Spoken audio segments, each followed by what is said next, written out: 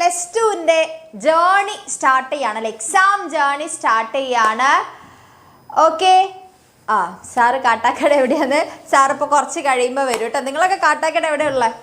Okay, അപ്പം നമുക്ക് ക്ലാസ്സിലേക്ക് തുടങ്ങണ്ടേ. നമ്മുടെ എക്സാമിന് ഇനി വളരെ കുറച്ച് ദിവസങ്ങളും സമയങ്ങളും മാത്രമേ ബാക്കിയുള്ളൂ. നിങ്ങളൊക്കെ പഠിച്ച് എവിടെ എത്തി? നന്നായി പഠിക്കുന്നുണ്ടോ? നന്നായി പഠിക്കുന്നുണ്ടോ നിങ്ങളെല്ലാവരും? പാട്ടൊക്കെ പാടും. പാട്ടൊക്കെ ഞാൻ അവസാനം എൻ്റെ ഒരു പാട്ട് സ്ഥിരം നമ്പറല്ലേ എന്ന് നിങ്ങൾ വിചാരിക്കും. പക്ഷെ പാട്ട് ഞാൻ പാടും. ഇന്ന് എന്തായാലും ഞാൻ പാടും. ഓക്കെ, ഇന്നലെ ഞാൻ പാടിയില്ലേ, ഇന്ന് മിന്നൽ വളയാണ് ഞാൻ പാടാൻ വേണ്ടി പോകുന്നത്. Okay, clear? എൻ ഗെയിം എല്ലാം നമുക്ക് സെറ്റ് ചെയ്യാം. എൻ ഗെയിം എല്ലാം സെറ്റ് ചെയ്യാം. 10 ദിവസമുണ്ട്. പക്ഷെ എന്നാലും ഇനി 10 ദിവസം എന്ന് പറയാൻ പറ്റില്ല. വളരെ കുറച്ച് ഡേയ്സേ ഉള്ളൂ. കണ്ണടച്ച് തുറക്കുമ്പോഴേക്കും അത് പോവും. ബിസിനസ് ഈസി ആണല്ലേ? ഓക്കെ, നല്ല കാര്യമാണ്. പക്ഷെ ഈസി ആണ്, തിയറി ആണ് എന്ന് വിചാരിച്ചിട്ട് നിങ്ങൾ അതിന് വേണ്ട ഇമ്പോർട്ടൻസ് കൊടുക്കാതിരിക്കരുത് കേട്ടോ. അപ്പോൾ ചിലപ്പോൾ പണി കിട്ടാനുള്ള ചാൻസ് ഉണ്ട്. അപ്പോൾ അതിന് മുൻപ് ആദ്യം ഒരു കാര്യം പറയാം. നമ്മുടെ ബാച്ചിൽ ജോയിൻ ചെയ്യേണ്ടത് ഇപ്പോൾ ഫാസ്റ്റ് ട്രാക്ക് ബാച്ച് ഉണ്ട്, ഓൾറെഡി സ്റ്റാർട്ട് ചെയ്ത ബാച്ചാണ്, റിവിഷൻ ബാച്ചാണ്. അപ്പോൾ താല്പര്യമുള്ളവർക്ക് അതിലേക്ക് ജോയിൻ ചെയ്യുക. അപ്പോൾ ഇനിയുള്ളതിൽ റിവിഷൻ ക്ലാസ്സും ഷോർട്ട് നോട്ടും വർക്ക്ഷീറ്റും അങ്ങനെ PYQ, ക്വസ്റ്റ്യൻ ബാങ്ക്, അങ്ങനെ എല്ലാ കാര്യങ്ങളും അതിൽ സെറ്റാണ്. പിന്നെ ബുക്ക് സെറ്റ് ഉണ്ട് അതിൻ്റെ കൂടെ. അപ്പോൾ താല്പര്യമുള്ളവർ അതിൻ്റെ കോണ്ടാക്ട് ചെയ്യുക. നമ്മുടെ താഴെ ഇവിടെ സ്ട്രിപ്പ് പോകുന്നുണ്ടാവല്ലോ, അപ്പോൾ അതിലായിട്ട് കോണ്ടാക്ട് ചെയ്താൽ മതി കേട്ടോ. ഞാൻ കൂടുതലായിട്ട് പറയുന്നില്ല, കാരണം നിങ്ങളാണ് തീരുമാനിക്കേണ്ടത്. Okay, set, ready? നോട്ട് നമ്മുടെ താഴെ ഡിസ്ക്രിപ്ഷനിൽ ലിങ്ക് ഉണ്ടാവും. ആ ലിങ്കിൽ കയറി കഴിഞ്ഞാൽ നിങ്ങൾക്ക് നമ്മുടെ വാട്സപ്പ് കമ്മ്യൂണിറ്റിയിൽ ആഡ് ആവാം. വാട്സപ്പ് കമ്മ്യൂണിറ്റിയിൽ ആഡ് ആയി കഴിഞ്ഞു കഴിഞ്ഞാൽ അതിൽ നമ്മുടെ നോട്ട് അപ്ലോഡ് ചെയ്ത് വരുന്നതായിരിക്കും. Set, clear, ready? Hello Bong gaming. കുറേ ആയല്ലോ ബോങ് ഗെയിമിങ്ങിനൊക്കെ കണ്ടിട്ട്, കുറച്ച് അധികം നാളായി. ഓക്കെ, കുറേ ആയല്ലേ കണ്ടിട്ട്. നിങ്ങളൊക്കെ ഞാൻ മിസ് ചെയ്യും. കാരണം നിങ്ങൾ പോയി കഴിഞ്ഞ് കഴിഞ്ഞാൽ +2 കഴിഞ്ഞില്ലേ, ഇനി പിന്നെ നമ്മളിനി കാണാൻ ചാൻസ് ഇല്ല. പക്ഷെ വല്ലപ്പോഴൊക്കെ ഇവിടെ ലൈവൊക്കെ നടക്കും. അപ്പം നിങ്ങൾ ഇതിലേക്ക് വന്ന് പോകണം. ഞാൻ ഇപ്പോഴേ അതൊന്നും സെൻഡ് അടിക്കുന്നില്ല. ഇപ്പം നമുക്ക് നല്ല രീതിയിൽ പിരിയണമെങ്കിൽ നിങ്ങൾ നന്നായിട്ട് പഠിക്കണം. അപ്പോൾ ആ പഠിക്കാൻ വേണ്ട കാര്യങ്ങളാണ് നമ്മളിവിടെ ചെയ്ത് സെറ്റാക്കാൻ വേണ്ടി പോകുന്നത്. ഓക്കെ, അപ്പോൾ നമ്മുടെ ആദ്യത്തെ ചാപ്റ്റർ നമുക്ക് തുടങ്ങാം. കുഞ്ഞു കുറച്ച് ചാപ്റ്റേഴ്സ് ആയിട്ട് നമുക്ക് സെറ്റാക്കാൻ വേണ്ടി പഠിക്കാം. Okay, clear? എല്ലാത്തിൻ്റെ സ്റ്റഡി പ്ലാൻ നമ്മൾ പറഞ്ഞിട്ടുണ്ടായിരുന്നല്ലോ. നിങ്ങളുടെ സ്റ്റഡി പ്ലാൻ എങ്ങനെയാണെന്നുള്ളത് സാർ ഇന്നലെ പറഞ്ഞിട്ടില്ലായിരുന്നോ? ക്ലിയർ? വരണം. ഇവിടേക്ക് എക്സാമിനറിലേക്ക് പോര്. നീ പാലക്കാടല്ലേ നിൻ്റെ വീട്? നീ അവിടെ നിന്ന് ടിക്കറ്റ് എടുത്ത് 150 രൂപയിലെ ടിക്കറ്റ് പറഞ്ഞാൽ ടിക്കറ്റ് എടുത്തങ്ങ് പോര്. ഓക്കെ, കോഴിക്കോടേക്ക്. ആ പാട്ട് എനിക്ക് അറിയില്ലടാ. ഞാൻ പണ്ടത്തെ പഴയ പാട്ടല്ലേ, പക്ഷെ ആ പാട്ട് എനിക്ക് അറിയില്ല. ക്ലാസ് തുടങ്ങാം. ഇനി ഞാൻ സംസാരിച്ച സമയം കളയുന്നില്ല. അതിൻ്റെ ഇടയ്ക്ക് നിങ്ങൾക്ക് പറയാനുള്ള നിങ്ങൾ കമൻസിൽ പറയാം. സംശയങ്ങൾ ചോദിക്കുക. ലാസ്റ്റ് സമയമാണ്. അതേപോലെ തന്നെ ക്ലാസ് വളരെ കുറച്ച് സമയം വരെ ഉണ്ടാവുള്ളൂ കേട്ടോ. കൂടിപ്പോയി കഴിഞ്ഞാൽ ഒരു 9:15 വരെ മാക്സിമം ഉണ്ടാവുള്ളൂ. സെറ്റ്? തൊടുപുഴ, ഇടുക്കി തന്നെയല്ലേ? ഇടുക്കിയല്ലേ വീട്? ഇടുക്കിയാണ് വീട്, പാലക്കാടല്ലേ? Okay, clear? ഒക്കെ പാടാടാ, എല്ലാം പാടാം. ഞാൻ ആദ്യം ക്ലാസ് കഴിഞ്ഞിട്ട് പാടാം. Okay, clear? എല്ലാ ഇമ്പോർട്ടൻറ്റ് ക്വസ്റ്റ്യൻസും ഞാൻ ഇതിൽ പറഞ്ഞുകൊണ്ട് പോകും. Okay, clear? സെറ്റ്. അപ്പം നമുക്ക് nature and significance of management, അതാണ് നമ്മുടെ ആദ്യത്തെ ചാപ്റ്ററിൽ. അതായത് ബിസിനസ്സിലെ മാനേജ്മെൻറ്റിൻ്റെ ഇമ്പോർട്ടൻസ്. അത് ഇത്ര കട്ടയാക്കിയാണ് വെച്ചത്. അതായത് ബിസിനസ്സിലെ മാനേജ്മെൻറ്റിൻ്റെ ഇമ്പോർട്ടൻസ്, അല്ലെങ്കിൽ മാനേജ്മെൻറ്റ് എന്ന് പറയുമ്പോൾ അതിൻ്റെ നേച്ചറിനെ കുറിച്ചാണ് നമ്മൾ പഠിക്കണം. അല്ലേ? അതെ, നമ്മൾ അതിനെക്കുറിച്ചാണ് പഠിക്കുന്നത്. അപ്പോൾ നമുക്ക് നോക്കാം. മാനേജ്മെൻറ്റ് എന്ന് പറഞ്ഞാൽ എന്താണ്, അല്ലേ? ഒരു ബിസിനസ്സിൻ്റെ അകത്ത് നമ്മൾ +1 നിങ്ങൾ ബിസിനസ് എന്താണെന്നുള്ള ഡീറ്റെയിൽസ് ആണ് പഠിക്കുന്നുണ്ടെങ്കിൽ, +2 അകത്ത് നിങ്ങൾ ബിസിനസ്സിൻ്റെ ഉള്ളിൽ ഇറങ്ങിയാണ് നിങ്ങൾ പഠിക്കുന്നത്. ഉള്ളിൽ നടക്കുന്ന പ്രവർത്തനങ്ങളെ, ഫങ്ഷൻസിനെ കുറിച്ചാണ് നമ്മൾ പഠിക്കാൻ വേണ്ടി പോകുന്നത്. ഓക്കെ, CBSE ക്ലാസ് എന്ന് പറഞ്ഞാൽ CBSE ടെസ്റ്റ് നോക്കി പ്രിപ്പയർ ചെയ്തതാണ് ഇത്. നിങ്ങൾ NCERTക്കും SCERTക്കും വലിയ വ്യത്യാസമൊന്നുമില്ല, സെയിം തന്നെയാണ്, വ്യത്യാസങ്ങളൊന്നുമില്ല കേട്ടോ. പിന്നെ നിങ്ങൾ ക്വസ്റ്റ്യൻസ് വരുന്നതിലാണ് വ്യത്യാസമുള്ളത്. Okay, clear? ചന്തു സാർ എല്ലാം വരും, പേടിക്കേ വേണ്ട. സെറ്റ്. അപ്പൊ നമുക്ക് എന്ത് ചെയ്യാം? മാനേജ്മെന്റ് എന്ന് പറയുന്നത് is the administration of an organisation അല്ലേ. മാനേജ്മെന്റ് എന്ന് പറഞ്ഞാൽ അഡ്മിനിസ്ട്രേഷൻ ആണ് അല്ലേ. അതായത് ആ കാര്യങ്ങളെ നമ്മൾ കറക്റ്റായ രീതിയിൽ ഏകീകരിച്ച് കൊണ്ടുപോകുക അല്ലെ. ഒരു ബിസിനസിന്റെ അകത്ത് നമ്പർ ഓഫ് ആക്ടിവിറ്റീസ് ചെയ്യുന്നുണ്ട്, അതേപോലെ തന്നെ അത് പെർഫോം ചെയ്തതാണെങ്കിൽ ഒത്തിരി ആൾക്കാർ വേണം. അപ്പൊ ഇതിനെല്ലാം കറക്റ്റായിട്ടുള്ള കറക്റ്റായിട്ട് ക്രോഡീകരിച്ച് കൊണ്ടുപോയാലേ ബിസിനസ്സിലേക്കുള്ള ലക്ഷ്യങ്ങളെ കിട്ടുകയുള്ളൂ അല്ലേ. അപ്പോൾ and essential for all organisation ആണ് അല്ലേ. അത് പ്രോഫിറ്റ് മേക്കിംഗ് ആയിക്കോട്ടെ, എന്തും ആയിക്കോട്ടെ, മാനേജ്മെന്റ് ബിസിനസ്സിൽ ഇമ്പോർട്ടൻ്റ് ആയിട്ടുള്ള കാര്യമാണ്. Managers take decisions for the goal to be achieved. അപ്പം മാനേജ്മെന്റ് ചെയ്യുന്ന ആൾക്കാരെ നമ്മൾ മാനേജേഴ്സ് എന്ന് പറയും. അവർ എടുക്കുന്ന ഡിസിഷൻസ് അല്ല, മാനേജ് ചെയ്യാനായിട്ട് മാനേജേഴ്സ് എടുക്കുന്ന ഡിസിഷൻ എന്ന് പറയുന്ന എല്ലാം ഗോൾ അച്ചീവ് ചെയ്യാൻ വേണ്ടിയിട്ടുള്ളതാണ്. ഓക്കെ, വെറുതെ എടുക്കുന്നതല്ല.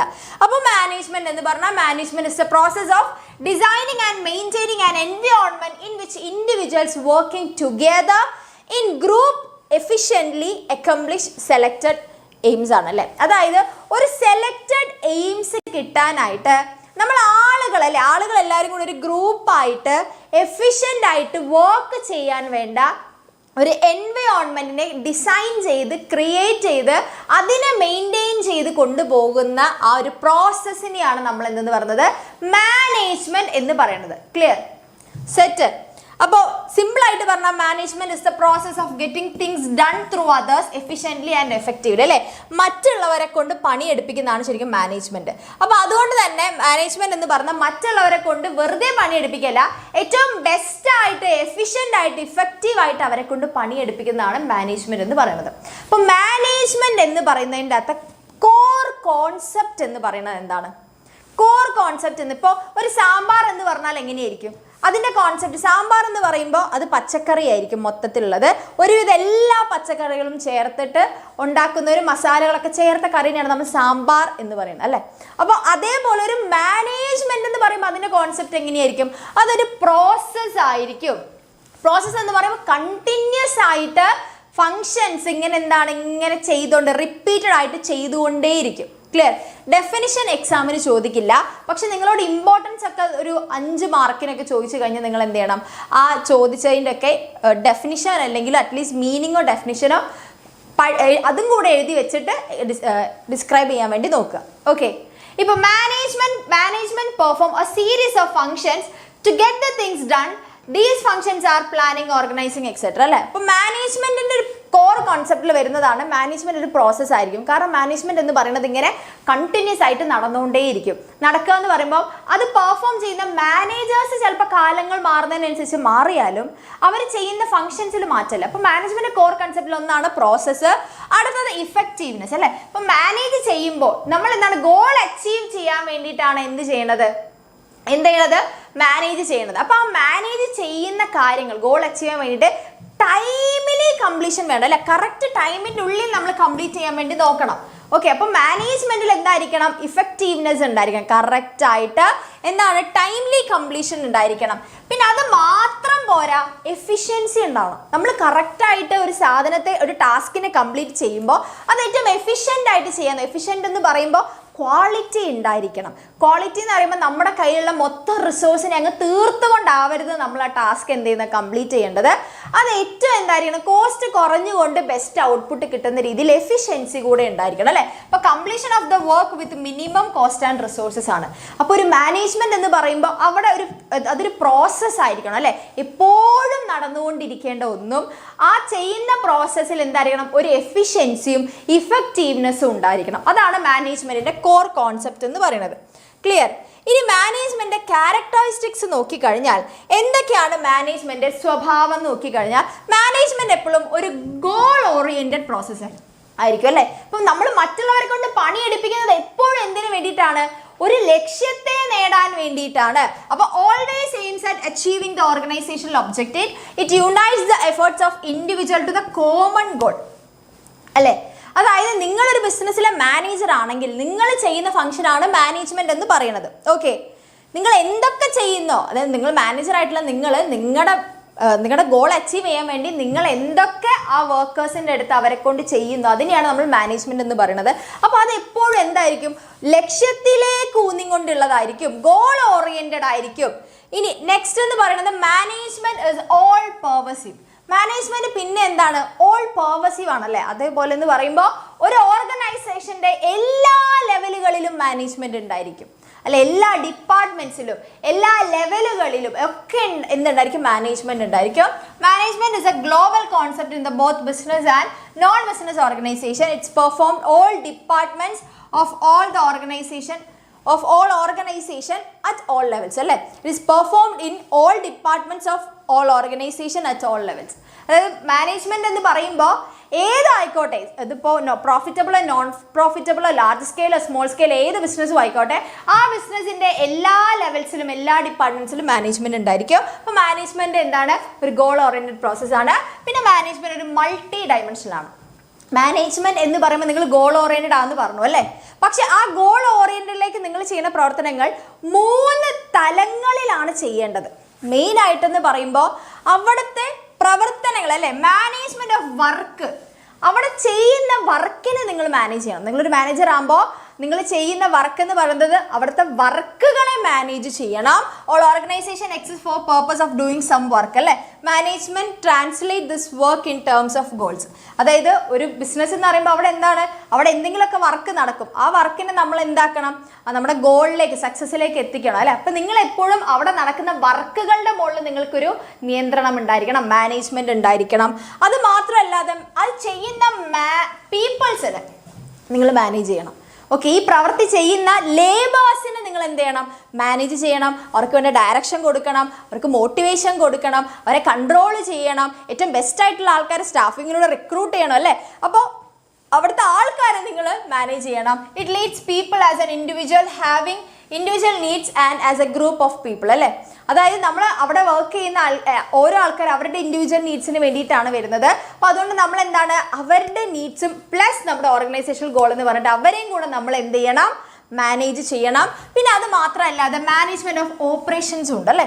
Input output process concentrate on mixing management work with management of people. അതായത് നമ്മൾ ഈ ആൾക്കാരെ മാനേജ് ചെയ്യുന്നത് പോലെ തന്നെ നമ്മൾ ഏറ്റവും ബെസ്റ്റ് ആയിട്ടല്ലേ എഫിഷ്യൻസി കൊണ്ടുവരാൻ. അത് ഓപ്പറേഷൻസ് എന്ന് പറയുമ്പോൾ എഫിഷ്യൻസി കൊണ്ടുവരാൻ വേണ്ടിയിട്ടാണ് അല്ലേ. ക്ലിയർ ആയിട്ട് പറഞ്ഞു കഴിഞ്ഞാൽ നമ്മൾ കോസ്റ്റ് എപ്പോഴും കുറച്ചുകൊണ്ട് എന്താണ് നമ്മൾ ഔട്ട്കം എപ്പോഴും ഇൻപുട്ട് കുറച്ച് കൊടുത്ത് മാക്സിമം ഔട്ട്പുട്ട് കിട്ടുന്ന ലെവലിലേക്ക് മാറ്റണം അല്ലേ. അപ്പോൾ അതുകൊണ്ട് തന്നെ നമ്മൾ എന്ത് ചെയ്യണം? അവിടുത്തെ ഓപ്പറേഷൻസിനെയും നമ്മൾ മാനേജ് ചെയ്യണം. ആളുകളെ മാത്രമല്ല, അവർ ചെയ്യുന്ന പ്രവൃത്തി, അവർ ചെയ്യുന്ന ഓപ്പറേഷൻസും കറക്റ്റ് ആണോ നോക്കണം അല്ലേ. അപ്പോൾ അതുകൊണ്ട് തന്നെ മാനേജ്മെന്റ് എന്ന് പറയുന്നത് മൾട്ടി ഡയമെൻഷൻസ് ആണ്. ക്ലിയർ അല്ലേ? CBSE questions looking good or bad for stage നല്ലതാണ്, നല്ല കാര്യമാണ് നിങ്ങൾ CBSE ക്വസ്റ്റ്യൻസ് നോക്കുന്നത്. ക്ലിയർ? നിങ്ങൾക്ക് കുറച്ചുകൂടെ കോണ്ടന്റ് നോളജ് കിട്ടും. പിന്നെ മാനേജ്മെന്റ് എന്ന് പറയുന്നത് എന്താണ്? ഒരു കണ്ടിന്യൂസ് പ്രോസസ് ആണ് അല്ലേ. Management is a continuous or never ending process. Management functions like planning, organising, staffing, directing, controlling are perform by all managers on a continuous basis അല്ലേ. അപ്പോൾ മാനേജ്മെന്റ് എന്ന് പറയുന്നത് കണ്ടിന്യൂസ് ആയിട്ടുള്ള ഒരു ഫംഗ്ഷൻ ആണ്. അത് പെർഫോം ചെയ്യുന്ന ആൾക്കാർ ചിലപ്പോൾ മാറിയാലും ഇവർ ചെയ്യുന്ന പെർഫോമൻസ് ആയിട്ടുള്ള ഫങ്ഷൻസ് ഓഫ് മാനേജ്മെന്റ് എന്താണ്? ഇങ്ങനെ സീരീസ് ഓഫ് ഫങ്ഷൻ പോലെ ഇങ്ങനെ ചെയ്തുകൊണ്ടേ ഇരിക്കുന്നു.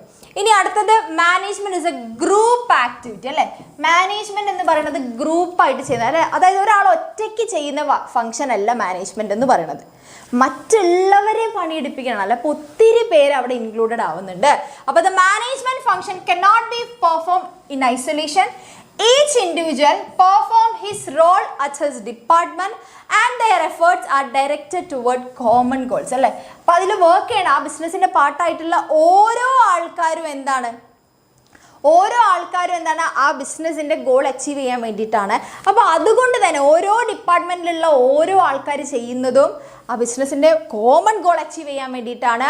സോ മാനേജ്മെൻറ്റ് എന്താണ്? ഒരു ഗ്രൂപ്പ് ആക്ടിവിറ്റിയാണ്. ഇപ്പോൾ ഒരു 10,000 പേര് വർക്ക്, ഒരു 100 പേരുള്ള ഓർഗനൈസേഷനിൽ ഒരാൾ മാത്രം കറക്റ്റായിട്ട് ചെയ്തിട്ട് കാര്യമില്ല. ബാക്കിയുള്ള 99 പേര് അയാളുടെ കൂടെ ശരിയാക്കിയാൽ മാത്രമേ ഗോൾ അച്ചീവ് ചെയ്യാൻ വേണ്ടി പറ്റൂ. ഓക്കെ. പിന്നെ മാനേജ്മെൻറ്റ് ഒരു ഡൈനാമിക് ഫംഗ്ഷനാണ്. അതായത് മാനേജ്മെൻറ്റ് എന്ന് പറയുമ്പോൾ ചേഞ്ചസിനെ അഡാപ്റ്റ് ചെയ്ത് അതിനനുസരിച്ചിട്ട് ഡിസിഷൻസിൽ മാറ്റങ്ങൾ വരുത്താണ്. കൺസിസ്റ്റൻ്റ് ആയിട്ട് പോകുന്നതല്ല, കീപ് ചേഞ്ചിങ് ആണ് അല്ലേ. മാനേജ്മെൻറ്റിൽ ഇങ്ങനെ മാറ്റങ്ങൾ സംഭവിച്ചുകൊണ്ടേയിരിക്കും. Management has to make changes in goal, objective and other activities according to changes taking place in the environment. എൻവയോൺമെൻറ്റിൽ വരുന്ന മാറ്റങ്ങൾക്കനുസരിച്ച് നമ്മൾ സെറ്റ് ചെയ്ത പ്ലാൻ മാറ്റേണ്ടി വരും, ഒബ്ജക്റ്റീവ്സ്, അങ്ങനെ പല കാര്യങ്ങളും മാറ്റേണ്ടി വരും അല്ലേ. അപ്പോൾ മാനേജ്മെൻറ്റ് എന്ന് പറയുന്നത് ഒരു കൺസിസ്റ്റൻ്റ് അല്ലാതെ എന്തൊരു ഡൈനാമിക് ഫംഗ്ഷനാണ്. പിന്നെ management is A intangible force. Management നമുക്ക് എന്ത് ചെയ്യാൻ വേണ്ടി പറ്റില്ല? കാണാൻ വേണ്ടി പറ്റില്ല. നല്ല മാനേജ്മെൻറ്റ് എന്ന് നമുക്ക് പറയാൻ വേണ്ടി പറ്റും. മാനേജ്മെൻറ്റിൽ ഓരോ ആൾക്കാരും നമുക്ക് കാണാൻ വേണ്ടി പറ്റും അല്ലേ. മാനേജ് ചെയ്യുന്ന ഓരോ മാനേജേഴ്സിനെ നമുക്ക് കാണാൻ വേണ്ടി പറ്റും. പക്ഷെ അവർ ചെയ്യുന്ന ഫംഗ്ഷനാണ് ഈ മാനേജ്മെൻറ്റ് എന്ന് പറയുന്നത്. ആ ഫംഗ്ഷനെ നമുക്ക് കാണാൻ പറ്റില്ല. നമുക്ക് അതിൻ്റെ പ്രസൻസ് ഫീൽ ചെയ്യാൻ വേണ്ടിയിട്ടേ പറ്റുള്ളൂ. എങ്ങനെയാണ് പറ്റുക? ഇപ്പം നമ്മൾ കറക്റ്റായിട്ട് ഗോൾ അച്ചീവ് ചെയ്തു, പ്രോഫിറ്റ് കൂടി, പ്രോഫിറ്റ് ഇൻക്രീസ് ചെയ്തു അല്ലേ. അപ്പോൾ അങ്ങനെയാണ് അല്ലേ, എഫിഷ്യൻസിയിലൂടെയാണ് നമുക്കത് ഫീൽ ചെയ്യാൻ വേണ്ടി പറ്റുന്നത് അല്ലേ. അപ്പോൾ presence can be felt when targets are achieved according to plans. Efficiency of management of organization can be felt in the form of high profit, disciplined staff, etc. അല്ലേ. അപ്പം മാനേജ്മെൻറ്റ് എന്ന് പറയുന്നത് എന്താണ്? ഒരു ഇൻടാഞ്ചിബിൾ ഫോഴ്സ് ആണ്. അതിനെ നമുക്ക് feel ചെയ്യാനേ വേണ്ടി പറ്റുള്ളൂ ഗോൾ അച്ചീവ് ചെയ്യുമ്പോൾ. അതുപോലെ തന്നെ നമ്മൾ ഡിസിപ്ലിൻഡ് സ്റ്റാഫ് ഉണ്ടാകുമ്പോൾ, പിന്നെ പ്രോഫിറ്റ് ഇൻക്രീസ് ചെയ്യുമ്പോഴൊക്കെയാണ് നമുക്ക് മനസ്സിലാക്കാൻ വേണ്ടി പറ്റുന്നത്. ക്ലിയർ? സെറ്റ്. ഇത്രയാണ് മാനേജ്മെൻറ്റ് എന്ന് പറയുന്ന ക്യാരക്ടറിസ്റ്റിക്സ് എന്ന് പറയുന്നത്. അപ്പം മാനേജ്മെൻറ്റ് എന്ന് പറയുന്നത് എന്താണ്? ഒരു ഗോൾ ഓറിയൻറ്റഡ് പ്രോസസ്സും അതിൽ പെർവസീവ് ആയിട്ട് നടക്കുന്ന ഫംഗ്ഷനുമാണ് അല്ലേ. അതായത് എല്ലാ സ്ഥലത്തും പ്രസൻറ്റ് ഇൻ എവ്രിവെയർ ആണ് മാനേജ്മെൻറ്റ്. പിന്നെ മാനേജ്മെൻറ്റ് മൾട്ടി ഡയമെൻഷനിലാണ്. മൾട്ടി ഡയമെൻഷനൽ എന്ന് പറയുമ്പോൾ അവിടുത്തെ ആളുകളെ മാനേജ് ചെയ്യുന്നു, അവർ ചെയ്യുന്ന വർക്കിനെ മാനേജ് ചെയ്യുന്നു, അതിൻ്റെ ഔട്ട്പുട്ടിനെ അല്ലേ, അവിടുത്തെ ഓപ്പറേഷൻസിനെ വരെ മാനേജ് ചെയ്യുന്നു. അപ്പോൾ അതുകൊണ്ട് പല തലങ്ങളിൽ വർക്ക് ചെയ്യുന്നത് കൊണ്ട് തന്നെ മാനേജ്മെൻറ്റ് എന്താണ്? മൾട്ടി ഡയമെൻഷനിലാണ്. പിന്നെ അതുപോലെ തന്നെ കണ്ടിന്യൂസ് പ്രോസസ് ആണ്. മാനേജ്മെൻറ്റ് ഒരു ഗ്രൂപ്പ് ആക്ടിവിറ്റി ആണ്, ഡൈനാമിക് ഫംഗ്ഷൻ ആണ്, പിന്നെ ഇൻടാഞ്ചിബിൾ ഫോഴ്സ് ആണെന്ന് നമുക്ക് പറയാൻ വേണ്ടി പറ്റും. Okay, clear? അപ്പോൾ ഇത്രയാണ് മാനേജ്മെൻറ്റ് ഒരു സ്വഭാവം, ഫീച്ചേഴ്സ്, സവിശേഷതകൾ അല്ലെങ്കിൽ ക്യാരക്ടറിസ്റ്റിക്സ് എന്ന് പറയുന്നത് അല്ലേ. പക്ഷെ മാനേജ്മെൻറ്റ് ലക്ഷ്യങ്ങളിലേക്ക് നോക്കിക്കഴിഞ്ഞാൽ മാനേജ്മെൻറ്റിന് എപ്പോഴും 3 ലക്ഷ്യങ്ങളാണല്ലേ ഉള്ളത്. ഏതൊക്കെയാണ് മെയിൻ ആയിട്ടുള്ള 3 ലക്ഷ്യങ്ങൾ ഒന്ന് പറയാൻ വേണ്ടി പറ്റുമോ?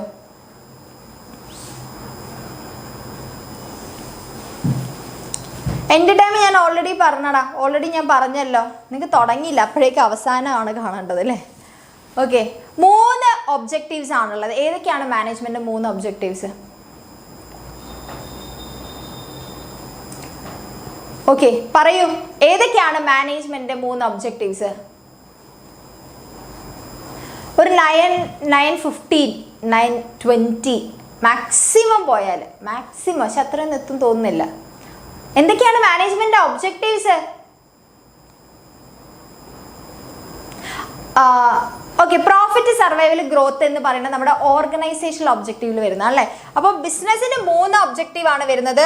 ഓർഗനൈസേഷണൽ ഒബ്ജക്റ്റീവ് ഉണ്ട്, സോഷ്യൽ ഒബ്ജക്റ്റീവ് ഉണ്ട്, പേഴ്സണൽ ഒബ്ജക്റ്റീവ് ഉണ്ട്. ഓക്കെ, അതായത് ആദ്യത്തെ ഒരു പ്രൈമറി ഒബ്ജക്റ്റീവ് എന്ന് പറഞ്ഞാൽ അതിൻ്റെ ഓർഗനൈസേഷൻ റിലേറ്റ് ചെയ്ത് വരുന്ന ഫംഗ്ഷനാണ്. അപ്പോൾ മാനേജ്മെന്റ് ആദ്യത്തെ എയിം എന്ന ഒബ്ജക്റ്റീവ് എപ്പോഴും മാനേജ്മെന്റ് ലക്ഷ്യം എന്ന് പറയുന്നത് ആ ഓർഗനൈസേഷനെ ബെറ്റർ ആക്കുക എന്നുള്ളതാണ് അല്ലേ. അതെ, വെരി ഗുഡ്. ഓക്കെ, ആ ഓർഗനൈസേഷൻ ബെറ്റർ ആക്കുക എന്നുള്ളതല്ലേ ആ മാനേജ്മെന്റ് ആദ്യത്തെ ലക്ഷ്യം എന്ന് പറയുന്നത് അല്ലേ. പിന്നെ organisational objective aims at prosperity and growth of the organisation അല്ലേ. ആ ഓർഗനൈസേഷന്റെ സമൃദ്ധിക്ക് വേണ്ടിയിട്ടാണ് എന്ത് മാനേജ്മെന്റ് നടത്തുന്നത് തന്നെ. The three important organizational objective of a management എന്ന് പറയുന്നത്, അതായത് ഓർഗനൈസേഷന്റെ പ്രോസ്പെരിറ്റിയും ഗ്രോത്തും ആണെന്ന് പറഞ്ഞു. എങ്ങനെയാണ് ഓർഗനൈസേഷന്റെ ഗ്രോത്തും പ്രോസ്പെരിറ്റിയും വരുന്നത്? അത് മെയിനായിട്ട് ഈ 3 കാര്യങ്ങളാണ്. ആദ്യത്തെ എന്ന് പറയുന്നത് സർവൈവ് ചെയ്യാൻ പറ്റണം അല്ലേ. ഇപ്പം നിങ്ങളൊരു ബിസിനസ്സിനെ മാനേജ് ചെയ്യുമ്പോൾ ആ ബിസിനസ്സിനെ ഓരോ ദിവസവും സർവൈവ് ചെയ്ത് പോകാൻ വേണ്ടി പറ്റണം. അല്ലെ, നിങ്ങൾ മാനേജ് ചെയ്യുന്നതിലൂടെ ആ ബിസിനസ് ഇങ്ങനെ ഇടിഞ്ഞ് പോവല്ല ചെയ്യേണ്ടത് അല്ലേ. അപ്പം സർവൈവ് ചെയ്യാന്ന് പറയുമ്പോൾ അതിന് എന്താണ്, എക്സ്പെൻസ് മീറ്റ് ചെയ്യാൻ വേണ്ടി പറ്റണം അവർക്ക്. Clear? Survival is the basic objective of every organisation. It is possible only when it's able to cover its cost and earn profit അല്ലേ. അതായത് നമ്മുടെ ചെലവുകളെ മറികടക്കാൻ നമുക്ക് പറ്റണം ഓരോ ദിവസം. അങ്ങനത്തെ ലെവലിൽ നമ്മൾ ഏൺ ചെയ്യാൻ പറ്റുന്ന രീതിയിലായിരിക്കണം നിങ്ങൾ മാനേജ് ചെയ്യണം. അതാണ് സർവൈവൽ.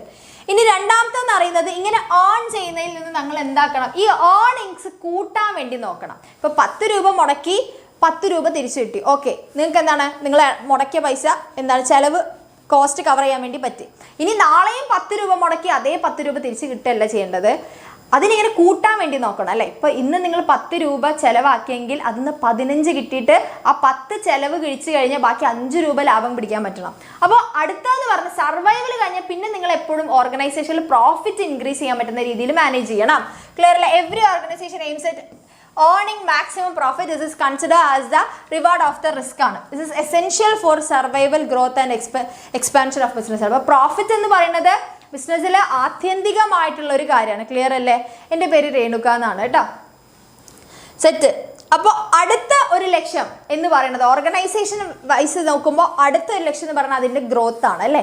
പ്രോഫിറ്റ് ഇൻക്രീസ് ചെയ്യുമ്പോൾ എന്താവും, ഓട്ടോമാറ്റിക്കലി ഗ്രോത്ത് വരും അല്ലേ. അതായത് ultimate objectives of every organisation growth ആണ്. Success of a business is measured in terms of growth and growth is measured in terms of sales, volume, profit അല്ലേ. ഒരു business ചെയ്യുമ്പോൾ അതിൽ ആദ്യം ചിന്തിക്കുന്നത് നമ്മൾ എന്താണ്, പടർന്ന് പന്തലിക്കണം അല്ലേ, ഗ്രോത്ത് ഉണ്ടാവണം എന്നാണ് നമ്മൾ വിചാരിക്കുന്നത്. അപ്പം ഗ്രോത്ത് എന്ന് പറയുന്നത് എന്താണ്, ഗ്രോത്ത് എന്ന് പറയല്ലേ ഒരു ബിസിനസ്സിൻ്റെ സക്സസ് എന്ന് പറയുമ്പോൾ എത്രമാത്രം ആ ബിസിനസ് വളർന്നു, ഇന്നലെ എവിടെയായിരുന്നു, ഇന്ന് ആ ബിസിനസ് എവിടെ നിൽക്കുന്നു എന്ന് നോക്കുമ്പോഴാണ് നമ്മളതിൻ്റെ സക്സസ് നോക്കുക. ഓക്കെ, പക്ഷെ ഗ്രോത്ത് നോക്കുക എന്ന് പറയുമ്പോൾ എങ്ങനെയാണ്, അതിൽ ഗ്രോത്ത് ഒരു ബിസിനസ്സിന് ഗ്രോത്ത് സംഭവിച്ചു എന്ന് പറയുമ്പോൾ അതിൻ്റെ സെയിൽസ് കൂടി, അതുപോലെ തന്നെ അതിൽ നിന്ന് കിട്ടുന്ന പ്രോഫിറ്റ് റിട്ടേൺ കൂടി, അപ്പോഴൊക്കെയാണ് എന്ത് സംഭവിക്കുന്നത്, ഗ്രോത്ത് സംഭവിക്കുന്നത് അല്ലേ. ക്ലിയർ? അപ്പോൾ ഇതാണ് ഓർഗനൈസേഷണൽ ഒബ്ജക്റ്റീവ് എന്ന് പറയുന്നത്. ഇനി അടുത്ത നമ്മൾ ശ്രദ്ധിക്കേണ്ട ഒരു കാര്യമാണ് പേഴ്സണൽ ഒബ്ജക്റ്റീവ് എന്ന് പറയുന്നത്. പേഴ്സണൽ ഒബ്ജക്റ്റീവ് എന്ന് പറഞ്ഞാൽ ഓർഗനൈസേഷൻ നോക്കിക്കഴിഞ്ഞാൽ അടുത്ത് നമ്മൾ പേഴ്സണൽ ഒബ്ജക്റ്റീവ് നോക്കണം. നമ്മുടെ കൂടെ വർക്ക് ചെയ്യുന്ന ആൾക്കാരെ നമ്മൾ കൺസിഡർ ചെയ്യണം. കാരണം അവർ വലിയൊരു പാർട്ടാണ്. അപ്പോൾ നിങ്ങൾ ബിസിനസ്സിലെ മാനേജർ ആണെങ്കിൽ നിങ്ങൾ തീർച്ചയായിട്ടും നിങ്ങളുടെ എംപ്ലോയീസിനെ കൂടെ കൺസിഡർ ചെയ്യണം. കാരണം അവരിലൂടെയാണ് നിങ്ങൾ ഗോൾ അച്ചീവ് ചെയ്യുന്നത് അല്ലേ, അവരെ കൊണ്ട് പണിയെടുപ്പിക്കുകയാണ് നിങ്ങൾ ചെയ്യുന്നത്. അപ്പോൾ ആ സമയത്ത് നിങ്ങൾക്ക് അവരെ കൂടെ ചേർത്ത് നിർത്താൻ പറ്റുന്നില്ലെങ്കിൽ പണിയാവും, നിങ്ങൾക്ക് ഗോൾ അച്ചീവ് ചെയ്യാൻ വേണ്ടി പറ്റില്ല. അപ്പോൾ അവർ വലിയൊരു ഫാക്ടറാണ് നമ്മളെ ബിസിനസ്സിൻ്റെ അകത്ത്. അപ്പോൾ അതുകൊണ്ട് തന്നെ ഇവർ നമ്മുടെ ബിസിനസ്സിൻ്റെ അകത്ത് പണിയെടുക്കാൻ വരുന്ന അവരുടെ പേഴ്സണൽ ഗോൾ അച്ചീവ് ചെയ്യാൻ വേണ്ടിയിട്ടാണ് അല്ലേ. വെറുതെ എനിക്ക് ലാഭം ഉണ്ടായിക്കോട്ടെ വിചാരിച്ചിട്ടല്ല എൻ്റെ കമ്പനിയിലേക്ക് ജോലി ചെയ്യാൻ വേണ്ടി വരുന്നത്. ആ കിട്ടുന്ന പൈസ അവർക്ക് അവരുടെ ലാഭത്തിന് വേണ്ടിയാണ് പണിയെടുക്കുന്നത് ശരിക്കും പറഞ്ഞാൽ. അപ്പോൾ അതുകൊണ്ട് തന്നെ അവർ പണിയെടുക്കുന്നുണ്ടെങ്കിൽ അതിനർഹിക്കുന്ന ഫെയർ ആയിട്ടുള്ള സാലറി കൊടുക്കണം, സാലറി ഹൈക്ക് കൊടുക്കണം, ഇൻക്രിമെന്റ് ഒക്കെ കൊടുത്ത് എന്താണ് അവർ നമ്മളെ കൂടെ നിർത്തണം അല്ലേ. അപ്പോൾ organisation is made up for different individuals with different needs.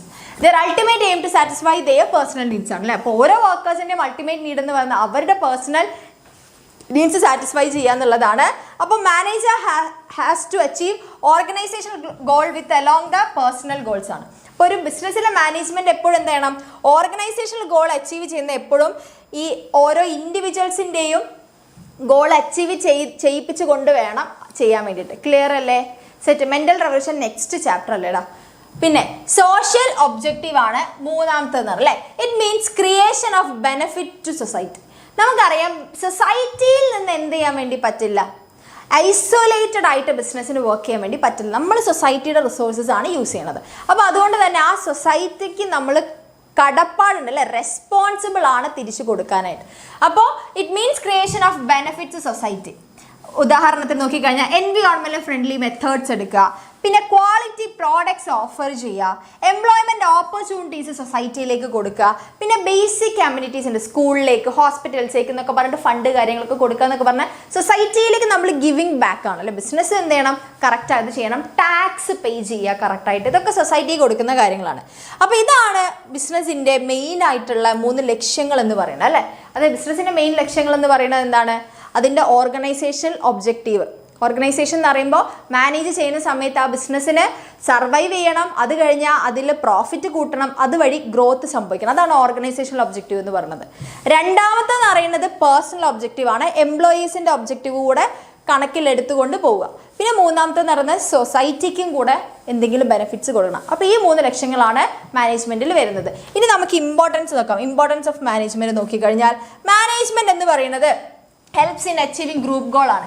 ഒരു ഗ്രൂപ്പ് ആയിട്ടുള്ള ഒരു ഗോളിൽ അച്ചീവ് ചെയ്യണമെങ്കിൽ അവിടെ എന്ത് വേണം, അവിടെ ഒരു മാനേജ്മെൻറ്റ് വേണം അല്ലേ. ഒരു ഗ്രൂപ്പ് എന്ന് പറയുമ്പോൾ പല ആൾക്കാർ ചേർന്ന്, അപ്പോൾ പലരും പല രീതിക്ക് പോയി കഴിഞ്ഞാൽ എന്താണ്, ഗ്രൂപ്പ് ഗോൾ അച്ചീവ് ചെയ്യാൻ വേണ്ടി പറ്റില്ല. അപ്പോൾ കറക്റ്റ് ആയിട്ടുള്ള മാനേജ്മെന്റ് ഉണ്ടെങ്കിൽ മാത്രമേ ആ ഗ്രൂപ്പ് ഗോൾ നമുക്ക് അച്ചീവ് ചെയ്യാൻ വേണ്ടി പറ്റൂ.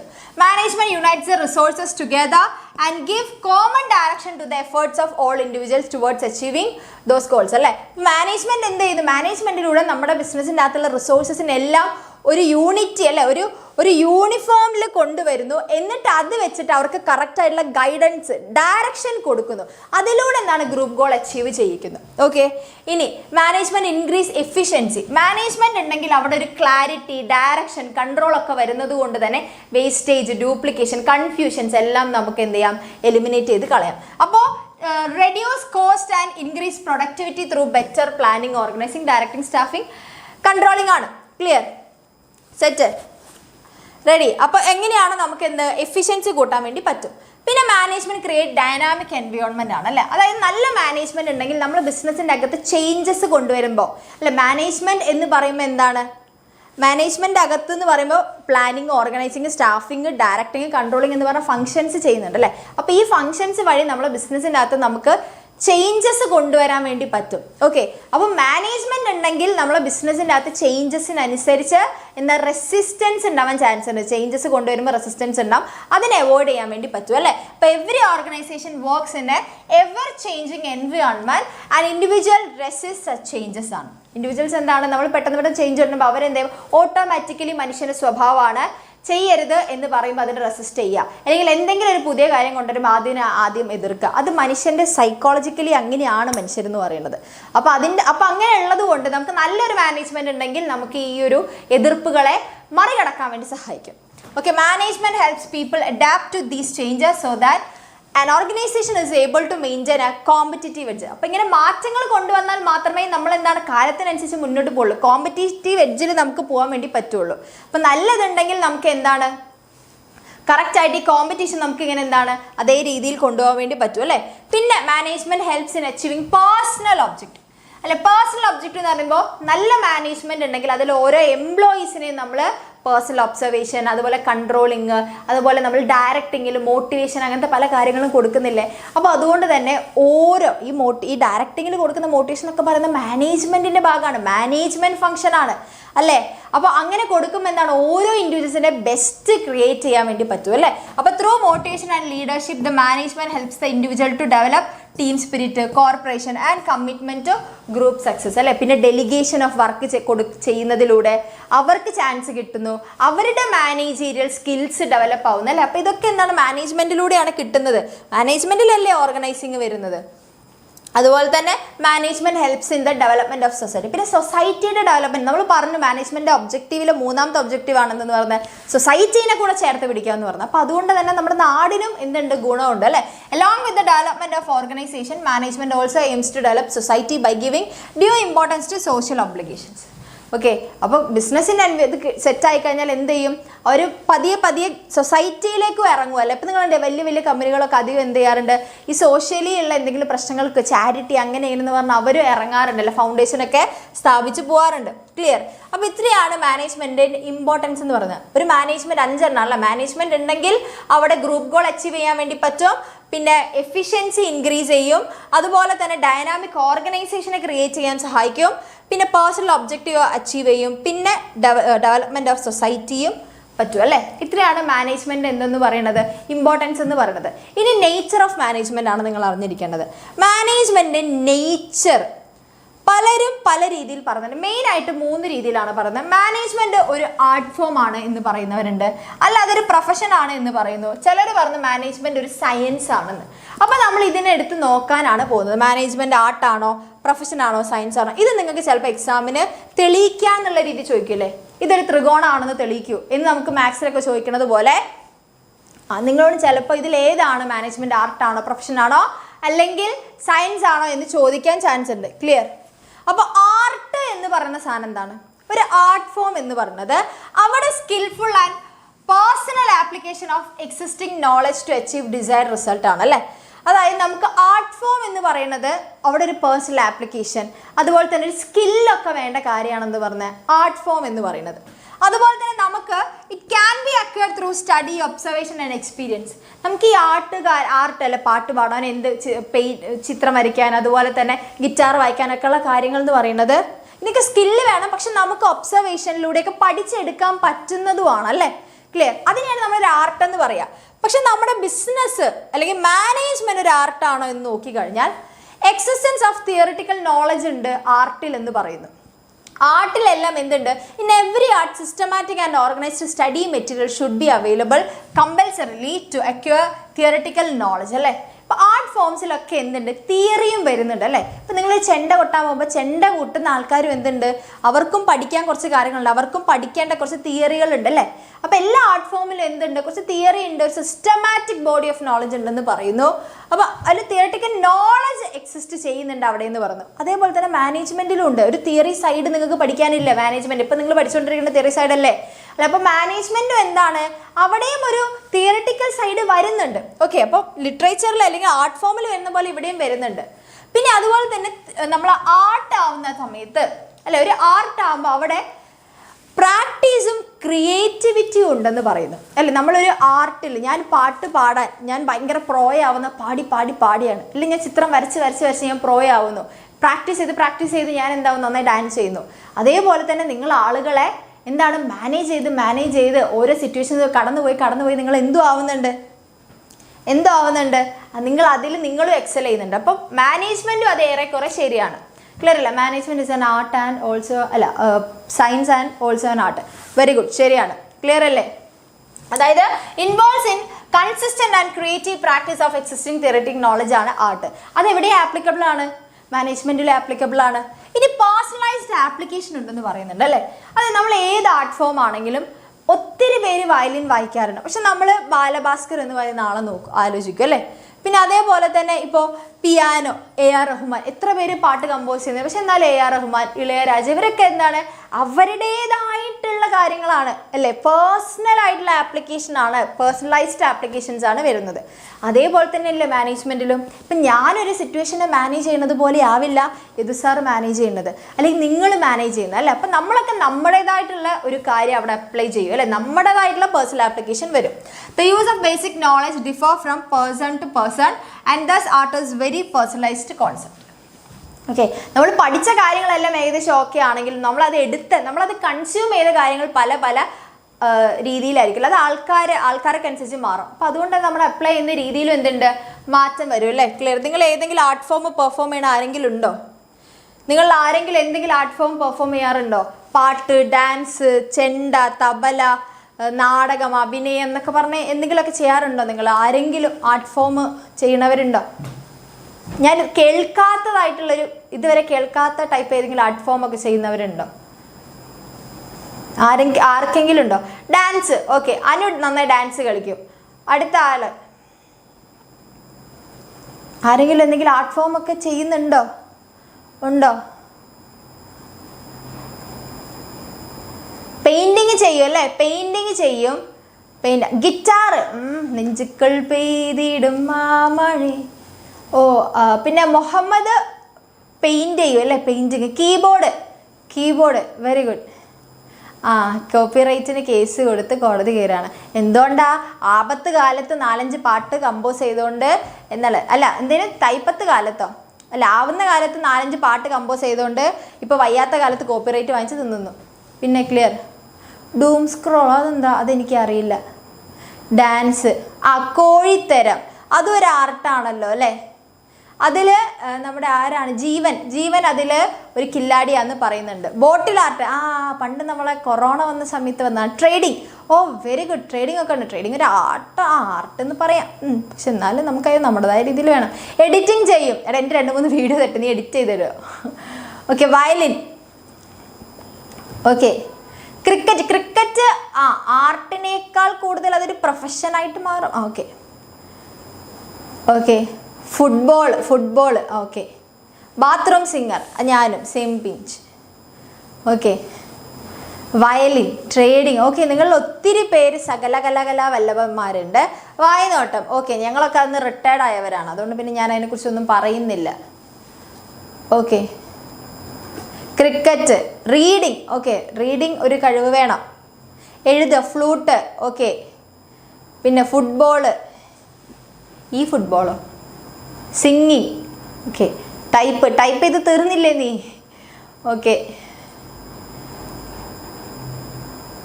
ഓക്കെ, സ്റ്റോക്ക് മാർക്കറ്റിംഗ് ഒക്കെയോ, ഗെയിമർ, ശരിയാണ്, ഒത്തിരി ആൾക്കാരുണ്ട് അല്ലേ. അപ്പോൾ അതുകൊണ്ട് മാനേജ്മെന്റിനെ നമുക്ക് എന്ത് പറയാം, ഒരു ആർട്ടാണെന്ന് നമുക്ക് പറയാം അല്ലേ. ആർട്ട് ഫോമിൽ വേണ്ട എല്ലാ കാര്യങ്ങളും മാനേജ്മെന്റിലും ഉണ്ട്. അപ്പോൾ manager achieves perfection after long practice. Students of management also apply these principles differently depending on how creative they are അല്ലേ. അപ്പം നമ്മൾ നേരത്തെ പറഞ്ഞ പോലെ നിങ്ങളിപ്പോൾ മാനേജ്മെന്റിനെ കുറിച്ച് പഠിക്കുന്ന സ്റ്റുഡൻസ് ഇതിനെക്കുറിച്ചൊക്കെ പഠിക്കുന്നുണ്ടെങ്കിൽ നിങ്ങൾ എന്ത് ചെയ്യുന്നു, ഇതൊക്കെ നിങ്ങളുടേതായ രീതിയിലാണ് നിങ്ങൾ അപ്ലൈ ചെയ്യാൻ വേണ്ടി പോകുന്നത്. ക്ലിയർ? അപ്പോൾ മാനേജ്മെന്റ് ഒരു ആർട്ടാണെന്ന് പറയാം. ഇനി മാനേജ്മെന്റ് ഒരു സയൻസ് ആണോ എന്ന് നോക്കിക്കഴിഞ്ഞാൽ എന്താണ് സയൻസ്? സയൻസ് എന്ന് പറഞ്ഞാൽ systemised body of knowledge that is based on general truth which can be tested anywhere anytime അല്ലേ. അപ്പോൾ സയൻസ് എന്ന് പറയുന്നത് ഫാക്റ്റുകളാണ് അല്ലെ, സത്യങ്ങളാണ്. അത് നമുക്ക് എവിടെ വേണമെങ്കിലും എങ്ങനെ വേണമെങ്കിലും ടെസ്റ്റ് ചെയ്യാൻ വേണ്ടി പറ്റുന്ന, അതേപോലെ തന്നെ ഒരു സിസ്റ്റമൈസ്ഡ് ബോഡി ഓഫ് നോളജ് ആണ് സയൻസ് എന്ന് പറഞ്ഞത് അല്ലേ.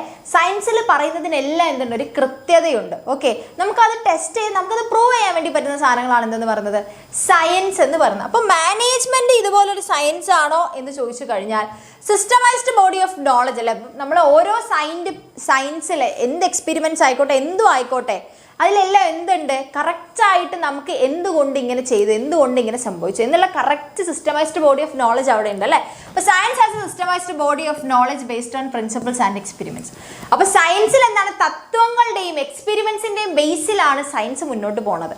ഓക്കെ, അപ്പോൾ അതേപോലെ നമ്മുടെ ബിസിനസ്സിൻ്റെ അകത്തും എന്തുണ്ട്, തത്വങ്ങളുണ്ട് അല്ലേ. ബേസിക് ആയിട്ട് നിങ്ങൾ ഫോളോ ചെയ്യേണ്ട കുറച്ച് പ്രിൻസിപ്പിൾസ് എന്ന് പറഞ്ഞാൽ നിങ്ങൾക്ക് അടുത്ത ചാപ്റ്ററിൽ തന്നെ പഠിക്കാനുണ്ട്. Okay, next principles based on experimentations ആണ്. ഈ പ്രിൻസിപ്പിൾസ് എങ്ങനെയാണ് അവർ എടുത്തിട്ടുള്ളത്, പ്രിൻസിപ്പിൾസ് എങ്ങനെ ഉണ്ടായി, എങ്ങനെ ക്രിയേറ്റ് ചെയ്തു എന്ന് ചോദിച്ചു കഴിഞ്ഞാൽ എക്സ്പെരിമെന്റ്സ് ചെയ്ത് അതിൻ്റെ ബേസിലാണ് പ്രിൻസിപ്പിൾസ് ഉണ്ടാക്കിയത് അല്ലേ. അപ്പോൾ scientific principles are form through observation and rigorous experimentation. Management principles have also evolve through observation and some experimentation അല്ലേ. അപ്പോൾ മാനേജ്മെന്റിലുള്ള ഇന്ന് കാണുന്ന പ്രിൻസിപ്പിൾസ് എല്ലാം എങ്ങനെയാണ്, ഒബ്സർവ് ചെയ്ത് എക്സ്പെരിമെന്റ് ചെയ്തതിന് ശേഷമാണ് ഈ കാണുന്ന പ്രിൻസിപ്പിൾസ് ഉണ്ടായത്. അപ്പോൾ രണ്ടാമത്തതും എന്താണ്, നമ്മൾ ക്വാളിഫൈ ചെയ്യുന്നുണ്ട്. ഇനി യൂണിവേഴ്സൽ വാലിഡിറ്റിയുടെ കാര്യം നോക്കിക്കഴിഞ്ഞാൽ science principles hold universal validity and applicability. ഇപ്പം നമ്മൾ പ്യുവർ സയൻസിൻ്റെ കേസ് നോക്കിക്കഴിഞ്ഞാൽ ഇവിടുത്തെ ന്യൂട്ടൻ്റെ തേർഡ് ലോയും ഇനി അമേരിക്കയിൽ പോയിട്ട് ന്യൂട്ടൻ്റെ തേർഡ് ലോ നോക്കിയാലും രണ്ടും എന്താണ്, ഏത് മൂലയിൽ പോയി നോക്കിയാലും ലോകത്തിൻ്റെ ഏത് കോണിൽ പോയി നോക്കിയാലും സെയിം തന്നെയാണ്. ഓക്കെ, പക്ഷേ നമ്മുടെ ബിസിനസ്സിൻ്റെ പ്രിൻസിപ്പിൾ അങ്ങനെയല്ല. ഇവിടെയുള്ള ആളുകളായിരിക്കില്ല, അല്ലെങ്കിൽ അവരുടെ വർക്ക് കൾച്ചർ ആയിരിക്കില്ല നമ്മൾ ജപ്പാനിലോ ചൈനയിലോ റഷ്യയിലോ പോയി കഴിഞ്ഞാൽ അല്ലേ. അപ്പോൾ നമുക്ക് ഇവിടെ കിട്ടുന്ന അതേ സ്വീകാര്യത അവിടെ ആ പ്രിൻസിപ്പിൾസിന് കിട്ടണമെന്നില്ല. ക്ലിയർ അല്ലേ? അപ്പോൾ അതുകൊണ്ട് in contrast management principles are not universally applicable due to their lack of precision. Okay, ഇപ്പോൾ management principles require adaptation to specific situation for effective application അല്ലേ. പക്ഷെ മാനേജ്മെന്റ് കേസിൽ നോക്കുമ്പോൾ നമുക്ക് യൂണിവേഴ്സൽ വാലിഡിറ്റി ഇല്ല. നമ്മുടെ സിറ്റുവേഷൻ അനുസരിച്ച് അങ്ങോട്ടും ഇങ്ങോട്ടും ചേഞ്ചസ് വരുത്തേണ്ടി വരും. ഓക്കെ, അപ്പോൾ യൂണിവേഴ്സൽ ആപ്ലിക്കബിലിറ്റി അല്ലെങ്കിൽ വാലിഡിറ്റി ഇല്ല. Okay, thus on the basis of above comparison, we can conclude that management cannot be considered as an exact അല്ലെങ്കിൽ pure science. പക്ഷെ നമുക്ക് എന്ത് പറയാം, ഇൻഎക്സാക്ട് സയൻസ് അല്ലെങ്കിൽ സോഷ്യൽ സയൻസ്, ബിഹേവിയറൽ സയൻസ് എന്നൊക്കെ പറയാം. ഓക്കെ, അപ്പം ഒരു പ്യുവർ സയൻസ് അല്ല, പക്ഷെ സയൻസിലെ കുറച്ച് കാര്യങ്ങൾ, കുറച്ച് ഫീച്ചേഴ്സ് നമ്മൾ ക്വാളിഫൈ ചെയ്യുന്നുണ്ട്. ഇനി നമ്മൾ മാനേജ്മെന്റ് ഒരു പ്രൊഫഷൻ ആണോ എന്ന് നോക്കിക്കഴിഞ്ഞാൽ ഒരു പ്രൊഫഷൻ എന്ന് പറയുന്നത് ഒരു വെൽ ഡിഫൈൻഡ് ഒക്യുപ്പേഷൻ ആണ് അല്ലേ. അതായത് അവിടെ backed by specialised knowledge and training in which entry is restricted. ഒരു പ്രൊഫഷൻ എന്ന് പറയുമ്പോൾ അവിടെ എന്താണ്, അവിടെ ഒരു ട്രെയിനിങ്ങും അല്ലെങ്കിൽ അതിന് വേണ്ടിയിട്ടുള്ള എഡ്യൂക്കേഷനും അതിൻ്റെ ബേസിലുള്ള ട്രെയിനിങ്ങും ഒക്കെ എടുത്തതിന് ശേഷം മാത്രം പെർഫോം ചെയ്യുന്നൊരു ജോലിയാണ് ശരിക്കും എന്തെന്ന് പറയുന്നത്, പ്രൊഫഷൻ എന്ന് പറയുന്നത്. അപ്പം നമ്മുടെ മാനേജ്മെന്റ് എങ്ങനെയാണോ, അല്ല, മാനേജ്മെന്റിൽ അങ്ങനെയില്ല അല്ലേ. കാരണം എന്താണ്, well defined body of knowledge ഉണ്ട്. Professionals are build on clear structured body of knowledge obtainable through education and training അല്ലേ. അപ്പം നമ്മൾ ഓരോ പ്രൊഫഷനിലുള്ള ആൾക്കാരും അതാത് പ്രൊഫഷൻ അനുസരിച്ചിട്ടുള്ള കാര്യങ്ങൾ പഠിച്ചവരായിരിക്കും. ഓക്കെ, അത് പഠിച്ചവർക്ക് മാത്രമേ ആ ജോലി ചെയ്യാൻ വേണ്ടി പറ്റൂ. ഒരു അഡ്വക്കേറ്റ് ആണെങ്കിൽ അയാൾക്ക് ഒരിക്കലും എന്ത് ചെയ്യാൻ വേണ്ടി പറ്റില്ല, ഒരു രോഗിക്ക് മരുന്ന് എഴുതി കൊടുക്കാൻ വേണ്ടി പറ്റില്ല. അത് ചെയ്യണമെങ്കിൽ MBBS തന്നെ പഠിക്കണം. ഓക്കെ, അപ്പോൾ അങ്ങനെയാണ് നമ്മുടെ പ്രൊഫഷൻ്റെ കേസ് വരുന്നത്. പക്ഷേ മാനേജ്മെന്റ് ഒരു മാനേജറായിട്ട് വർക്ക് ചെയ്യണമെങ്കിൽ അയാൾ ഇന്ന കോഴ്സ് പഠിക്കണം എന്നില്ല. ക്ലിയർ അല്ലേ? ഇനി റെസ്ട്രിക്റ്റഡ് എൻട്രി ആണെന്നാണ് പറയുന്നത്. Management does not have the strict rule anyone can become a manager regardless of qualification. ഒരു പ്രൊഫഷനിലേക്ക് എൻ്റർ ആവണമെങ്കിൽ നമുക്ക് എന്ത് വേണം, അതിന് കുറച്ച് ക്വാളിഫിക്കേഷൻസ് വേണം. പക്ഷെ മാനേജ്മെന്റ് കേസിൽ അങ്ങനെയൊന്നുമില്ല. പിന്നെ പ്രൊഫഷണൽ അസോസിയേഷൻ ഉണ്ടെന്നാണ് പറയുന്നത്. എല്ലാ പ്രൊഫഷൻസ്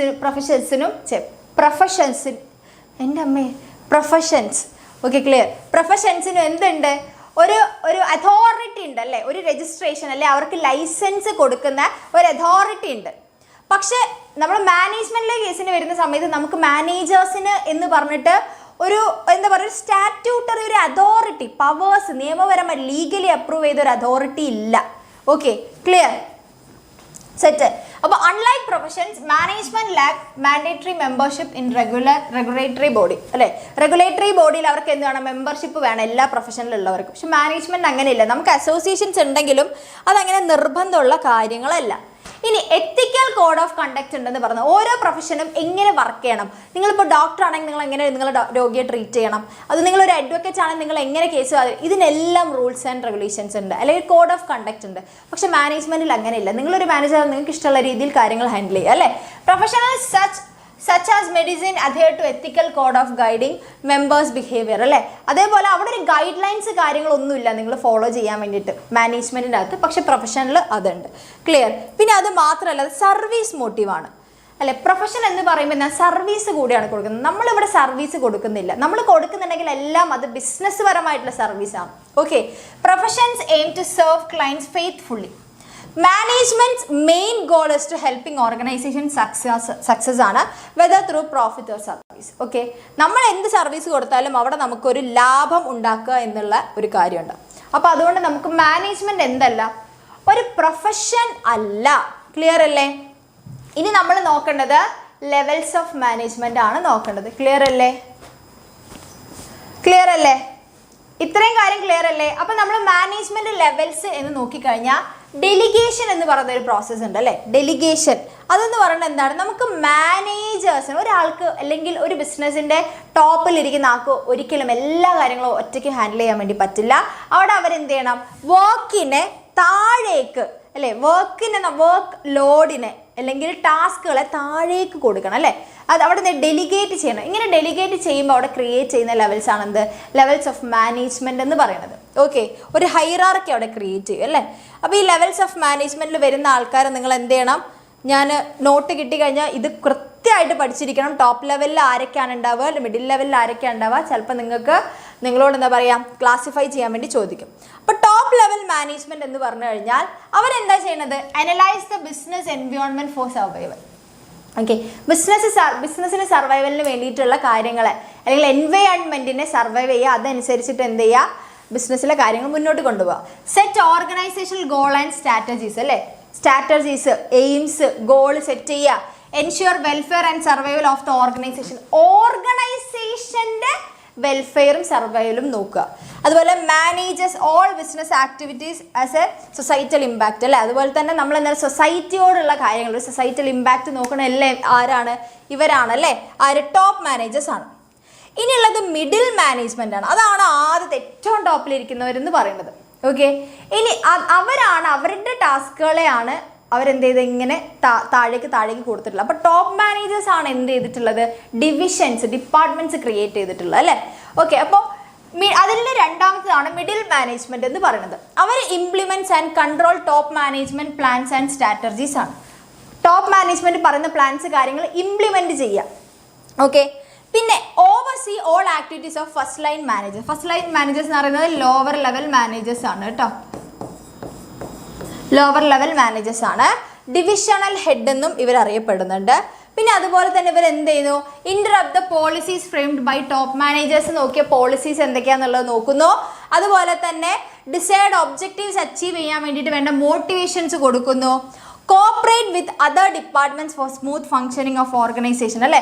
ഓർഗനൈസേഷന് സ്മൂത്ത് ഫംഗ്ഷനിങ് വേണ്ടി മറ്റ് ഡിപ്പാർട്ട്മെന്റ് ആയിട്ട് എന്താവുന്നു, നല്ല ഒരു ടച്ചപ്പിൽ അല്ലെങ്കിൽ നല്ലൊരു ടേംസ് ആൻഡ് കണ്ടീഷനിൽ പോകുന്നു അല്ലേ, അവരായിട്ട് കോർഡിനേറ്റ് ചെയ്യുന്നു. Okay, to select and employees for middles and supervisory level and evaluate their performance.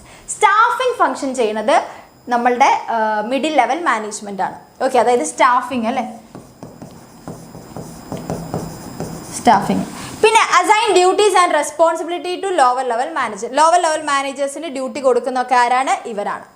ഇനിയാണ് നമ്മുടെ ഫസ്റ്റ് ലൈൻ മാനേജേഴ്സ് അല്ലെങ്കിൽ operational managers, lower level managers എന്ന് പറയുന്നത്.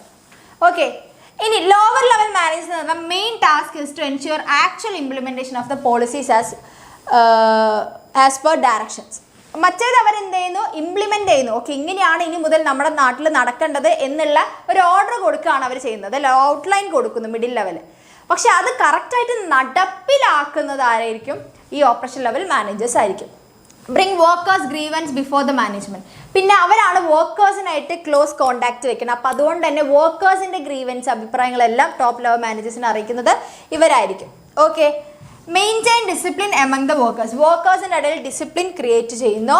പിന്നെ planning day to day work, assigning duties ഒക്കെ ഇവരാണ് ചെയ്യുക. പിന്നെ സേഫ്റ്റി ഓഫ് വർക്കേഴ്സ്, മെഷീൻസ്, അവിടുത്തെ ടൂൾസ്, എക്യുപ്മെൻറ്റ്സ് ഒക്കെ എൻഷ്യൂർ ചെയ്യുന്നത് ലോവർ ലെവൽ മാനേജേഴ്സ് ആയിരിക്കും. പിന്നെ supervising the workers and assisting them by, അല്ലേ? പിന്നെ അവരെന്ന് സൂപ്പർവൈസ് ചെയ്യുന്നു, ഓൺ ദ ജോബ് ട്രെയിനിങ് കൊടുക്കുന്നു. അസിസ്റ്റ് ചെയ്യാന്ന് പറയുന്നത് ഓൺ ദ ജോബ് ട്രെയിനിങ് കൊടുക്കുകയാണ് ചെയ്യുന്നത്. ക്ലിയർ? അപ്പോൾ ഇത്രയാണ് അവരുടെ എന്തെന്ന് പറയുന്നത്, അവരുടെ ഫങ്ഷൻസ് എന്ന് പറയുന്നത്. അപ്പോൾ ഇതാണ് എന്തെന്ന് പറയുന്നത് നമ്മുടെ 3 ലെവൽസ് ഓഫ് മാനേജ്മെൻറ്റ് എന്ന് പറയുന്നത്. ഈ 3 ലെവൽസ് ഓഫ് മാനേജ്മെൻറ്റ് നിങ്ങൾക്ക് ഒരു 8 മാർക്കിനൊക്കെ ചോദിച്ചാൽ നിങ്ങൾ എന്ത് ചെയ്യണം? ആ ലെവൽസ് ഇങ്ങനെ വരച്ച്, ഡയഗ്രം ഒക്കെ വരച്ച്, വേണമെങ്കിൽ 1-2 എക്സാമ്പിൾസ്. ഇപ്പോൾ ടോപ്പ് ലെവൽ എന്ന് പറയുമ്പോൾ നമുക്ക് MD, മാനേജിങ് ഡയറക്ടർ, അല്ലെങ്കിൽ ചീഫ് എക്സിക്യൂട്ടീവ് എന്ന് 2 എക്സാമ്പിൾ കൊടുക്കുക. പിന്നെ അതുപോലെ മിഡിൽ ലെവലിലുള്ള ഡിപ്പാർട്ട്മെൻറ്റ് ഹെഡ്സിനെ കുറച്ച് പർച്ചേസിങ് മാനേജർ, പിന്നെ ലോവർ ലെവലിൽ എന്ന് പറഞ്ഞാൽ കുറച്ച് സൂപ്പർവൈസർ എന്നൊക്കെ പറഞ്ഞിട്ട് അങ്ങനെ 2-3 എക്സാമ്പിളൊക്കെ കൊടുത്തു കഴിഞ്ഞാൽ ടീച്ചേഴ്സ് ഫ്ലാറ്റ് ആവും. Okay, clear? അപ്പോൾ അങ്ങനെയൊക്കെ വേണം നിങ്ങൾ കൂടുതലായിട്ട് എക്സ്പ്ലെയിൻ ചെയ്യാനായിട്ട്. ഇത് നിങ്ങൾക്ക് 8 മാർക്കിന് SC ആയിട്ട് ചോദിച്ചാൽ. ക്ലിയർ അല്ലേ? സെറ്റ്? ക്ലിയർ അല്ലേ? ആ ഫങ്ഷണൽ ഹെഡാണ് അവർ വരുന്നത്. ഫങ്ഷണൽ ഹെഡാണ്, ഓപ്പറേഷണൽ ഹെഡ് എന്നൊക്കെ പറയില്ലേ, ഫങ്ഷണൽ ഹെഡാണ്. മറ്റൊരു ഡിപ്പാർട്ട്മെൻറ്റൽ ഹെഡ്സ് ആണ് വരുന്നത്. ക്ലിയർ? അതെ, ഫങ്ഷണൽ ഹെഡാണ്, അവരാണ് ഫങ്ഷൻസ് ചെയ്യണത്. ക്ലിയർ? സെറ്റ്? ആദിത്യ ക്ലിയർ അല്ലേ? അതെ, സെറ്റ്. ഇനി നമ്മൾ ഫങ്ഷൻസ് ഓഫ് മാനേജ്മെന്റ് ആണ് നോക്കണം. മാനേജ്മെന്റ് ഫങ്ഷൻസ് എന്തൊക്കെയാണ്? The activities which a manager performs are called functions of management. അതിൽ regardless of size, nature and type of organisation all managers have to perform some basic functions, അല്ലേ? Business എങ്ങനെയുള്ളതും ആയിക്കോട്ടെ, എല്ലാ മാനേജേഴ്സും ചെയ്യേണ്ട കുറച്ച് ബേസിക് ആയിട്ടുള്ള functions ആണ് എന്തെന്ന് പറയുന്നത് നമ്മുടെ ഫങ്ഷൻസ് ഓഫ് മാനേജ്മെന്റ് എന്ന് പറയുന്നത് planning, organising, staffing, directing, controlling, അല്ലേ? പ്ലാനിങ് എന്ന് പറയുന്നത്, planning is a process of thinking before doing ആണ്. Planning is the base for all functions of management, അല്ലേ? കംപ്ലീറ്റ് എൻ്റയർ കാര്യങ്ങൾ എങ്ങനെ നടക്കണം എന്നുള്ളതിൻ്റെ ബേസ് തുടങ്ങുന്നത് തന്നെ പ്ലാനിങ്ങിലാണ്. അപ്പോൾ മെയിൻ ഫങ്ഷൻ ആണ്, അല്ലേ? ബേസ് ഫങ്ഷൻ ആണ്. പ്ലാനിങ് എന്ത് ചെയ്യുന്നു? Bridge a gap between where we stand today and where we want to reach, അല്ലേ? ഇന്ന് നമ്മൾ എവിടെ നിൽക്കുന്നു, നാളെ നമുക്ക് എവിടെ നിൽക്കണം, ആ തമ്മിലുള്ള ദൂരത്തിലേക്ക് എത്താൻ വേണ്ടി ഒരു ബ്രിഡ്ജ് പണിയുന്ന ആളാണ് ശരിക്കും പ്ലാനിങ് എന്ന് പറയുന്നത്, അല്ലേ? ഇനി ഓർഗനൈസിങ് എന്ന് പറയുന്നത് എന്താണ്? After setting of plans, plan ചെയ്ത് കഴിഞ്ഞാൽ പിന്നെ നമുക്ക് ഇപ്പം നമ്മൾ ഇതാ ദൂരത്തിലേക്കുള്ള ബ്രിഡ്ജ് പണിതു, ഇനി ഇത് എങ്ങനെ നമുക്ക് ഈ ബ്രിഡ്ജിലൂടെ പോകണം എന്നുള്ള കാര്യം നമ്മൾ നോക്കണം, അല്ലേ? അങ്ങനെ പോകാൻ വേണ്ടി നമുക്ക് എന്തൊക്കെ കാര്യങ്ങൾ നമ്മൾ ചെയ്യേണ്ടി വരും എന്നുള്ള കാര്യങ്ങൾ ഒരു ഐഡിയ ഉണ്ടാവണം, അല്ലേ? അപ്പോൾ function of management is to organise the activities and establishes and organisation structure to execute the plan. Okay, അപ്പോൾ നമ്മുടെ പ്ലാൻ ഇവിടുന്ന് ഇവിടെ എത്തുകയാണ്, അതിനുവേണ്ടി പാലവും പണിതു. ഈ പാലത്തിലൂടെ നമ്മൾ എങ്ങനെ എത്തണം എന്നുള്ള കാര്യം എക്സിക്യൂട്ട് ചെയ്യണം നമ്മുടെ പ്ലാൻ. അതാണ് ഇവിടെ നടന്ന ഓർഗനൈസിങ് എന്ന് പറയുന്നത്. സ്റ്റാഫിംഗ് എന്ന് പറഞ്ഞാൽ നമുക്ക് ഇതിലേക്ക് എത്താൻ വേണ്ട കറക്റ്റ് ആയിട്ടുള്ള ആളുകളെ നമ്മൾ എന്ത് ചെയ്യണം? സജ്ജീകരിക്കണം, അല്ലേ? Refers to the procure suitable employees to fill various jobs in the enterprise. Its aim is to place the right person for the right job at the right time. ശരിയായ ആളെ ശരിയായ സമയത്ത് ശരിയായ പൊസിഷനിൽ കൊണ്ടിരുത്തിയിട്ട് നമ്മുടെ ഓർഗനൈസേഷനിൽ ഗോൾ അച്ചീവ് ചെയ്യിക്കാൻ വേണ്ടി ചെയ്ത ഫംഗ്ഷനെയാണ് നമ്മൾ എന്തെന്ന് പറയുന്നത്? സ്റ്റാഫിംഗ് എന്ന് പറയുന്നത്. ഈ ഡയറക്റ്റിംഗ് എന്ന് പറഞ്ഞാലോ, ആൾക്കാരെയൊക്കെ കൊണ്ടിരുത്തി അവർക്ക് എന്ത് വേണം? ഇൻസ്ട്രക്ഷൻ, ഗൈഡിങ്, മോട്ടിവേഷൻ, അതുപോലെ തന്നെ ലീഡർഷിപ്പ് ഒക്കെ കൊടുക്കണം. ഓക്കെ, എന്നിട്ട് അവർ എന്ത് ചെയ്യണം? Lead people in the organisation to achieve its objective, അല്ലേ? അതായത് എന്നിട്ട് അവരെ കറക്റ്റായിട്ട് നമ്മൾ എന്താ വേണ്ടതെന്നൊക്കെ പറഞ്ഞു കൊടുത്തു, എവിടേക്കാണ് പോകേണ്ടത് എന്നൊക്കെ കറക്റ്റായിട്ട് എപ്പോൾ പോകണം, എങ്ങനെ പോകണം, എവിടെ ചെയ്യണം, അങ്ങനെ കറക്റ്റ് അവർക്ക് ഗൈഡൻസ് കൊടുത്താൽ മാത്രമേ അവർക്ക് ഏറ്റവും ബെസ്റ്റായിട്ട് അവിടേക്ക് എത്താൻ വേണ്ടി പറ്റുള്ളൂ, അല്ലേ? അതിനെയാണ് നമ്മൾ എന്തെന്ന് പറയുന്നത്? ഡയറക്റ്റിംഗ് എന്ന് പറയുന്നത്. അപ്പോൾ ഹാർട്ട് ഓഫ് മാനേജ്മെന്റ് ഫംഗ്ഷൻ എന്നാണ് പറയുന്നത്. Okay, moving into action. ഇവിടെ മുതലാണ് നമ്മൾ പണി നടക്കുന്നത്. മറ്റേതെല്ലാം ഒരു പ്രിപ്പറേഷൻ ആണ്. Okay, clear. ഇനി അവസാനത്താണ് കൺട്രോളിങ് എന്ന് പറയുന്നത്. കൺട്രോളിങ് എന്ന് പറഞ്ഞാൽ പ്ലാനിങ്ങുമായിട്ട് കണക്ട് ചെയ്ത് നിൽക്കുന്ന കാര്യമാണ്. അതായത് നമ്മളിതാ ഇവിടെ പ്ലാൻ ചെയ്തു, ഇവിടെ ബ്രിഡ്ജ് പണിതു, ഇവിടെയാണ് നമുക്ക് എത്തേണ്ട സ്ഥലം. ഓക്കെ, അപ്പം നമ്മൾ ഇവിടുന്ന് ഇങ്ങനെ ഡയറക്റ്റിംഗ് വഴി എന്നാണ് നമ്മൾ ആൾക്കാർ പോയിക്കൊണ്ടിരിക്കുന്നത്. അപ്പം ഇവർ പോകണത് ശരിയായ രീതിയിലല്ലേ, അതായത് നമ്മൾ പ്ലാൻ ചെയ്ത പ്രകാരമല്ലേ ഇവർ പോയിക്കൊണ്ടിരിക്കണത് നമ്മൾ നോക്കണല്ലേ. ചങ്ക് കത്തിപ്പോയി. Okay, the task of controlling involving establishing standards of performance, measuring the current performance, comparing this with the established standards and taking corrective actions where if any deviation is found. അല്ലേ, അപ്പം നമ്മുടെ മാനേജ്മെന്റിലെ കൺട്രോളിംഗ് ഫംഗ്ഷൻ എന്ന് പറയുന്നത്. Okay, controlling function കൊണ്ട് നമ്മൾ ഉദ്ദേശിക്കുന്നത് എന്താണ്? Actual ആയിട്ട് തന്നെയല്ലേ കാര്യങ്ങൾ നടക്കുന്നത്, അല്ലെങ്കിൽ എവിടെയെങ്കിലും മിസ്റ്റേക്സ് ഉണ്ടെങ്കിൽ നമ്മൾ പ്ലാൻ ചെയ്തതും ഇതും തമ്മിൽ നമ്മൾ നോക്കും. എവിടെയെങ്കിലും ഡീവിയേഷൻ ഉണ്ടെങ്കിൽ നമ്മൾ ഉടനെ തന്നെ അതിന് മാറ്റങ്ങൾ വരുത്തണം. അല്ലേ, മാറ്റം വരുത്തേണ്ടതാണെങ്കിൽ വരുത്തണം, അല്ലാത്തതാണ് നമുക്ക് മാനേജ്മെന്റ് ബൈ എക്സെപ്ഷൻ എന്നൊക്കെ പറഞ്ഞിട്ടൊരു സാധനമുണ്ട് അല്ലേ. കൺട്രോളിംഗ് ബൈ എക്സെപ്ഷൻ എന്ന് പറഞ്ഞിട്ട്, മാനേജ്മെന്റ് ബൈ എക്സെപ്ഷൻ അത് വേറെ, കൺട്രോളിംഗ് ബൈ എക്സെപ്ഷൻ എന്ന് പറഞ്ഞൊരു സാധനമുണ്ട്. അതെന്താണ്? നമുക്ക് വേണ്ട ഡീവിയേഷൻസ് മാത്രം നമ്മൾ തെരഞ്ഞു പിടിച്ച് പോയാൽ മതി, ഇല്ലാത്തത് നമുക്ക് ജസ്റ്റ് നിസ്സാരമായിട്ടുള്ളതാണ് നമുക്ക് വിടാം അല്ലേ. അപ്പോൾ അങ്ങനത്തെ എല്ലാം നോക്കണം. ഓക്കെ, അതാണ് എന്തെന്ന് പറയുന്നത് കൺട്രോളിംഗ് എന്ന് പറയുന്നത്. ക്ലിയർ അല്ലേ? മാനേജ്മെന്റ് ഫംഗ്ഷൻസിൽ ട്വിൻസ് എന്നറിയപ്പെടുന്നത് പ്ലാനിങ്ങും കൺട്രോളിംഗ് ആണ് കേട്ടോ. ചിലപ്പോൾ നിങ്ങൾക്ക് എക്സാമിന് ചോദിക്കും പ്ലാനിങ്ങും കൺട്രോളിംഗ് തമ്മിലുള്ള ബന്ധത്തെ ഒന്ന് തെളിയിക്കാൻ പറഞ്ഞിട്ട്. അത് നിങ്ങൾ കൺട്രോളിംഗ് ഫംഗ്ഷനിൽ പഠിക്കുന്നുണ്ട്, ഞാൻ പഠിപ്പിച്ചിട്ടുണ്ട്. ഓക്കെ, ഇനി നമ്മൾ ഒന്നുകൂടെ പഠിക്കാനും പോകും. അപ്പോൾ ഇതാണ് എന്തെന്ന് പറയുന്നത് മാനേജ്മെന്റ് 5 ഫംഗ്ഷൻസ് എന്ന് പറയുന്നത്. ഇനി ഇതൊന്നും കൂടാതെ ആറാമതൊരാൾ അല്ലെങ്കിൽ മാനേജ്മെന്റിന്റെ 6th ഫംഗ്ഷൻ ആയിട്ട് പറയുമെങ്കിലും പക്ഷെ കൂടുതലും ഈ ഫംഗ്ഷൻസിൻ്റെ ഒക്കെ എസെൻസ് എന്നാണ് അറിയപ്പെടുന്നത്. ഒരു ബൈൻഡിങ് ഫോഴ്സ് ആയിട്ടാണ് നമ്മൾ 5 ഫംഗ്ഷൻസ് ഉണ്ട്. ഈ 5 ഫംഗ്ഷൻസിനെയും ചേർത്ത് നിർത്തുന്ന ഒരു ഫെവിക്കോൾ അല്ലെ, ഒരു ബൈൻഡിങ് ഫോഴ്സ് ആയിട്ടാണ് ആരറിയപ്പെടുന്നത്? കോർഡിനേഷൻ അറിയപ്പെടുന്നത്. അപ്പോൾ കോർഡിനേഷൻ എന്താണ്? Coordination is considered as the essence of management because it is the force that connect all other management functions. അല്ലേ, എല്ലാ മാനേജ്മെന്റ് ഫംഗ്ഷനിൽ എന്ത് വേണം? കോർഡിനേഷൻ വേണം അല്ലേ. പ്ലാൻ ചെയ്യുന്ന സമയത്ത് പ്ലാൻ ചെയ്ത പ്രകാരമായിരിക്കണം നമ്മൾ ഓർഗനൈസ് ചെയ്യാൻ, അത് പ്രകാരമായിരിക്കണം നമ്മൾ എന്ത് ചെയ്യുക? സ്റ്റാഫിങ് ചെയ്യാൻ. ആ സ്റ്റാഫിങ് ചെയ്ത ആൾക്കാർക്ക് കൊടുക്കേണ്ടതനുസരിച്ച് വേണം നമ്മൾ ഡയറക്ഷൻ കൊടുക്കാൻ, അതിനനുസരിച്ച് വേണം നമ്മൾ കൺട്രോളിങ് ചെയ്യാൻ അല്ലേ. അപ്പോൾ എല്ലാത്തിലും ഒരു കോർഡിനേഷൻ വേണം.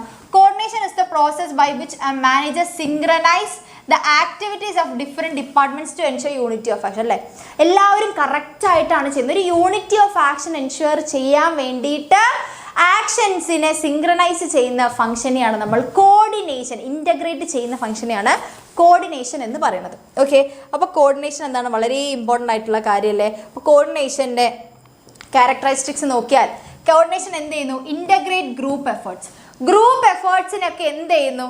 ഒരുമിച്ച് കൊണ്ടുവരുന്നു അല്ലേ.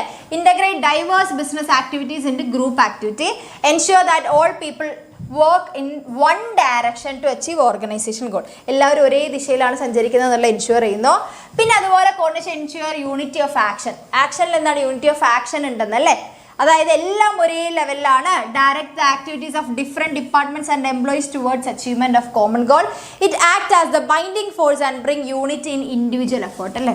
ഓരോ വ്യക്തിയും അവിടെ നിന്നിപ്പോൾ നമ്മളിപ്പോൾ നേരത്തെ പറഞ്ഞതുപോലെ ഇപ്പോൾ സാമ്പാർ നമ്മൾ വെക്കുകയെന്ന് വിചാരിക്കും. അപ്പോൾ ഒരുപാട് സാമ്പാറിന് വേണ്ടിയിട്ട് കുറേ ഫങ്ഷൻസ് ഉണ്ട് അല്ലേ. ഒരാൾ തേങ്ങ ചിരണ്ടുന്നു, ഒരാൾ കറിക്കരിയുന്നു, പല പല കാര്യങ്ങളുണ്ട്, മസാല തയ്യാറാക്കുന്നു.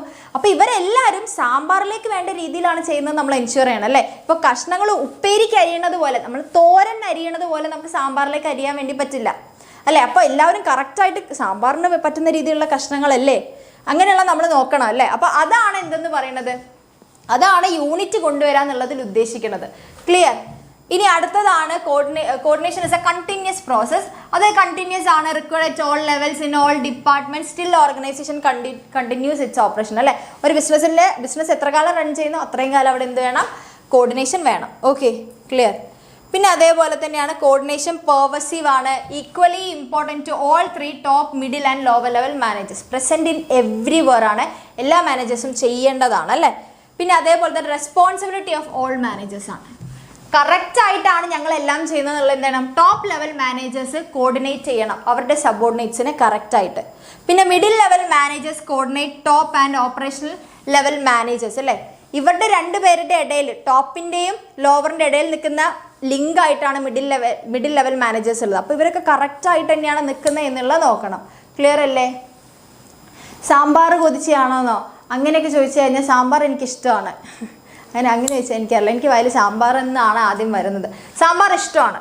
Okay, clear. എനിക്ക് പച്ചക്കറികളെല്ലാം ഇഷ്ടമാണ്. ഞാൻ ഈ എല്ലാ പച്ചക്കറികളും ഇഞ്ചി, കരിവേപ്പില, പച്ചമുളക്, വെളുത്തുള്ളി അങ്ങനെയുള്ള എല്ലാ സാധനങ്ങളും വരെ തിന്നും. കരിവേപ്പില വരെ തിന്നും ചില സമയങ്ങളിൽ. ഓക്കെ, ഇനി കോർഡിനേഷൻ എന്ന് പറയുന്ന ഒരു ഡെലിബറേറ്റ് ഫങ്ഷനാണ്. ഓക്കെ, കോർഡിനേഷൻ എന്ന് പറയുന്നത് ഡെലിബറേറ്റ് ആയിട്ട് എന്താണ്, തീർച്ചയായിട്ടും ചെയ്യണം. ഓക്കെ, നമ്മൾ ചെയ്യുന്നതിൻ്റെ കൂടെ വരുന്ന സാധനമല്ല, ജസ്റ്റ് എന്താണ് അത് ചെയ്യുന്നുണ്ട് എന്ന് ഉറപ്പ് വരുത്തുക. മാൻഡേറ്ററി ആയിട്ട് ഡെലിബറേറ്റ് ആയിട്ട് ചെയ്യുന്ന കാര്യമാണ്.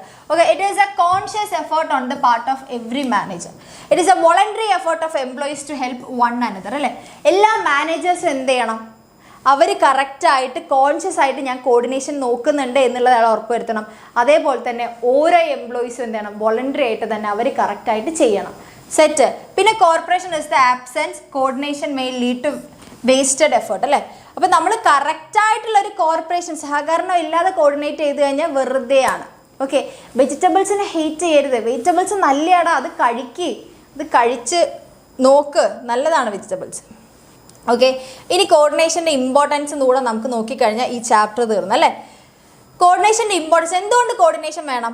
ഗ്രോത്ത് ഇൻ സൈസ് അല്ലേ. ഒരു ഓർഗനൈസേഷൻ ഗ്രോ ചെയ്യുമ്പോൾ അവിടെ എന്ത് വേണം, അവിടെ അപ്പോൾ കോർഡിനേഷൻ്റെ ഇമ്പോർട്ടൻസ് കൂടി വരും. വലുതാവുന്നതിനനുസരിച്ചിട്ട് എന്ത് ചെയ്യണം, കറക്റ്റായിട്ട് അത്രയും ആക്ടിവിറ്റീസ് ആഡ് ആവുകയാണ് ചെയ്യണം, അത്രയും ഫങ്ഷൻസ് വരികയാണ് ചെയ്യണം. അപ്പോൾ അതിനനുസരിച്ച് നമ്മൾ എന്ത് ചെയ്യണം, കറക്റ്റായിട്ട് കോർഡിനേഷൻ കൊണ്ടുവരണം. അല്ലേ, as an organisation grows coordination becomes essential to bring together the diverse effort of employees and ensure they work toward share objectives. അല്ലേ, നമ്മളെല്ലാവർക്കും കൂടെ ഇങ്ങനെ ഇത്തിരി ഓരോരോ ഭാഗങ്ങളായിട്ടാണ് കൊടുത്തിട്ടുണ്ടാവുക. അതെല്ലാം കറക്റ്റ് അവർ ഷെയർഡ് ആയിട്ട് ചെയ്യുന്ന ഒബ്ജക്റ്റീവ്സ് എല്ലാം എന്താണ്, അല്ലെങ്കിൽ ചെയ്യുന്ന ആക്ടിവിറ്റീസ് എല്ലാം നമ്മുടെ കോമൺ ആയിട്ടുള്ള ഒബ്ജക്റ്റീവിലേക്ക് വേണ്ടിയിട്ടാണെന്ന് നോക്കണം. ക്ലിയർ അല്ലേ? നീ തിന്നാ മതി, നീ തിന്ന് എനിക്ക് കാണണം, നീ ചുമ്മാ പറയരുത്. Okay, clear. ഇനി അടുത്തെന്ന് പറഞ്ഞ കീ ടു അതർ ഫങ്ഷൻസ് ആണ്. അല്ലേ, coordination makes planning more effective, give more meaning to organising. അല്ലേ, കോർഡിനേഷൻ ഉണ്ടെങ്കിൽ പ്ലാനിങ് നല്ല ഇഫക്റ്റീവ് ആവുള്ളൂ, നല്ല പ്ലാനിങ് ആവുള്ളൂ. അതിനനുസരിച്ച് പോയാൽ കോർഡിനേഷനിലൂടെ ഓർഗനൈസ് ചെയ്താൽ മാത്രമേ എന്താവുള്ളൂ, ഓർഗനൈസിങ്ങിന് ഒരു മീനിങ് വരുള്ളൂ. Makes inevitable for staffing since it is concern with human beings. അല്ലേ, പിന്നെ നമ്മൾ കറക്റ്റായിട്ട്, അപ്പം ഞാൻ നേരത്തെ പറഞ്ഞതുപോലെ ചിക്കൻ ബിരിയാണി ഉണ്ടാക്കാൻ അറിയാത്ത ആൾക്കാരെ ഞാൻ പിടിച്ച് ഹോട്ടലിൽ നിർത്തിയിട്ട് അവരോട് ചിക്കൻ ബിരിയാണി ഉണ്ടാക്കാൻ പറഞ്ഞാൽ എന്താവില്ല, ചിക്കൻ ബിരിയാണി അവരുണ്ടാക്കില്ല. ക്ലിയർ അല്ലേ? അപ്പോൾ അതുകൊണ്ട് തന്നെ അവരെന്ത് ചെയ്യണം, കറക്റ്റായിട്ട് നമ്മൾ കോർഡിനേഷൻ വേണം. എന്നാൽ മാത്രമേ നമുക്ക് കറക്റ്റായിട്ട് ഓക്കെ ചിക്കൻ ബിരിയാണി ഉണ്ടാക്കുന്ന ആളെയാണ് വേണ്ടതെന്ന് മനസ്സിലാവുക. ക്ലിയർ അല്ലേ? സെറ്റ്. പിന്നെ അതുപോലെ തന്നെ director will become fruitful with coordinated efforts. അല്ലേ, അപ്പോൾ ഡയറക്റ്റിംഗ് കറക്റ്റായിട്ട് പോകുമ്പോൾ, ഡയറക്റ്റിംഗ് എന്ന് പറയുന്ന ഹാർട്ട് ഓഫ് മാനേജ്മെൻറ്റ് ഫംഗ്ഷൻ ആണ്. അപ്പോൾ അത് ഏറ്റവും അടിപൊളിയായിട്ട് കിട്ടണമെങ്കിൽ അവിടെ കോർഡിനേഷൻ വേണം. അല്ലേ, പിന്നെ കൺട്രോളിങ് വിൽ ബി ഫ്രൂട്ട്ഫുൾ. അല്ലേ, അതുപോലെ തന്നെ കൺട്രോളിങ് എന്തായിരിക്കും, അടിപൊളിയായിട്ട് തന്നെ നടക്കും. കറക്റ്റായിട്ട് കോർഡിനേഷൻ ഉണ്ടെങ്കിൽ മാത്രമേ നമുക്ക് കൺട്രോളിങ് ഫംഗ്ഷനും സൂപ്പറായിട്ട് പോവുള്ളൂ. ക്ലിയർ? അപ്പോൾ അതുകൊണ്ട് തന്നെ എന്താണ്, എല്ലാ ഫംഗ്ഷൻ്റെയും കീ ആണ് കോർഡിനേഷൻ എന്ന് പറയുന്നത്. പിന്നെ യൂണിറ്റി ആൻഡ് ഡൈവേഴ്സിറ്റി കൊണ്ടുവരാൻ വേണ്ടി ഹെൽപ്പ് ചെയ്യും. അല്ലേ, people with different idea, culture, views, attitudes etcetera are working in the organisation. നമ്മുടെ ബിസിനസ്സിൻ്റെ അകത്ത് വർക്ക് ചെയ്യുന്ന എല്ലാവരും എന്താണ്, പല വിശ്വാസങ്ങളും ആചാരങ്ങളും കാഴ്ചപ്പാടുകളുള്ള ഡിഫറെൻറ്റ് ഇൻഡിവിജ്വൽസ് ആണ്. It is only through coordination that we bring about unity and diversity. അപ്പോൾ ഒത്തിരി കാഴ്ചപ്പാടുകളിൽ വ്യത്യാസമുള്ള പല മനുഷ്യരാണ് ഒരുമിച്ചിരുന്ന് വർക്ക് ചെയ്യുന്നത്. അപ്പോൾ അതുകൊണ്ട് തന്നെ അവർക്കിടയിൽ ഒരു കോർഡിനേഷനും കോർപ്പറേഷനും ഉണ്ടെങ്കിൽ മാത്രമേ നമുക്ക് എന്ത് കൊണ്ടുവരാൻ വേണ്ടി പറ്റുള്ളൂ, നമ്മുടെ ഓർഗനൈസേഷനിൽ ഒബ്ജക്റ്റീവ് അച്ചീവ് ചെയ്യാൻ വേണ്ടിയിട്ടുള്ള ഒത്തിരി ഫങ്ഷൻസ്, ഒത്തിരി ആക്ടിവിറ്റീസിൽ ഒരു യൂണിറ്റ് കൊണ്ടുവരാൻ വേണ്ടി പറ്റുള്ളൂ. പിന്നെ സ്പെഷ്യലൈസേഷൻ കൊണ്ടുവരും. അല്ലേ, modern business witness a high degree of specialization, so there requires some mechanism to coordinate the efforts of various specialists in the organization. ഇപ്പോൾ നമ്മുടെ ഇന്നത്തെ മാനേജ്മെൻറ്റ് എന്ന് പറയുമ്പോൾ, ഇന്നത്തെ കാലഘട്ടത്തിലെ ബിസിനസ് എന്ന് പറയുമ്പോൾ അവിടെ സ്പെഷ്യലൈസേഷൻ വളരെ ഇമ്പോർട്ടൻ്റ് ആണ്. ഓക്കെ, അപ്പം നമ്മൾ എന്ത് ചെയ്യണം, സ്പെഷ്യലൈസേഷൻ കൊണ്ടുവരാൻ വേണ്ടിയിട്ട് അതിൻ്റേതായിട്ടുള്ള കുറച്ച് ടെക്നിക്സ് കാര്യങ്ങളൊക്കെ യൂസ് ചെയ്യേണ്ടി വരും. അല്ലേ, അപ്പോൾ അങ്ങനെ കറക്റ്റായിട്ട് സ്പെഷ്യലൈസേഷൻ കിട്ടണം എന്നുണ്ടെങ്കിൽ അവിടെ എന്തുകൂടെ വേണം, കറക്റ്റായിട്ടുള്ള കോർഡിനേഷൻസ് കൂടെ കൊണ്ടുവന്നാൽ മാത്രമേ നമുക്ക് ഈ സ്പെഷ്യലൈസേഷനും അതിനനുസരിച്ച് നമ്മൾ ബിസിനസ്സിൻ്റെ അകത്ത് വരുന്ന ഗ്രോത്ത് കാര്യങ്ങൾ പോവുള്ളൂ. ക്ലിയർ അല്ലേ? ഇമ്പോർട്ടൻസ് ഓഫ് മാനേജ്മെൻറ്റ് അതായത് ഇമ്പോർട്ടൻസ് ഓഫ് മാനേജ്മെൻറ്റ് ചോദിക്കും. അത് ഇമ്പോർട്ടൻസ് എന്ന് പറയുന്നത് എന്താണ്? ചാപ്റ്ററിൻ്റെ പേരെന്നെ എന്താണ്? Nature and significance of management. Significance എന്ന് പറഞ്ഞാൽ എന്താ? ഇമ്പോർട്ടൻസ് ആണ്. അപ്പം മാനേജ്മെൻറ്റിൻ്റെ ഇമ്പോർട്ടൻസ് എന്ന് പറയുന്നതിനെയാണ് നിങ്ങൾ ഈ ചാപ്റ്ററിൽ പഠിക്കുന്നത്. അപ്പോൾ അതിനെക്കുറിച്ച് പ്രത്യേകിച്ചൊരു ടോപ്പിക് തന്നെ ഉണ്ടെങ്കിൽ നിങ്ങളത് തീർച്ചയായിട്ടും പഠിച്ചിരിക്കണം. ഓക്കെ, അപ്പം നമുക്ക് യദു സാറിനെ വിളിക്കാം അല്ലേ? യദു സാറിനെ വിളിക്കാം. സാർ ഇവിടെ ഉണ്ട് എന്നാണ് എനിക്ക് തോന്നുന്നത്. അപ്പോൾ ഇത്രയും കാര്യങ്ങളാണ് നിങ്ങൾക്ക് എവിടെ പഠിക്കാനുള്ളത്? ഈ ചാപ്റ്ററിൽ പഠിക്കാനുള്ളത്. അപ്പോൾ ഈ ചാപ്റ്ററിൽ നിങ്ങൾ ഫങ്ഷൻസ് ഓഫ് മാനേജ്മെൻറ്റ് അല്ല, ലെവൽസ് ഓഫ് മാനേജ്മെൻറ്റ്, അതുപോലെ തന്നെ ഇമ്പോർട്ടൻസ് ഓഫ് മാനേജ്മെൻറ്റ് അല്ലെ സിഗ്നിഫിക്കൻസ് ഓഫ് മാനേജ്മെൻറ്റ് പഠിച്ചിരിക്കുക. പിന്നെ ഞാൻ നേരത്തെ പറഞ്ഞത് സയൻസ് ഉണ്ടല്ലോ, സയൻസ് ആണോ പ്രൊഫഷനാണോ ആർട്ടാണോ, അത് നിങ്ങളോട് തെളിയിക്കാൻ പറയുന്ന രീതിയിൽ ചോദിക്കും. ഓക്കെ, ജസ്റ്റിഫൈ യുവർ ആൻസർ എന്നൊരു അവർ സ്റ്റേറ്റ്മെൻറ്റ് തരും, എന്നിട്ട് അത് ജസ്റ്റിഫൈ ചെയ്യാൻ വേണ്ടി ചോദിക്കും. അപ്പോൾ നിങ്ങൾക്ക് അത് എഴുതാൻ വേണ്ടി പറ്റണം. അപ്പോൾ ഇത്രയും കാര്യങ്ങളാണ് നിങ്ങൾ ഈ ചാപ്റ്ററിൽ പഠിച്ചിരിക്കേണ്ടത്. പിന്നെ എഫിഷ്യൻസി എഫക്റ്റീവ്നെസ്സും എന്താണെന്നൊന്ന് നോക്കി വെക്കും. ഓക്കെ, ക്ലിയർ അല്ലേ? ഇത്രയും കാര്യങ്ങൾ മതി. ഏറ്റവും മുകളിൽ. Okay, clear. അപ്പം അങ്ങനെയാണെങ്കിൽ ഇത്രയും കാര്യങ്ങളോടുകൂടി ഞാൻ ഈ ചാപ്റ്റർ അവസാനിപ്പിക്കുകയാണ്. നിങ്ങൾക്ക് വേറെ ഡൗട്ട്സ് കാര്യങ്ങൾ ഒന്നും ഇല്ലല്ലോ?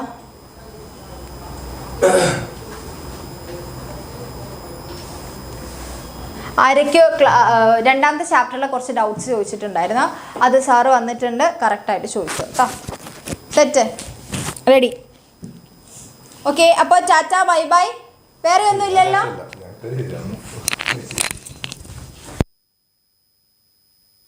Okay, yes. അപ്പൊ മക്കളെ നമ്മൾ രണ്ടാമത്തെ ചാപ്റ്ററിലേക്ക് പോവാണ്.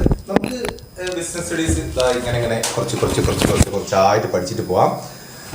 ഇങ്ങനെ പഠിച്ചാൽ മതി, ഇഷ്ടംപോലെ സമയം മുന്നിലുണ്ട്. ബിസിനസ് സ്റ്റഡീസിന് വേറെ ടൈമുകളും കാര്യങ്ങളൊന്നും നിങ്ങൾ കൊടുക്കേണ്ടതില്ല. ഞാൻ പാട്ട് പാടാന്ന് പറഞ്ഞില്ലേ? ഞാൻ എപ്പോഴും പറഞ്ഞാൽ ഞാൻ പറ്റിക്കലാന്ന് വിചാരിക്കും പിള്ളേര്. ഒരു പാട്ട് പാടല്ലേ? പോയി തിരിച്ചു വന്ന് നിങ്ങൾക്ക് വേണ്ടി പാട്ട് പാടാൻ കാണിച്ച മനസ്സ് നിങ്ങൾ കാണാതെ പോയത്. അതെ, ഓക്കെ. കണ്ണോട് കണ്ടപ്പോ കണ്ടെത്തി ഞാൻ 1000 താരകൾ പൂത്തുവെന്ന്, പിന്നെയും പിന്നെയും കണ്ട നേരം പുഞ്ചിരി പൂത്തുലഞ്ഞു, ഉള്ളിലൊളിച്ചൊരു മോഹമെല്ലാം കള്ളത്തരങ്ങളെ കള്ളികളാൽ കണ്ട നേരം കൊണ്ടലിൽ മിന്നലായി, മിന്നൽ വള കയ്യിലിട്ട പെണ്ണഴകേ തന്നനാ തന്നനാന താനനാനാനാ. എനിക്ക് വരികളൊന്നും ഞാൻ പാടിയ ശരിയാണോന്ന് അറിയില്ല, പക്ഷെ എന്നാലും ചെറിയ കയ്യാവുന്നതിനോട് ചെറുതൊന്ന് ഓഫാക്കി പോയിരുന്നു. പക്ഷെ അപ്പൊ തന്നെ അറിയാണ്ട് കയ്യിൽ വെച്ചപ്പോഴേ ഇല്ല, അത് നിങ്ങൾക്ക് ഒരു പ്രശ്നമായിട്ടില്ല.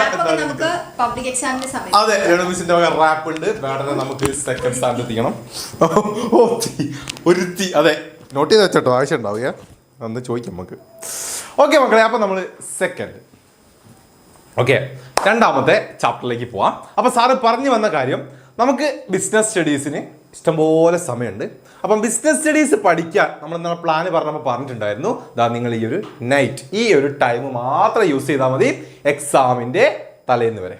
Okay, yes. കുറച്ച് ചെറുതാ 1, 2, 1 ചാപ്റ്ററുകളൊക്കെ ആയിട്ട് മാത്രം പഠിച്ചിട്ട് പോവുക. പിന്നെ ഓക്കെ, രാവിലത്തെ സമയങ്ങളും കാര്യങ്ങളും നമ്മൾ തന്നെ പറഞ്ഞല്ലോ അല്ലെ. ഇമ്പ്രൂവ്മെന്റ് ഉള്ള കുട്ടികളാണെങ്കിൽ ഇമ്പ്രൂവ്മെന്റിന് വേണ്ടി യൂസ് ചെയ്തോളാം. ഇനിയിപ്പോൾ ഇമ്പ്രൂവ്മെന്റ് ചെയ്യുന്നില്ല എന്നാണെങ്കിൽ നമ്മൾ എന്താണ് അക്കൗണ്ടൻസിയോ അല്ലെങ്കിൽ എക്കണോമിക്സോ അല്ലെ കമ്പ്യൂട്ടർ ആപ്ലിക്കേഷനോ ഏതെങ്കിലും ഒരു സബ്ജക്റ്റ് നിങ്ങൾക്ക് ഏതാണ് പഠിക്കാൻ തോന്നുന്നത് ആ ഒരു സബ്ജക്റ്റിൽ നിങ്ങൾ പഠിച്ച കാര്യങ്ങൾ റിവൈസ് ചെയ്യാനൊക്കെ വേണ്ടി യൂസ് ചെയ്യുക. ഓക്കെ, ബിസിനസ് സ്റ്റഡീസിന് നിങ്ങൾ ഈ നൈറ്റ് മാത്രം കൊടുത്താൽ മതി. നമ്മൾ അങ്ങനെയാണ് പ്ലാൻ സെറ്റ് ചെയ്ത് വെച്ചിട്ടുള്ളത്. സാർ തന്നെ പറഞ്ഞിട്ടുണ്ടായിരുന്നു അല്ലേ, 1-2 ചാപ്റ്ററായിട്ട് നമുക്ക് കുറച്ചായിട്ട് പഠിച്ചിട്ട് പോകാം. ഇന്ന് നൈറ്റ് ഈ 2 ചാപ്റ്ററുകളും പഠിക്കുക. ലൈവ് പെട്ടെന്ന് കഴിയും, ഒരു 9 മണി 9:30 ഉള്ളിൽ ലൈവ് കഴിയും. ഓക്കെ, അതിനുശേഷമുള്ള സമയം എന്ത് ചെയ്യുക, ഈ 2 ചാപ്റ്ററുകളിലെയും കാര്യങ്ങൾ നന്നായിട്ട് മക്കൾ പഠിക്കുക.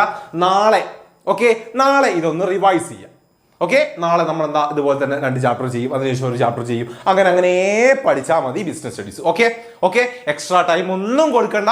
വെറുതെ എന്താണ് പഠിച്ച് അല്ല, വെറുതെ ആവശ്യമില്ലാണ്ട് എന്താണ് കൂടുതൽ ടൈം ഇതിന് യൂസ് ചെയ്ത് നിങ്ങൾ ഉള്ള ടൈം വേസ്റ്റ് ആക്കണ്ട. ഓക്കെ അല്ലേ? യെസ്. അറ്റൻഡ് ചെയ്യടാ. ഓക്കെ, അറ്റൻഡ് ചെയ്യ്.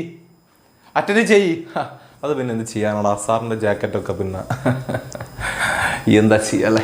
സാർ ഇട്ടാൽ പിന്നെ ജാക്കറ്റിനൊക്കെ കുറച്ച് ലുക്ക് കൂടും, അതുകൊണ്ടാണ്. ഓക്കെ, അപ്പം നമുക്ക് പോവാം അല്ലേ? പോവാം. ഓക്കെ, അപ്പം മാനേജ്മെൻറ്റ് പ്രിൻസിപ്പിൾസ് വളരെ കുറച്ച് കാര്യങ്ങൾ മാത്രമേ പഠിക്കാനുള്ളൂ. ഇതിൽ എന്തൊക്കെ ചോദിക്കും, എങ്ങനെയൊക്കെ ക്വസ്റ്റ്യൻസ് വരും എന്ന് നിങ്ങൾക്ക് തന്നെ അറിയാം. ഇതാ നമ്മൾ മോഡൽ എക്സാം എഴുതി, ക്രിസ്മസ് എക്സാം എഴുതി, നിങ്ങൾ ഓണം എക്സാമും അറ്റൻഡ് ചെയ്തിട്ടുണ്ടാവും. Okay ready? അപ്പോൾ അതിലൊക്കെ എങ്ങനെയാണ് ചോദിച്ചിട്ടുള്ളത്? അതേപോലെ പബ്ലിക് എക്സാമിനും ഈ ചാപ്റ്ററിൽ നിന്ന് ക്വസ്റ്റ്യൻ വരൂ. അപ്പോൾ ആദ്യം തന്നെ പഠിച്ചു വെച്ചോളാം എന്താണ് മാനേജ്മെന്റ് പ്രിൻസിപ്പിൾ എന്നുള്ള കാര്യം. ഓക്കെ, എന്താണ് മാനേജ്മെന്റ് പ്രിൻസിപ്പിൾസ് എന്ന് പറഞ്ഞു കഴിഞ്ഞാൽ principles of management are basic guideline. ഇങ്ങനത്തെ പോയിന്റുകൾ മറക്കാൻ പാടില്ല കേട്ടോ. ബേസിക് ഗൈഡ് ലൈൻ ആണ് എന്തിന്? Help managers to do their job effectively, അല്ലെ? മാനേജേഴ്സിന് അവരുടെ ജോലി കൃത്യമായിട്ട് ചെയ്യാൻ വേണ്ട ഒരു ഗൈഡ് ലൈൻ ആണ്. Okay, then they offer advice on how to make decision, അല്ലെ? എങ്ങനെ ഡിസിഷൻ എടുക്കണം, പിന്നെയോ ഹാൻഡിൽ റെസ്പോൺസിബിലിറ്റീസ്, അല്ലെ? അവരെ ഉത്തരവാദിത്തങ്ങൾ എങ്ങനെ ഹാൻഡിൽ ചെയ്യണം, and manage people in different situation, അല്ലെ? പല സിറ്റുവേഷനിൽ എങ്ങനെ ഓരോ എംപ്ലോയീസിനെയും ഡീൽ ചെയ്യണം. Okay, these principle are flexible and can be adjusted to fit different needs and situations, അല്ലെ? ഇതെന്താണ്? നമുക്ക് നമ്മുടേതായിട്ടുള്ള പല സിറ്റുവേഷനുകൾക്ക് അനുസരിച്ച് നമ്മളെ ആവശ്യത്തിനനുസരിച്ച് അഡ്ജസ്റ്റ് ചെയ്യാൻ പറ്റുന്ന ഫ്ലെക്സിബിൾ ആയിട്ടുള്ളതും കൂടെയാണ് എന്ത് എന്ന് പറയുന്നത്? നമ്മുടെ മാനേജ്മെന്റ് പ്രിൻസിപ്പിൾ എന്ന് പറയുന്നത്. ഓക്കെ, അപ്പോൾ ഇതിൽ പറഞ്ഞിട്ടുള്ള ഈ പോയിന്റുകളും കാര്യങ്ങളും മക്കൾ പഠിച്ചു വെച്ചിരിക്കണം. എന്താണ് മാനേജ്മെന്റ് പ്രിൻസിപ്പിൾ എന്നുള്ളത് 2 മാർക്കിനൊക്കെ ചോദിക്കും. അപ്പോൾ എഴുതി വെക്കണം. അപ്പോൾ വെറുതെ മാനേജ്മെന്റ് പ്രിൻസിപ്പിൾ ആണ്, മാനേജറിനെ ഹെൽപ്പ് ചെയ്യുകയാണ് എന്നൊന്നും എഴുതി വെക്കാതെ പ്രോപ്പർ ആയിട്ട് ഇതുപോലുള്ള പോയിന്റ്സുകളൊക്കെ ഉൾപ്പെടുത്തി 1-2 ലൈനിൽ എഴുതി കൊടുക്കുക, മാർക്കും കൂടെ കിട്ടും. ഓക്കെ, ചില ക്വസ്റ്റ്യൻസ് പോയിന്റ് മാത്രമേ അറിയൂ, എക്സ്പ്ലെയിൻ ചെയ്യാൻ അറിയില്ല. അതാണ് പ്രശ്നം. എക്സ്പ്ലനേഷൻ നിങ്ങൾ പഠിച്ചു വെച്ചിരിക്കണം. കുറേയൊക്കെ നമ്മൾ കയ്യിൽ നിന്നിട്ടാണ് എക്സ്പ്ലനേഷൻ എഴുതേണ്ടത്, അല്ലാണ്ട് ടെക്സ്റ്റിലുള്ള കാര്യങ്ങൾ അതേപോലെ പാട്ടാക്കി ബൈഹാർട്ട് പഠിച്ചു വെച്ചിട്ട് നമുക്ക് ഒരിക്കലും എക്സ്പ്ലനേഷൻ എഴുതാൻ പറ്റില്ല. നിങ്ങൾ മനസ്സിലാക്കി വെക്കുക. സോ ആ ഒരു കൺസെപ്റ്റ് മനസ്സിലാക്കി വെക്കുക, അല്ലെങ്കിൽ മീനിങ് മനസ്സിലാക്കി വെക്കുക. നിങ്ങളേതായിട്ടുള്ള, അല്ലേ മക്കളെ, നമുക്ക് ഇംഗ്ലീഷ് എഴുതുന്ന ആ ഒരു ബുദ്ധിമുട്ടാണോ ഉദ്ദേശിച്ചിട്ടുള്ളത്? അങ്ങനെയാണോ ഉദ്ദേശിച്ചിട്ടുള്ളത്? അങ്ങനെയാണെങ്കിൽ ഇംഗ്ലീഷ് നമുക്ക് സെറ്റാക്കി എടുക്കുക തന്നെ വേണം. ഒരു കാര്യം മനസ്സിലാക്കി കഴിഞ്ഞാൽ, അല്ലെ അതിൻ്റെ മീനിങ് അറിഞ്ഞു കഴിഞ്ഞാൽ അത് പേപ്പറിലേക്ക് എഴുതാനുള്ള ഒരു സ്കില്ല് നിങ്ങൾ മിനിമം ഉണ്ടാക്കി വെക്കണ്ടേ? Okay, ready? അപ്പോൾ മാനേജ്മെന്റ് പ്രിൻസിപ്പിൾ എന്താന്ന് പഠിച്ചു വെച്ച് കഴിഞ്ഞാൽ അടുത്ത ക്വസ്റ്റ്യൻ ഇതാണ്: നാച്ചുറൽ ക്യാരക്ടറിസ്റ്റിക്സ് ഫീച്ചേഴ്സ്. ഓക്കെ, ഇതൊക്കെ ചോദിച്ചു കഴിഞ്ഞാൽ, അല്ലെ, മാനേജ്മെന്റ് പ്രിൻസിപ്പിൾസിന്റെ നാച്ചുറൽ ചോദിച്ചു കഴിഞ്ഞാലും ക്യാരക്ടറിസ്റ്റിക്സ് ചോദിച്ചു കഴിഞ്ഞാലും ഫീച്ചേഴ്സ് ചോദിച്ചു കഴിഞ്ഞാലും നിങ്ങൾ ഈ പോയിന്റ്സ് ബൈഹാർഡ് പഠിച്ചു വെച്ചോളൂ കേട്ടോ. ഇതൊന്നും മിസ്സാക്കണ്ട. കാരണം ഇത് ചിലപ്പോൾ നിങ്ങൾക്ക് 3 മാർക്കിന് 4 മാർക്കിനൊക്കെ ആയിട്ട് ഒരു 3-4 പോയിന്റ്സുകൾ എഴുതാൻ ചോദിച്ചേക്കാം. ഓക്കെ, മോഡൽ എക്സാം ഫെയിലായി. എന്തുകൊണ്ട് ഫെയിലായി? പഠിച്ചിട്ടുണ്ടാവില്ല, അതല്ലാണ്ട് അല്ലെ? പ്രോപ്പർ ആയിട്ട് ഇരുന്ന് പഠിച്ചോ. ഓർത്ത് വെച്ചോ മാനേജ്മെന്റ് പ്രിൻസിപ്പിൾ എന്ത്, സെക്കൻഡ് ചാപ്റ്ററിൽ മാനേജ്മെന്റ് പ്രിൻസിപ്പിൾ എന്ത് പഠിച്ചു വെച്ചോളാം. Okay, ready? അതിന്റെ നാച്ചുറും പ്രിൻസിപ്പിൾസും ഈ പോയിന്റ് പഠിച്ചു വെച്ചോളാം. എന്താണ് മാനേജ്മെന്റ് പ്രിൻസിപ്പിൾ എന്ന് പറഞ്ഞാൽ? ആദ്യത്തെ പോയിന്റ് യൂണിവേഴ്സൽ ആപ്ലിക്കബിലിറ്റി ആണ്. അല്ല, യൂണിവേഴ്സലി എല്ലായിടത്തും ആപ്ലിക്കബിൾ ആയിട്ടുള്ള കാര്യമാണ് ഇത് മാനേജ്മെന്റ് പ്രിൻസിപ്പിൾ എന്ന് പറയുന്നത്. സെറ്റാണോ? എന്താണ് ഉദ്ദേശിക്കുന്നത്? Management principle are apply to all type of organisation, അല്ലെ? എല്ലാ ഓർഗനൈസേഷനിലും. അതായത് നോൺ ബിസിനസ്, അല്ലെങ്കിൽ big, small, public, private, manufacturing, service, എല്ലാത്തിലും നമുക്ക് എന്താവശ്യമുണ്ട്? മാനേജ്മെന്റ് പ്രിൻസിപ്പിൾസ് ആവശ്യമുണ്ട്. ഒരു മാനേജ്മെന്റ് എവിടെയൊക്കെ ഉണ്ടോ അവിടെയൊക്കെ എന്തുണ്ടാവണം? ഒരു മാനേജ്മെന്റ് പ്രിൻസിപ്പിൾസ് ഉണ്ടാവണം. അവിടെയൊക്കെയുള്ള മാനേജേഴ്സ് എന്ത് ഫോളോ ചെയ്തിരിക്കണം? മാനേജ്മെന്റ് പ്രിൻസിപ്പിൾസിനെ ഫോളോ ചെയ്തിരിക്കണം. ഒന്നാമത്തത്. ഓക്കെ. സെക്കൻഡ് ശ്രദ്ധിച്ചോ, ജനറൽ ഗൈഡ് ലൈൻ ആണ്. നമ്മൾ പറഞ്ഞല്ലോ മാനേജ്മെന്റ് പ്രിൻസിപ്പിൾ എന്ന് പറഞ്ഞാൽ എന്താണ്? ഒരു ജനറൽ ഗൈഡ് ലൈൻ ആണ്, അല്ലെ? മാനേജേഴ്സിന് അവരുടെ ഡ്യൂട്ടി ചെയ്യാനും, അല്ലെ, അവർക്ക് പീപ്പിൾസിനെ മാനേജ് ചെയ്യാനും റെസ്പോൺസിബിലിറ്റീസ് ചെയ്യാനും ഒക്കെ വേണ്ടിയിട്ടുള്ള ഒരു ജനറൽ ഗൈഡ് ലൈൻ ആണ് എന്ന് നമ്മൾ പഠിച്ചില്ലേ? ആ സെയിം കാര്യം തന്നെയാണ് management principles are general guideline that help decision making but are not fixed solution for every problem. അല്ലെ, ഒരു ഫിക്സ്ഡ് ആയിട്ടുള്ള കാര്യമല്ല, ഫിക്സ്ഡ് സൊല്യൂഷൻ അല്ല, അല്ലെ? Real business situation are often complex but these principles still provide useful direction. അല്ലെ, നമുക്കറിയാം ഒരു fixed ആയിട്ടുള്ള കാര്യമല്ല, നമുക്ക് സിറ്റുവേഷൻ അനുസരിച്ച്, അല്ലെ, ഫ്ലെക്സിബിൾ ആയിട്ട് അഡ്ജസ്റ്റ് ചെയ്ത് യൂസ് ചെയ്യേണ്ട കാര്യം കൂടിയാണ് എന്തെന്ന് നമ്മുടെ മാനേജ്മെന്റ് പ്രിൻസിപ്പിൾ എന്ന് പറയുന്നത്. ഓക്കെ, ഡബിൾ പാസ് ഇല്ല, കുഴപ്പമില്ല, പേടിക്കല്ല. +2 നല്ല ഫുൾ മാർക്ക് വാങ്ങാൻ ശ്രമിക്കി. +2 ഫുൾ മാർക്ക് വാങ്ങാൻ ശ്രമിക്കടാ. +1 വിട്, അത് ഓക്കെ, അത് കഴിഞ്ഞല്ലോ. ഇനി +2 നോക്ക്, നല്ല മാർക്ക് വാങ്ങ്.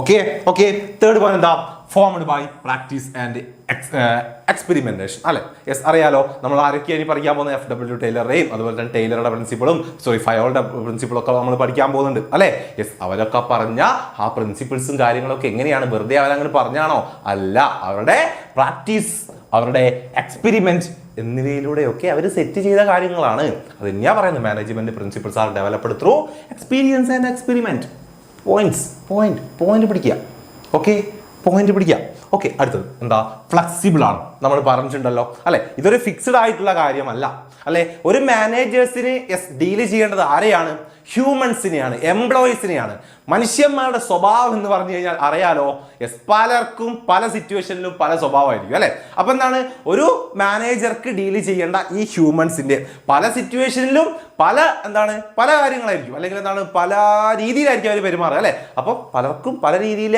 അവരെ ഡീല് ചെയ്യണമെങ്കിൽ എന്ത് ചെയ്യണം ഈ മാനേജ്മെന്റ് പ്രിൻസിപ്പിൾസ് പല സിറ്റുവേഷൻ അനുസരിച്ച് പല രീതിയിൽ യൂസ് ചെയ്യേണ്ടി വരും അതന്നെയാണ് അപ്പൊ അഡ്ജസ്റ്റ് ചെയ്യാൻ പറ്റുന്നതാണ് management principles are flexible and can be adjusted based on the situation. They are not strict rule but guidelines that managers can modify as needed. അല്ലെ മാനേജേഴ്സിന് വേണ്ട രീതിയിൽ അതെന്താ മോഡിഫൈ ചെയ്യാൻ പറ്റുന്ന രീതിയിലാണ് ഇത് നമ്മുടെ മാനേജ്മെന്റ് പ്രിൻസിപ്പിൾ ഫ്ലെക്സിബിൾ ആണ് അടുത്ത പോയിന്റ് എന്താ മെയിൻലി ബിഹേവിയറൽ എന്തിനെ ഫോക്കസ് ചെയ്യുന്നതാണ് ബിഹേവിയറൽ അല്ലെ management principles mainly focus on human behaviour and how people interact with resources they help understanding the relationship between people and material to achieve goal ഏറ്റവും കൂടുതൽ നമ്മളെന്താ ഒരു മാനേജ്മെന്റ് പ്രിൻസിപ്പിൾസിലൂടെ അല്ലെങ്കിൽ ഒരു മാനേജർ ഡീൽ ചെയ്യുന്നത് ആരെയാണ് ഹ്യൂമൻസിനെയാണ് അവരുടെ ബിഹേവിയറിനെയാണ് അല്ലെ അവരെങ്ങനെ ഒരു സിറ്റുവേഷനിൽ പെരുമാറുന്നു ബിഹേവ് ചെയ്യുന്നു അല്ലെങ്കിൽ അവരെങ്ങനെ ഒരു റിസോഴ്സിനോട് ഇന്ററാക്ട് ചെയ്യുന്നു എന്നുള്ള കാര്യങ്ങളാണ്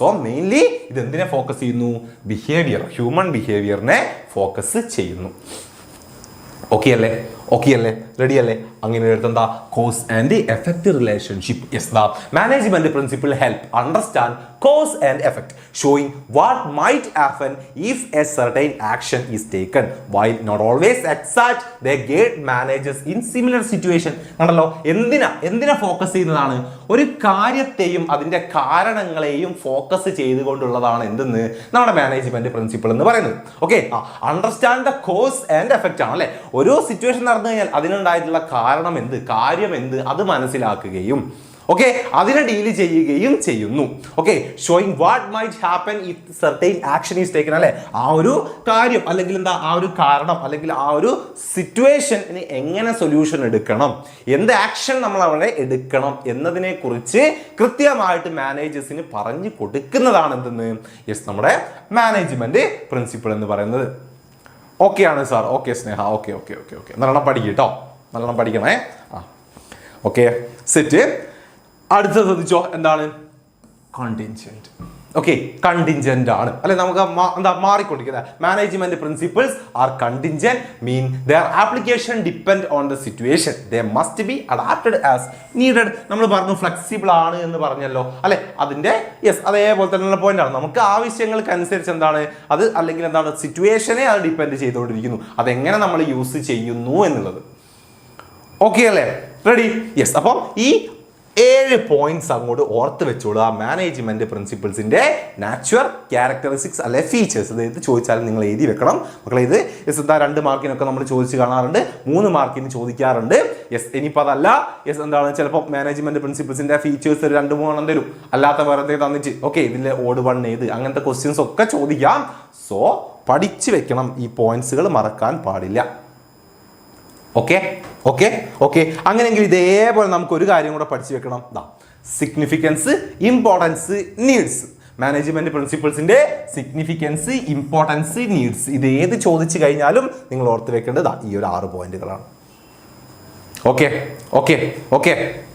സെറ്റ് റെഡി അപ്പൊ ഒന്നാമത്തെ പോയിന്റ് ശ്രദ്ധിച്ചോ ഒന്നാമത്തെ point providing managers with useful insight into reality എന്തിനു വേണ്ടിയിട്ടാണ് നമ്മൾ മാനേജ്മെന്റ് പ്രിൻസിപ്പിൾസ് യൂസ് ചെയ്യുന്നത് നീഡ്സ് അതിന്റെ ആവശ്യകതകളാണ് അല്ലെ ഒന്നാമത്തെ കാര്യം എന്താണ് മാനേജേഴ്സിന് ഒരു ഇൻസൈറ്റ് അല്ലെ ഒരു ഒരു ഉൾക്കാഴ്ച കൊടുക്കാൻ വേണ്ടി എന്നുള്ളതാണ് 87 ഉണ്ട്. അപ്പോൾ +2 A+ കിട്ടുമോ? +2ലും അതേപോലെ മാർക്ക് വാങ്ങിയാൽ A+ കിട്ടും. 72 ആൻഡ് എബോവ് വാങ്ങിയാൽ A+ കിട്ടും. Okay, ready? അതേപോലെ പഠിക്കടാ, അതേപോലെ അങ്ങോട്ട് വാങ്ങ്. Set? Ready? Management principle help managers understand real world situation better, improve their skill, avoid past mistake, thus they save time by quickly solving recurring problem and increase efficiency. അല്ലെ, മാനേജേഴ്സിന് എന്താ real world situations മനസ്സിലാക്കാനും, ഒരു situation നടന്നു കഴിഞ്ഞാൽ ഇവിടെ മുൻപ് ഈ ഒരു സിറ്റുവേഷൻ നടന്നപ്പോൾ എന്താണ് ഞാൻ ചെയ്തത്, അല്ലെ ഇനി എന്താണ് ഞാൻ ഈ ഒരു സിറ്റുവേഷനിൽ ചെയ്യേണ്ടത്, അന്ന് എനിക്ക് വന്ന മിസ്റ്റേക്കുകൾ എന്ത്, എറേഴ്സ് എന്ത്, ഇപ്പൊ ഞാൻ അപ്പോൾ അതിന് എന്താണ് അവിടെ ചെയ്യേണ്ടത് എന്നുള്ള കാര്യങ്ങളൊക്കെ കൃത്യമായിട്ട് ഒരു മാനേജേഴ്സിനെ മനസ്സിലാക്കി കൊടുക്കുന്നതാണ് എന്തെന്ന് നമ്മുടെ മാനേജ്മെന്റ് പ്രിൻസിപ്പിൾസ് എന്ന് പറയുന്നത്. അല്ലെ, ഒരു ഉൾക്കാഴ്ച, അല്ലെ ആ റിയാലിറ്റിയെ കുറിച്ചുള്ള വ്യക്തത ഒരു മാനേജേഴ്സിന് കൊടുക്കുന്നതാണ് എന്തെന്ന്, അല്ലെങ്കിൽ അങ്ങനെ കിട്ടാൻ വേണ്ടിയാണ് നമ്മൾ ഏറ്റവും കൂടുതലായിട്ട് മാനേജ്മെന്റ് പ്രിൻസിപ്പിൾസ് നമ്മൾ യൂസ് ചെയ്യുന്നത്. ഒന്നാമത്തെ കാര്യം. Okay okay, set? Ready? Ready. അടുത്തെന്താ? Optimum utilisation of resources and effective administration. അല്ലെ എന്താ? യെസ്, നമ്മുടെ റിസോഴ്സസ്, ഹ്യൂമൻ റിസോഴ്സസിനെയായാലും എന്തിനായാലും മാക്സിമം യൂസ് ചെയ്യുക, അല്ലെ അതിനാ നല്ല രീതിയിൽ ഡീൽ ചെയ്യുക. അഡ്മിനിസ്ട്രേഷൻ മക്കളെ എന്താ അത്? ഫ്രണ്ട്സിനൊക്കെ ഒന്ന് ഷെയർ ചെയ്ത് കൊടുത്തേ. എത്ര മക്കളൊന്നും അല്ലല്ലോ. എന്താ അത് നിങ്ങളിങ്ങനെ എല്ലാവരെയും ഒന്ന് വിളിച്ചിട്ട് വന്നേ. ബിസിനസ് സ്റ്റഡീസിനുള്ള ടൈം ബിസിനസ് സ്റ്റഡീസ് തന്നെ കൊടുക്ക്. ഈ ടൈമിൽ ബിസിനസ് സ്റ്റഡീസ് പഠിക്കും. നിങ്ങൾ ഈ ടൈമിൽ മാത്രം പഠിച്ചാൽ മതി. അതാണ് നിങ്ങൾക്ക് ഏറ്റവും വലിയൊരു ഒരു ഗുണം എന്ന് പറയുന്നത്. ഒരുപാട് പഠിക്കാനുള്ളതാണ്. അപ്പം സാവധാനം, ഒരു ടെൻഷനും കാര്യവും ഇല്ലാതെ നൈറ്റ് മാത്രം ഒരു 2 മണിക്കൂർ 2 ചാപ്റ്ററിന് മാറ്റി വെക്കുക. അതിന് ശേഷമുള്ള 1 മണിക്കൂറോ 1.5 മണിക്കൂറോ ആ 2 ചാപ്റ്ററുകളും ഒന്നിരുന്ന് പോയിന്റുകൾ വ്യക്തമായിട്ട് പഠിക്കുക. പിറ്റേന്നും അതേപോലെ തന്നെ ആ സമയം യൂസ് ചെയ്യുക. തലേന്ന് പഠിച്ചിട്ടുള്ള ആ ഒരു ബിസിനസ് സ്റ്റഡീസിലെ ചാപ്റ്റേഴ്സ് ഒന്ന് റിവൈസ് ചെയ്യുക. അങ്ങനെ പോയാൽ മതി. ഓക്കെ, നിങ്ങൾക്ക് ബിസിനസ് സ്റ്റഡീസ് പഠിക്കാൻ നല്ല സമയമുണ്ട്. ഒരു ടെൻഷനും കാര്യങ്ങളും ഒന്നും വേണ്ട. നന്നായിട്ടിരുന്ന് കൂളായിട്ടിരുന്ന് പഠിക്കാനുള്ള സമയമുണ്ട്. അത് നല്ല രീതിക്ക് ഒന്ന് യൂസ് ചെയ്തു. ബിസിനസ് സ്റ്റഡീസ് തോറ്റു, ബിസിനസ് സ്റ്റഡീസ് എഴുതാൻ പറ്റിയില്ല, അങ്ങനെയാക്കി ഇങ്ങനെയാക്കി എന്നൊക്കെ പറയുന്ന ഒരുപാട് കുട്ടികളുണ്ടല്ലോ. യെസ്, യൂസ് ചെയ്ത് നോക്കൂ. ഇതിൽ നല്ല ചാൻസ് ഒന്നും നിങ്ങൾക്ക് കിട്ടൂല കേട്ടോ. +2ന് മാർക്ക് വാങ്ങാൻ നിങ്ങൾക്ക് പഠിക്കാൻ സമയം കിട്ടിയിട്ടില്ല, അല്ലെങ്കിൽ അയ്യോ സാറേ എനിക്കത് പഠിക്കാണ്ട് ഇത് പഠിക്കാണ്ട് എനിക്കത് പറ്റിയില്ല ഇത് പറ്റിയില്ല, അതിനങ്ങനെയൊന്നും പറയാനുള്ളൊരു ഓപ്ഷൻ നിങ്ങളുടെ മുന്നിലില്ല. നല്ല ടൈം ടേബിളാണ്, നല്ല സമയം നിങ്ങൾക്കുണ്ട്. ഓക്കെ, അപ്പോൾ ഇനിയും നിങ്ങൾക്ക് മാർക്ക് കിട്ടിയിട്ടില്ലെങ്കിൽ അത് നിങ്ങളുടെ മാത്രം പ്രശ്നമാണ്. ഓക്കെ, സാർ കോപ്പി അടിച്ചാൽ പണി കിട്ടുമോ ചോദിക്കാനുണ്ടോ? ഉറപ്പായിട്ടും കിട്ടും. പണി കിട്ടും, ഉറപ്പാണ്. Okay, management principles help use limited resources effectively by ensuring maximum result at a minimum cost. They reduce waste of avoiding trial and error and guide managers to make fair objective decision. അല്ലെ, എന്താണ് പറഞ്ഞിട്ടുള്ളത്? നമ്മുടെ റിസോഴ്സസിന് use ചെയ്യുക എന്നുള്ളതാണ്. അല്ലെ, കുറച്ച് റിസോഴ്സുകൾ ഒക്കെ എന്തായിരിക്കും എഫക്റ്റീവായിട്ട് യൂസ് ചെയ്യുക. അല്ലെ, വേസ്റ്റ് ഒന്നും വരാത്ത രീതിയിൽ, അല്ലെ എറേഴ്സും കാര്യങ്ങളൊന്നും നമുക്ക് സംഭവിക്കാതെ നമ്മൾ എന്ത് ചെയ്യുക, യൂസ് ചെയ്യുക എന്നുള്ളതാണ്. ഓക്കെ, അപ്പം ഒപ്റ്റിമം യൂട്ടിലൈസേഷനും പിന്നെ ഒരു ബെറ്റർ അഡ്മിനിസ്ട്രേഷനും നമുക്ക് എന്ത് വേണം? നമ്മുടെ ബിസിനസ്സിൽ മാനേജ്മെന്റ് പ്രിൻസിപ്പിൾസ് വേണം. അടുത്ത ശ്രദ്ധിച്ചോ, എന്താ? Scientific decision. അല്ലെ, ശാസ്ത്രീയമായ തീരുമാനങ്ങൾ എടുക്കാൻ നമുക്ക് എന്ത് വേണം? യെസ്, എന്ത് വേണം? നമ്മുടെ പ്രിൻസിപ്പിൾസ്, അല്ലെ മാനേജ്മെന്റ് പ്രിൻസിപ്പിൾസ് വേണം. എന്താ ശാസ്ത്രീയമായ തീരുമാനങ്ങൾ എന്ന് പറഞ്ഞു കഴിഞ്ഞാൽ management principles help making scientific logic and unbiased decision. അല്ലെ, എന്താണ്? ലോജിക്കലി ആൻഡ് അൺബയാസ്ഡ്, തെറ്റുകളൊന്നും ഇല്ലാതെ ലോജിക്കലി നമ്മൾ എടുക്കുന്ന തീരുമാനങ്ങളാണ്. അല്ലെ, ഓരോ കാര്യകാരണങ്ങൾ വ്യക്തമായി മനസ്സിലാക്കി എടുക്കുന്ന തീരുമാനങ്ങൾ. These decision are based on fact and realistic. അല്ലെ, ആ ഫാക്ട്, അല്ലെ ആ ഒരു എന്താണ് അവിടുത്തെ ഒരു റിയാലിറ്റി, അതിനെ മനസ്സിലാക്കിക്കൊണ്ട് നമ്മൾ എടുക്കുന്നതാണ്. And can be measured and evaluated rather than relying on guess work or personal bias. അല്ലെ, എന്താണ് ഗസ്? അല്ലെ, അത് ചെയ്ത് നോക്കാം, അല്ലെങ്കിൽ നമുക്ക് അങ്ങനെ ട്രൈ ചെയ്ത് നോക്കിയാലോ, അങ്ങനത്തെ ഒരു ഇതുമില്ല. അല്ലെ, ഗസ് ചെയ്യുക അങ്ങനത്തെ ഒരു പരിപാടികളും ഇല്ല. യെസ്, എന്താണ് പേഴ്സണലി നമ്മൾ വരുത്തുന്ന എറേഴ്സും കാര്യങ്ങളും ഒന്നുമില്ല. കറക്റ്റ് എന്താണ് ചെയ്യേണ്ടത് അത് മനസ്സിലാക്കുകയും അത് ചെയ്യുകയും ചെയ്യാം. ഓക്കെ, ഈ ഗസ് ചെയ്യുക അല്ലെങ്കിൽ എന്താണ് വെറുതെ ഒന്ന് ചെയ്ത് നോക്കുക അല്ലെങ്കിൽ എന്താണ് ഒരു ട്രയൽ ചെയ്യുക, അങ്ങനത്തെ പരിപാടി ഒന്നുമില്ല. ഓക്കെ, സയന്റിഫിക് ആയിട്ടുള്ള തീരുമാനങ്ങൾ എടുക്കാൻ നമുക്ക് എന്ത് വേണം? മാനേജ്മെന്റ് പ്രിൻസിപ്പിൾസ് വേണം. അടുത്തെന്താ? Meeting changing environmental requirement. അല്ലെ, എന്തിനാ മീറ്റ് ചെയ്യാൻ? യെസ്, മാറിക്കൊണ്ടിരിക്കുന്ന സിറ്റുവേഷൻ, അല്ലെ എൻവിറോൺമെന്റിനെ മീറ്റ് ചെയ്യാൻ നമുക്ക് എന്ത് വേണം? വൺ വേർഡ് ഏരിയ പ്രോബ്ലം ഉണ്ടോ? ഒരു 4 മാർക്കിൻ്റെതൊക്കെയാണെങ്കിൽ മിനിമം നിങ്ങളൊരു 3 ലൈനെങ്കിലും എഴുതിയിരിക്കണം, 1 വേർഡ് മാത്രം പോരാ. ഓക്കെ, ഒരു 3 മാർക്ക് 2 മാർക്കിൻ്റെ ക്വസ്റ്റ്യൻ ഒക്കെ ആണെങ്കിൽ ഓക്കെ, നിങ്ങൾ എന്താ 1 വേർഡിലൊക്കെ എഴുതിയാൽ മതിയാവും. അല്ല ഒരു 4 മാർക്കിനൊക്കെയാണ് ഇത് ചോദിക്കുന്നത്, 5 മാർക്കിനൊക്കെ ആണെങ്കിൽ നിങ്ങൾ കുറച്ചൊരു എക്സ്പ്ലനേഷനോ കൊടുത്തിരിക്കണം. Okay, ready. Management principles are flexible and help managers adapt to change business environment. അല്ലേ, മാറിക്കൊണ്ടിരിക്കുന്ന സിറ്റുവേഷൻസിനനുസരിച്ച് നമുക്കും മാറാൻ അവിടെ നമ്മൾ എന്തിനു യൂസ് ചെയ്തിരിക്കണം? നമ്മുടെ മാനേജ്മെന്റ് പ്രിൻസിപ്പിൾസിനെ യൂസ് ചെയ്തിരിക്കണം. ഓക്കെ അല്ലേ, റെഡി അല്ലേ? 5ാമത്തെ എന്താ? Yes, fulfilling social responsibility. അല്ലെ, നമ്മുടെ എന്തിനാ സോഷ്യൽ റെസ്പോൺസിബിലിറ്റി അല്ലെ, എന്താണ് നമ്മൾ ആരോട് ചെയ്യേണ്ട? സൊസൈറ്റിയോട് ചെയ്യേണ്ട നമ്മുടെ ബാധ്യതകളെയും കൂടി എന്ത് പരിഗണിക്കുന്നുണ്ട്? നമ്മുടെ മാനേജ്മെന്റ് പ്രിൻസിപ്പിൾസ് പരിഗണിക്കുന്നുണ്ട്. വെറുതെ മാനേജേഴ്സിന് വേണ്ടിയുള്ള കാര്യം മാത്രമല്ല അല്ലേ. Management principles help business fulfilling their social responsibility by promoting fairness, customers value and care for the environment. Over time principles like equity now include ethical treatment of all stakeholders. അല്ല, എന്താണ് കൺസ്യൂമേഴ്സിനോട് അല്ലേ, നമ്മൾ +1 പഠിച്ചിട്ടുണ്ട് സോഷ്യൽ റെസ്പോൺസിബിലിറ്റി എന്ന് പറയുന്ന ഒരു chapter തന്നെ അല്ലേ. കൺസ്യൂമേഴ്സിനോട്, നമ്മുടെ ഓണേഴ്സിനോട് നമുക്കുണ്ടാവുന്ന എന്താ എക്കണോമിക്കലി ഉണ്ടാവുന്ന റെസ്പോൺസിബിലിറ്റി ഉണ്ട്. അതുപോലെ തന്നെ ലോഫുള്ളി നമ്മൾ ചെയ്യേണ്ട റെസ്പോൺസിബിലിറ്റി ഉണ്ട്. ഗവൺമെന്റിനോട്, കസ്റ്റമേഴ്സിനോടുള്ളുണ്ട് അല്ലെ, മറ്റ് സ്റ്റേക്ക് ഹോൾഡേഴ്സിനോടുണ്ട്, അങ്ങനെ ഓരോന്നും പബ്ലിക്കിനോടുണ്ട് അല്ലെ. അങ്ങനെ ഓരോ റെസ്പോൺസിബിലിറ്റികളെയും മെൻഷൻ ചെയ്യുന്നുണ്ട്. എവിടെ നമ്മുടെ മാനേജ്മെന്റ് പ്രിൻസിപ്പിൾസ്. Okay, ready. അപ്പോൾ സോഷ്യൽ റെസ്പോൺസിബിലിറ്റിയെ ഫുൾഫിൽ ചെയ്യുന്നു. ദെൻ ലാസ്റ്റ് എന്താണ്? Management training, education and research എന്നുള്ളതാണ് അല്ലെ. മാനേജ്മെന്റ് പ്രിൻസിപ്പിളിലൂടെയാണ് സത്യം പറഞ്ഞാൽ എന്ത് വന്നിട്ടുള്ളത്? Management principle form the foundation of management education, training and research അല്ലെ.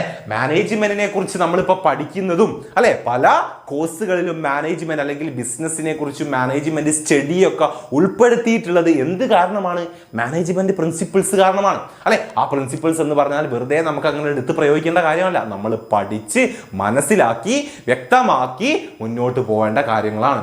സോ അതാണ് they are taught in course like MBA, BBA and help in developing tools like operation research, just in time and Kaizen. Okay, ഇതുപോലത്തെ കാര്യങ്ങളാണ്. അതായത് ഇപ്പം എന്താ പറയുക, MBA, BBA പോലുള്ള കോഴ്സുകളിലൊക്കെ management include ചെയ്തിട്ടുള്ളതും നമ്മളത് പഠിക്കുന്നതും, അതുപോലെ തന്നെ help in developing tools like operation research, just in time, kaizen അല്ലെ. Operation research, just in time എന്നൊക്കെ പറഞ്ഞാൽ ജസ്റ്റ് ഇൻ ടൈം, JIT. ഓക്കെ, എന്താണ് JIT? നിങ്ങൾ കേട്ടിട്ടുണ്ടോ ആ ഒരു കാര്യം? JIT എന്ന് പറഞ്ഞു കഴിഞ്ഞാൽ നമ്മളെന്താ ഈ സ്റ്റോക്കുകളും കാര്യങ്ങളൊക്കെ ഉണ്ടല്ലോ അല്ലെ, ഈ സ്റ്റോക്കുകളും കാര്യങ്ങളൊക്കെ എങ്ങനെ നമ്മൾ ഡീൽ ചെയ്യണം എന്നതിനെ കുറിച്ചാണ്. അതായത് നമുക്ക് പക്കയായിട്ട് ആ സ്റ്റോക്കുകളും കാര്യങ്ങളൊക്കെ നമ്മൾ വെക്കുക, അതുപോലെ തന്നെ എന്താ ഓർഡറൊക്കെ വരുന്നതിനനുസരിച്ച് നമ്മളെന്താ പ്രൊഡക്ഷൻ ചെയ്യുക, അങ്ങനെ നമ്മളെന്താ റിസോഴ്സുകളെ ഡീൽ ചെയ്യാൻ പഠിക്കണം എന്നുള്ളതാണ്. അതായത് ഈ എന്താ ഓവർ സ്റ്റോക്കും അല്ലെങ്കിൽ അണ്ടർ സ്റ്റോക്കിംഗ് ഒന്നുമില്ല, കറക്റ്റ് എന്താ റിസോഴ്സസ് മെയിൻറ്റെയിൻ ചെയ്ത് കൊണ്ടുപോകുക എന്നുള്ളതാണ്. അതുപോലെ തന്നെ കൈസൺ എന്ന് പറഞ്ഞാൽ ഒരു ഫ്രഞ്ച് വേർഡാണ്. അവിടെ ഉദ്ദേശിക്കുന്നത് എന്താണ്? കണ്ടിന്യൂസ് ഇംപ്രൂവ്മെന്റ് ആണ്, തുടർച്ചയായിട്ടുള്ള ഇംപ്രൂവ്മെന്റ് കാര്യങ്ങളൊക്കെ. ഓക്കെ, അപ്പൊ ഇങ്ങനത്തെ കാര്യങ്ങളൊക്കെ നമ്മൾ പഠിക്കുന്നതും അല്ലെങ്കിൽ എന്താ അതൊക്കെ നമ്മൾ പഠിച്ചിട്ടാണ് വരേണ്ടത് എന്നൊക്കെയുള്ള കാര്യം സ്റ്റാർട്ട് ചെയ്തതിന് ഹെൽപ്പ് ചെയ്തത് ആരാണ്? മാനേജ്മെന്റ് പ്രിൻസിപ്പിൾ ആണ് എന്നാണ് പറഞ്ഞിട്ടുള്ളത്. Okay, training, education and research.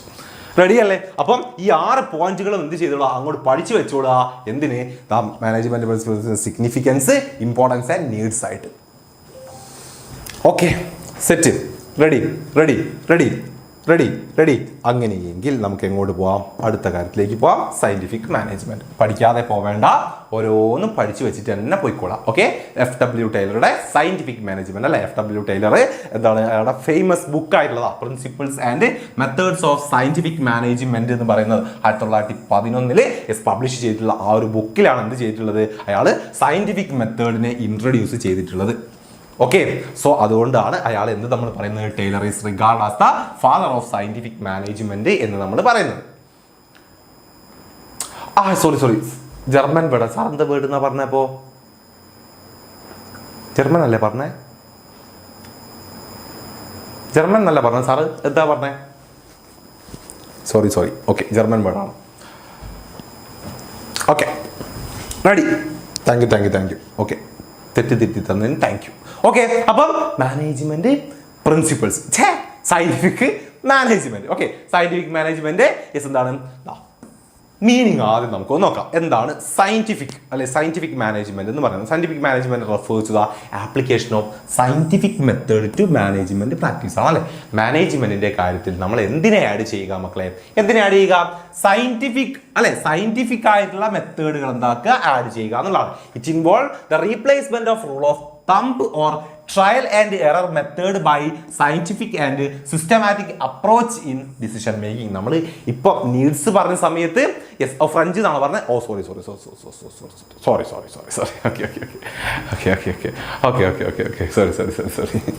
മാറിപ്പോയതാണ്. നമുക്കത് പഠിക്കാനല്ല സാറ് മുൻപേടോ പഠിച്ചതിൻ്റെ ഒരു ഇതിലങ്ങ് പറഞ്ഞതാണ്. ഐ ആം സോറി മക്കൾസ്. ഓക്കെ യെസ്, അപ്പം മക്കളെ സെറ്റ് ചെയ്ത് തന്നിക്കല്ലേ പിന്നെന്താ അല്ലെ. ഓക്കെ അപ്പോൾ നാം ശ്രദ്ധിച്ചോ എന്താണ് യെസ് എന്താണ് നമ്മുടെ മാനേജ്മെന്റ് പ്രാക്ടീസിൽ നമ്മൾ എന്ത് ആഡ് ചെയ്യുക?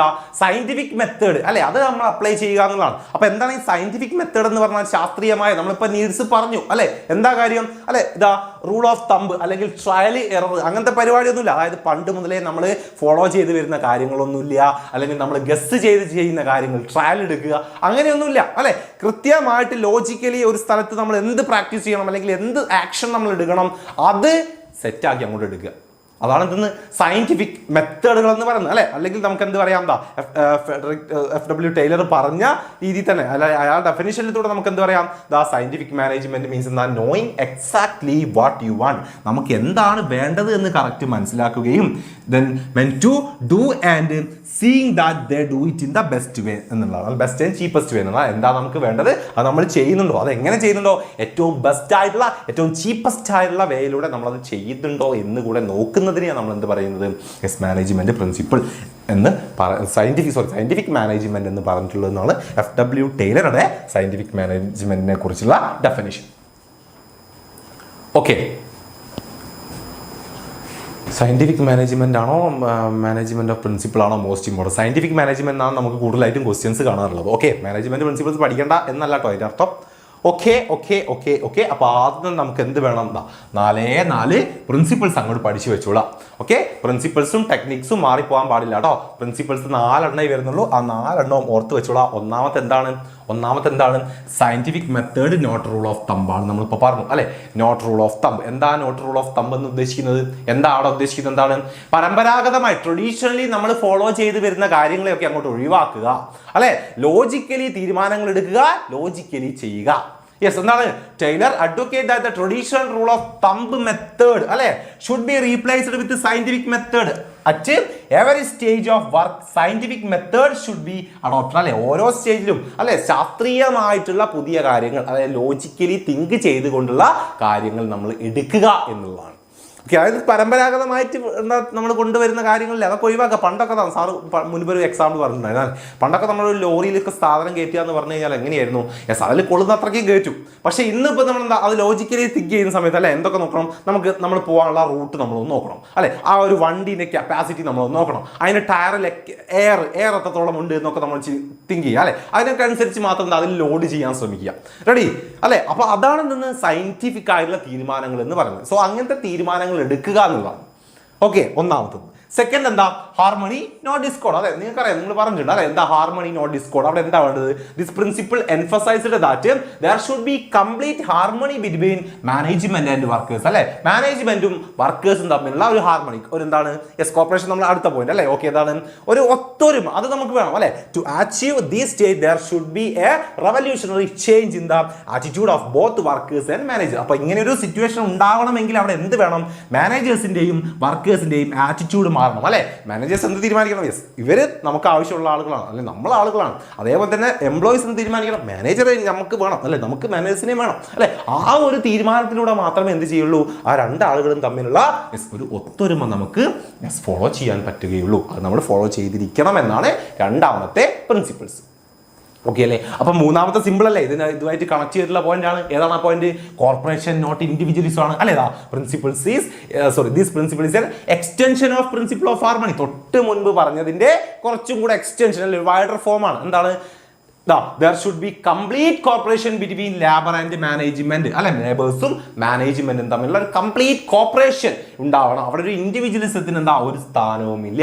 Both realised that they need each other. കണ്ടല്ലോ, പരസ്പരം എന്താണ് അവർ അങ്ങോട്ടും ഇങ്ങോട്ടും വേണ്ട ആളുകളാണ് എന്ന് സ്വയം അവർ തിരിച്ചറിയുകയും അങ്ങനെ അവർ മുന്നോട്ട് പോവുകയും വേണം ആ ഒരു കോർപ്പറേഷനിലൂടെ. അതാണ് നമ്മുടെ മൂന്നാമത്തെ പ്രിൻസിപ്പിൾ.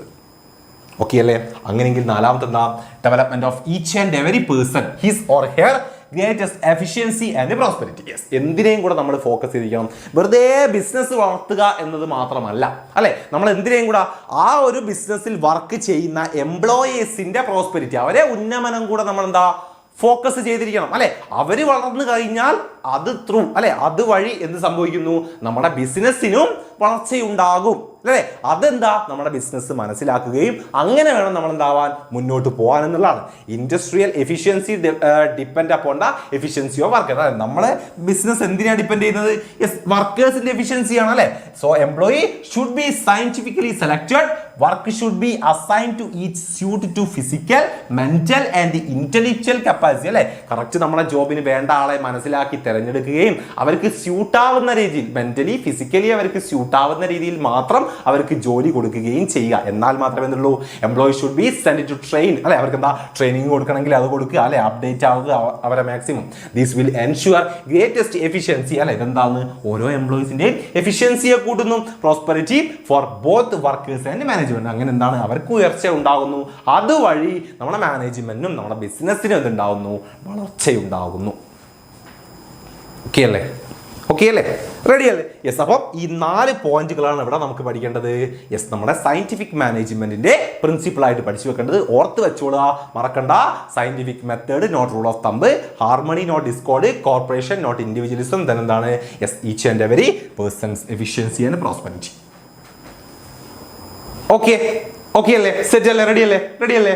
ഓക്കെ അല്ലേ? ഓക്കെ അല്ലേ? യെസ്. അങ്ങനെയെങ്കിൽ നമുക്ക് എന്താക്കാം, ഇതിന്റെ ടെക്നിക്കിലേക്കൂടെ പോവാം.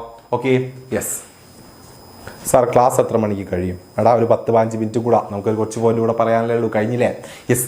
നോക്കിയേ, ടെക്നിക് ഓഫ് സയന്റിഫിക് മാനേജ്മെന്റ്. അല്ലെ, സയന്റിഫിക് മാനേജ്മെന്റ് ടെക്നിക്കാണ് നമുക്ക് പഠിക്കാനുള്ളത്. അല്ലെ, എന്തൊക്കെയാ സയന്റിഫിക് മാനേജ്മെന്റ് ടെക്നിക്ക്? ഒരു 7 എണ്ണം ഉണ്ടല്ലോ. എന്തൊക്കെ ടെക്നിക്കാണ് സയന്റിഫിക് മാനേജ്മെന്റിൽ നമ്മൾ യൂസ് ചെയ്യുന്നത്?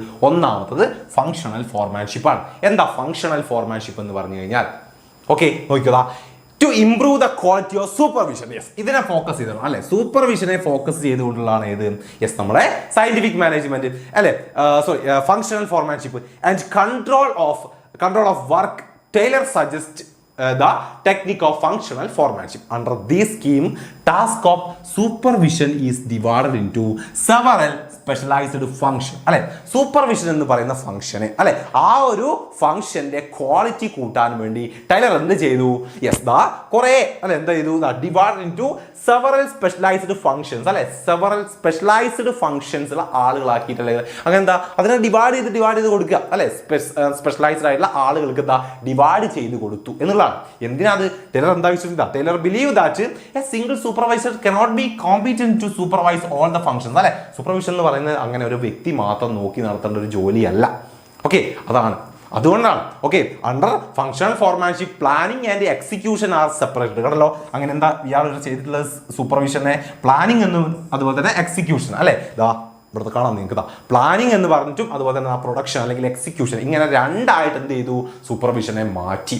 അങ്ങനെ മാറ്റിയിട്ട് എന്താ ഓരോന്നിനും 4 വീതം ഫോർമാൻമാരെ സെറ്റ് ചെയ്തു. ഇതാണ് എന്തെന്ന്?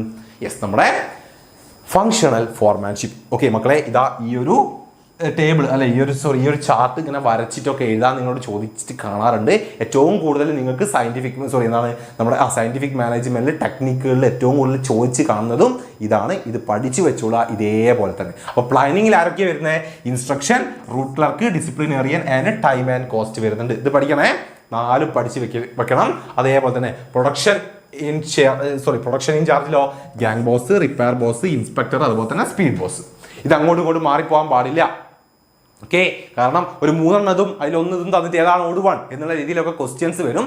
സോ അതുകൊണ്ടാണ് വൃത്തിക്ക് പഠിച്ചു വെച്ചോളാം. യെസ്, ഓരോന്ന് നോക്കാം.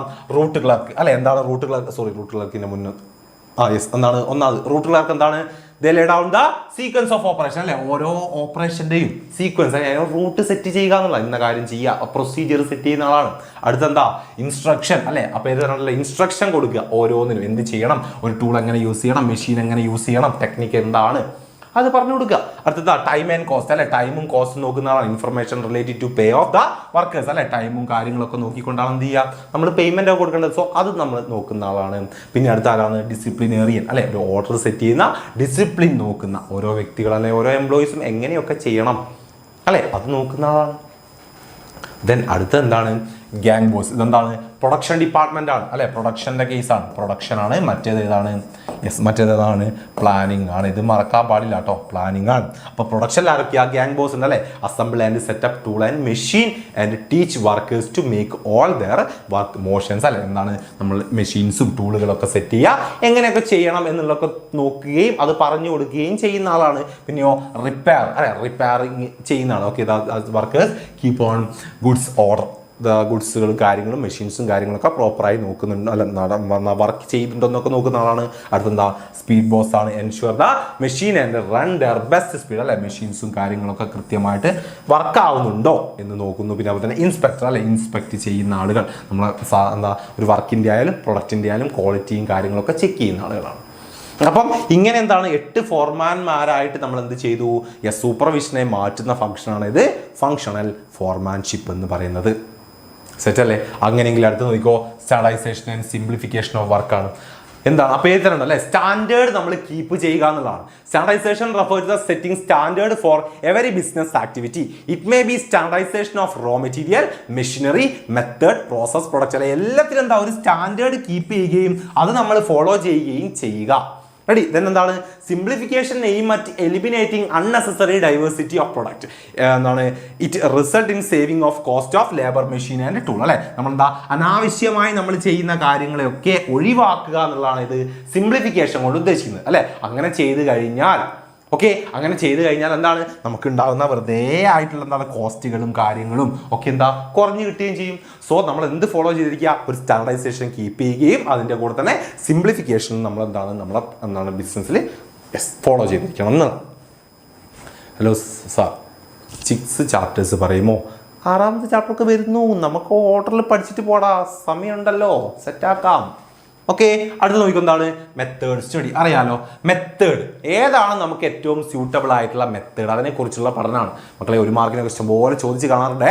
The main object of method study is to find out the best way of doing the കവിള് കടിച്ചു പോയി അപ്പോൾ അത് ഫേനായി പോയി. കവിള് കടിച്ചു പോയി മക്കളെ ഒറ്റ സെക്കൻഡേ.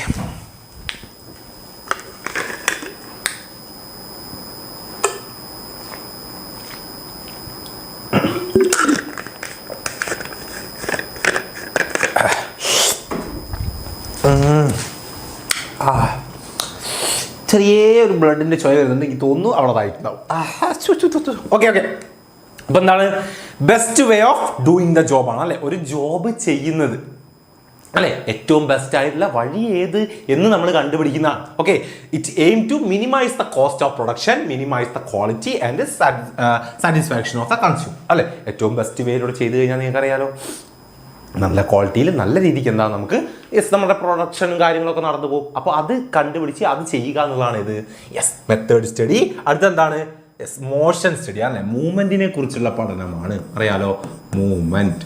റെഡി? എന്താണ് it involve the study of movement of operation of A worker. It aim at eliminating unnecessary and inefficient movement അല്ലെ ഈ പണിയെടുക്കാതെ നടക്കുന്ന എംപ്ലോയീസ് ഉണ്ടാവുമല്ലോ അപ്പോൾ അതൊക്കെ കുറയ്ക്കുക എന്നുള്ളതാണ് അല്ലെ.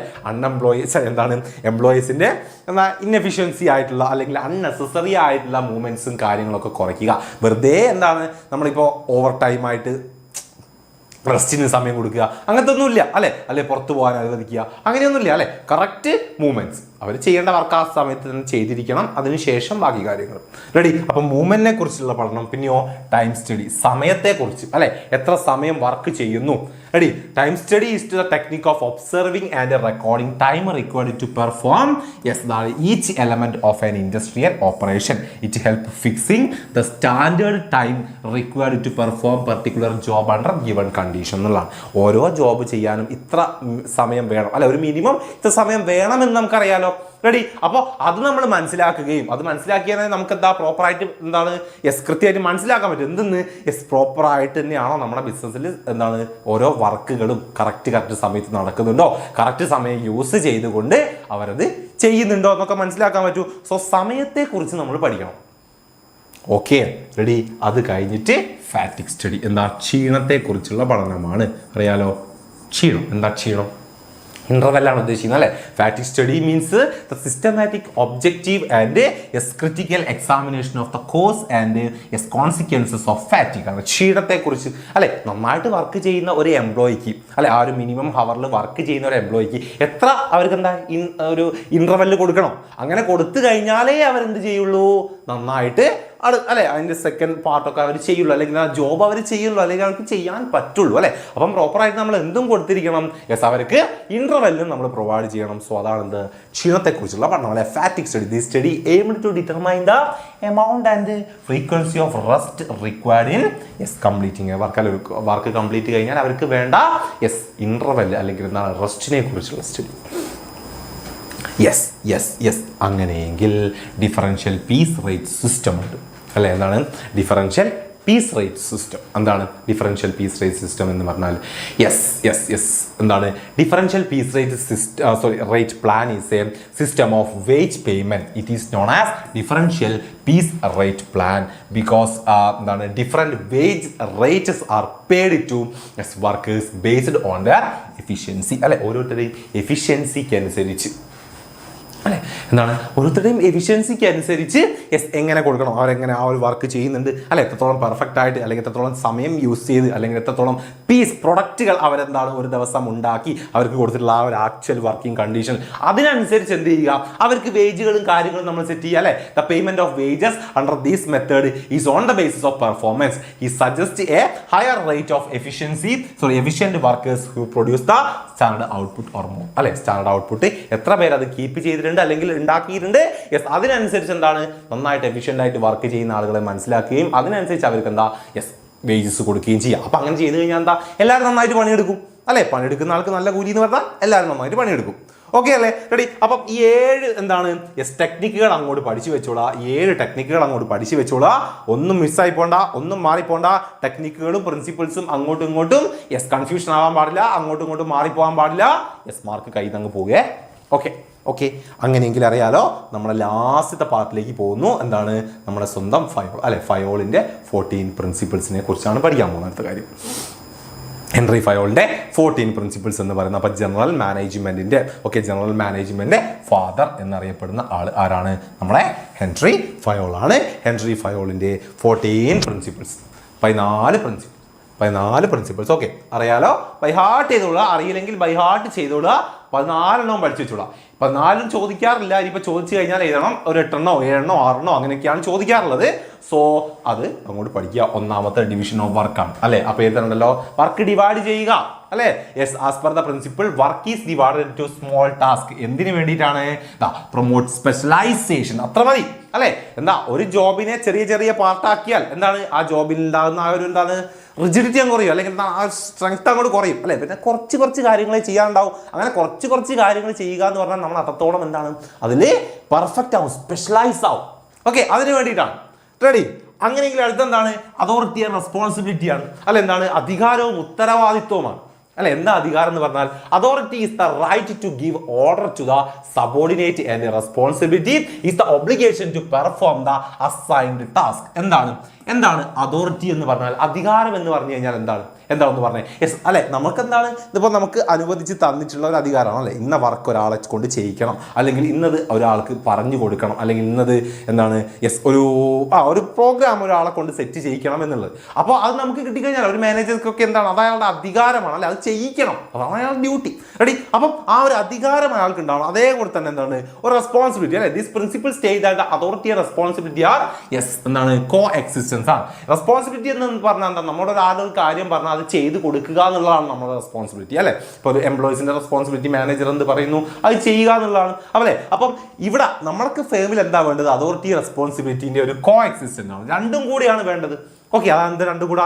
If the authority is granted to person he should also be made responsible എന്നുള്ളതാണ് അല്ലെ. എന്താണ്, ഒരു അതോറിറ്റി ഉള്ള ആളാണെങ്കിൽ അയാൾക്ക് എന്താ അതിനുള്ള റെസ്പോൺസിബിലിറ്റി വേണം. എന്താ, ആ ഒരു അധികാരം ചെയ്ത് എടുക്കാനുള്ള റെസ്പോൺസിബിലിറ്റി അയാൾക്ക് കാണിക്കണം. അതേപോലെ similarly if anybody is made responsible for A task he should sufficient authority അല്ലെ. റെസ്പോൺസിബിലിറ്റി ഉള്ള ആളുകൾക്ക് എന്താണ്, ചില അതോറിറ്റികളും ചില അധികാരങ്ങളും വേണം എന്നുള്ളതാണ്. അപ്പോൾ അത് രണ്ടും കൂടെ എന്താണ്, കോ എക്സിസ്റ്റൻസ് ആയിട്ടാണ് നമുക്ക് വേണ്ടത്. അതാണ് ഇവിടെ അതോറിറ്റി ആൻഡ് റെസ്പോൺസിബിലിറ്റിയിൽ ടൈലർ പറയുന്നത്, ഫയോള് പറയുന്നത്. റെഡി, അടുത്തെന്താ, ഡിസിപ്ലിൻ അല്ലെ. എന്താ ഡിസിപ്ലിൻ? യെസ്, ചെയ്യേണ്ട കാര്യങ്ങൾ വൃത്തിക്ക് ചെയ്ത് മുന്നോട്ട് പോവുക എന്നുള്ളതാണ് അല്ലെ. യെസ്, നിങ്ങൾക്ക് ഇല്ലാത്ത കാര്യം, നിങ്ങൾ പഠിക്കുന്നില്ല. ഓക്കെ, ഡിസിപ്ലിൻ മീൻസ് എന്താണ്, getting obedience to rule and regulations അല്ലെ. നമ്മളെ റൂളുകളും റെഗുലേഷൻസ് എന്താ പ്രോപ്പറായിട്ട് ഫോളോ ചെയ്യുക എന്നുള്ളതാണ് അല്ലെ. It is essential for the smooth running അല്ലെ. ബിസിനസിന്റെ സ്മൂത്ത് റണ്ണിങ്ങിന് എന്താ അത്യാവശ്യമാണ്, ഡിസിപ്ലിൻ ആവശ്യമാണ്. Okay, ready. അങ്ങനെയെങ്കിൽ അടുത്ത് എന്താണ്, യെസ് സ്നേഹ പറയൂ. Yes, the unity of command ആണ് അല്ലെ. എന്താ യൂണിറ്റി ഓഫ് കമാൻഡ് എന്ന് പറഞ്ഞു കഴിഞ്ഞാൽ, യെസ്, യൂണിറ്റി ഓഫ് കമാൻഡ് എന്താണ്, the principle state that the employee should receive order from one superior only. He should be accountable to one superior only അല്ലെ. The command കിട്ടേണ്ടതും ഒരാള് എന്താണ് റെസ്പോൺസിബിൾ ആവേണ്ടത് എന്താണ്, ഒരു വ്യക്തിക്ക് അല്ലെ, ഒരു സുപ്പീരിയറിന് മാത്രം. ഇഫ് എ സബോർഡിനേറ്റ് റിസീവ്ഡ് എന്താണ് conflicting order from to superior at a time അല്ലെ. രണ്ടോ അതിലധികമോ ആളിൽ നിന്ന് നമ്മൾ എന്താണ്, യെസ്, ഇതുപോലെ നമുക്ക് എന്താണ് കുറേ ഓർഡറൊക്കെ ഇങ്ങനെ കിട്ടിക്കൊണ്ടിരുന്നാൽ നമുക്ക് തന്നെ കൺഫ്യൂഷൻ ആവും അല്ലെ. ഒരു വർക്കും എന്ത് ചെയ്യാൻ പറ്റുന്നില്ല, നല്ല രീതിയിൽ നടന്നു പോവുകയില്ല അവിടെ അല്ലെ. അപ്പം യൂണിറ്റി ഓഫ് കമാൻഡ് അല്ലെ. എന്താണ് യൂണിറ്റി ഓഫ് കമാൻഡ്? ഒരു എംപ്ലോയിക്ക് എന്താണ്, ഒരു സുപ്പീരിയറിൽ നിന്നുള്ള എന്ത് ഓർഡർ കിട്ടുക, ഒരു സുപ്പീരിയറിൽ മാത്രം എന്താണ് അയാൾ അക്കൗണ്ടബിൾ ആവുക അല്ലെങ്കിൽ റെസ്പോൺസിബിൾ ആവുക എന്നുള്ളതാണ് യൂണിറ്റി ഓഫ് കമാൻഡ്. അതിന്റെ നേരെ അതിന്റെ സെയിം കാര്യമാണ് ഇത് യൂണിറ്റി ഓഫ് ഡയറക്ഷൻ അല്ലെ. ഡയറക്ഷൻ ഒരു യൂണിറ്റി ഉണ്ടാവണം അല്ലെ. എന്താണ്, these principle state that the group of activity അല്ലെ. ഒരു ഗ്രൂപ്പ് ഓഫ് ആക്ടിവിറ്റി ചെയ്യുന്ന ആളുകൾക്കും അതായത് ഒരേ ഒബ്ജക്റ്റീവ് അല്ലെ, ഒരേ ലക്ഷ്യത്തിലേക്ക് പോകുന്ന ഒരു ടീമിന് എന്ത് വേണം, there should be one head and one plan അല്ലെ. അവർക്ക് എന്താ, ഒരു ഹെഡേ ഉണ്ടാവാൻ പാടുള്ളൂ, ഒരു പ്ലാനേ അവർക്ക് കൊടുക്കാൻ പാടുള്ളൂ. ഓക്കെ, 14 പ്രിൻസിപ്പിള് പഠിക്കണമെന്ന് മസ്റ്റാണോ? വാട്ട്, എന്ത് ക്വസ്റ്റ്യൻ സ്നേഹ. പഠിക്കാതെ പോവണ്ട, പഠിച്ചോളുക. ഓക്കെ, അത് വൃത്തിക്ക് പഠിച്ചു. 14 പഠിച്ചിട്ട് പോവുക. 14 അങ്ങനെ എഴുതാൻ ചോദിക്കാറില്ല. റയർ കേസസിലെ 14 ചോദിക്കാറുള്ളൂ. അല്ലാത്ത കേസിൽ ഒരു 7-8 ഒക്കെ എഴുതാൻ പറയും നമ്മളോട്. അപ്പോൾ പഠിച്ചു വെച്ചിരിക്കണം. അപ്പോൾ എന്താണ്, നിങ്ങൾക്ക് ഏതാണ് പെട്ടെന്ന് കിട്ടുക എന്ന് പറയാൻ പറ്റില്ലല്ലോ. സോ അതുകൊണ്ട് എന്താ എല്ലോ. ഓക്കെ, അപ്പോൾ എന്താണ്, യെസ്, എന്താണ് ഒരേ ഒബ്ജക്റ്റീവിന് വേണ്ടി വർക്ക് ചെയ്യുന്ന അല്ലെങ്കിൽ ഒരേ ആക്ടിവിറ്റി ചെയ്യുന്ന ഒരു ഗ്രൂപ്പ് ഓഫ് ആളുകൾക്ക് എന്താണ്, ഒരൊറ്റ പ്ലാനേ ഉണ്ടാവാൻ പാടുള്ളൂ, ഒരൊറ്റ ഹെഡ് അല്ലെ, ഒരൊറ്റ സുപ്പീരിയറെ അവർക്ക് ഉണ്ടാവാൻ പാടുള്ളൂ എന്നുള്ളതാണ് ഇത് യൂണിറ്റി ഓഫ് ഡയറക്ഷൻ. അങ്ങനെയെങ്കിൽ അടുത്തെന്താ, subordination of individual interest to general interest. നമ്മൾ അവിടെ പറഞ്ഞു അല്ലെ, ഹാർമണി നോ ഡിസ്കോർഡ്, കോർപ്പറേഷൻ ഒക്കെ പറഞ്ഞില്ലേ, അത് തന്നെ കാര്യം അല്ലെ. എന്താ വേണ്ടത് ഒരു ബിസിനസ്സിന്? Organisation is superior to individuals അല്ലെ. എന്താണ്, this principle state whenever there is a conflict between individual interest and common interest അല്ലെ. ചില ആളുകൾ അവരുടെ ആഗ്രഹങ്ങൾ അല്ലെങ്കിൽ കാര്യങ്ങളൊക്കെ തന്നെ നടക്കണം എന്നുള്ള വാശി പിടിക്കും അല്ലെ. പക്ഷേ ഒരു ബിസിനസ്സിനെ ബേസ് ചെയ്ത് എന്താണ്, യെസ്, അവിടെ എന്താ നോക്കേണ്ടത്, ഒരു ഗ്രൂപ്പ് ഓഫ് ആളുകളുടെ താല്പര്യം എന്ത്, അങ്ങനെയാണ് നമ്മൾ മുന്നോട്ട് പോകേണ്ടത്. അല്ലാതെ ഒരു ഇൻഡിവിജ്വലിന്റെ താല്പര്യത്തിനനുസരിച്ച് നമ്മൾ എന്താണ് പോവുക എന്നുള്ളതല്ല. ഓക്കെ അല്ലേ, ready. Common interest must be prevail over individual interest അല്ലേ. ഇൻഡിവിജ്വൽ ഇൻട്രസ്റ്റിനേക്കാൾ ഇമ്പോർട്ടൻസ് എന്തിന്, ഗ്രൂപ്പ് ഓഫ് ആളുകൾക്ക് കൊടുക്കുക എന്നുള്ളതാണ്.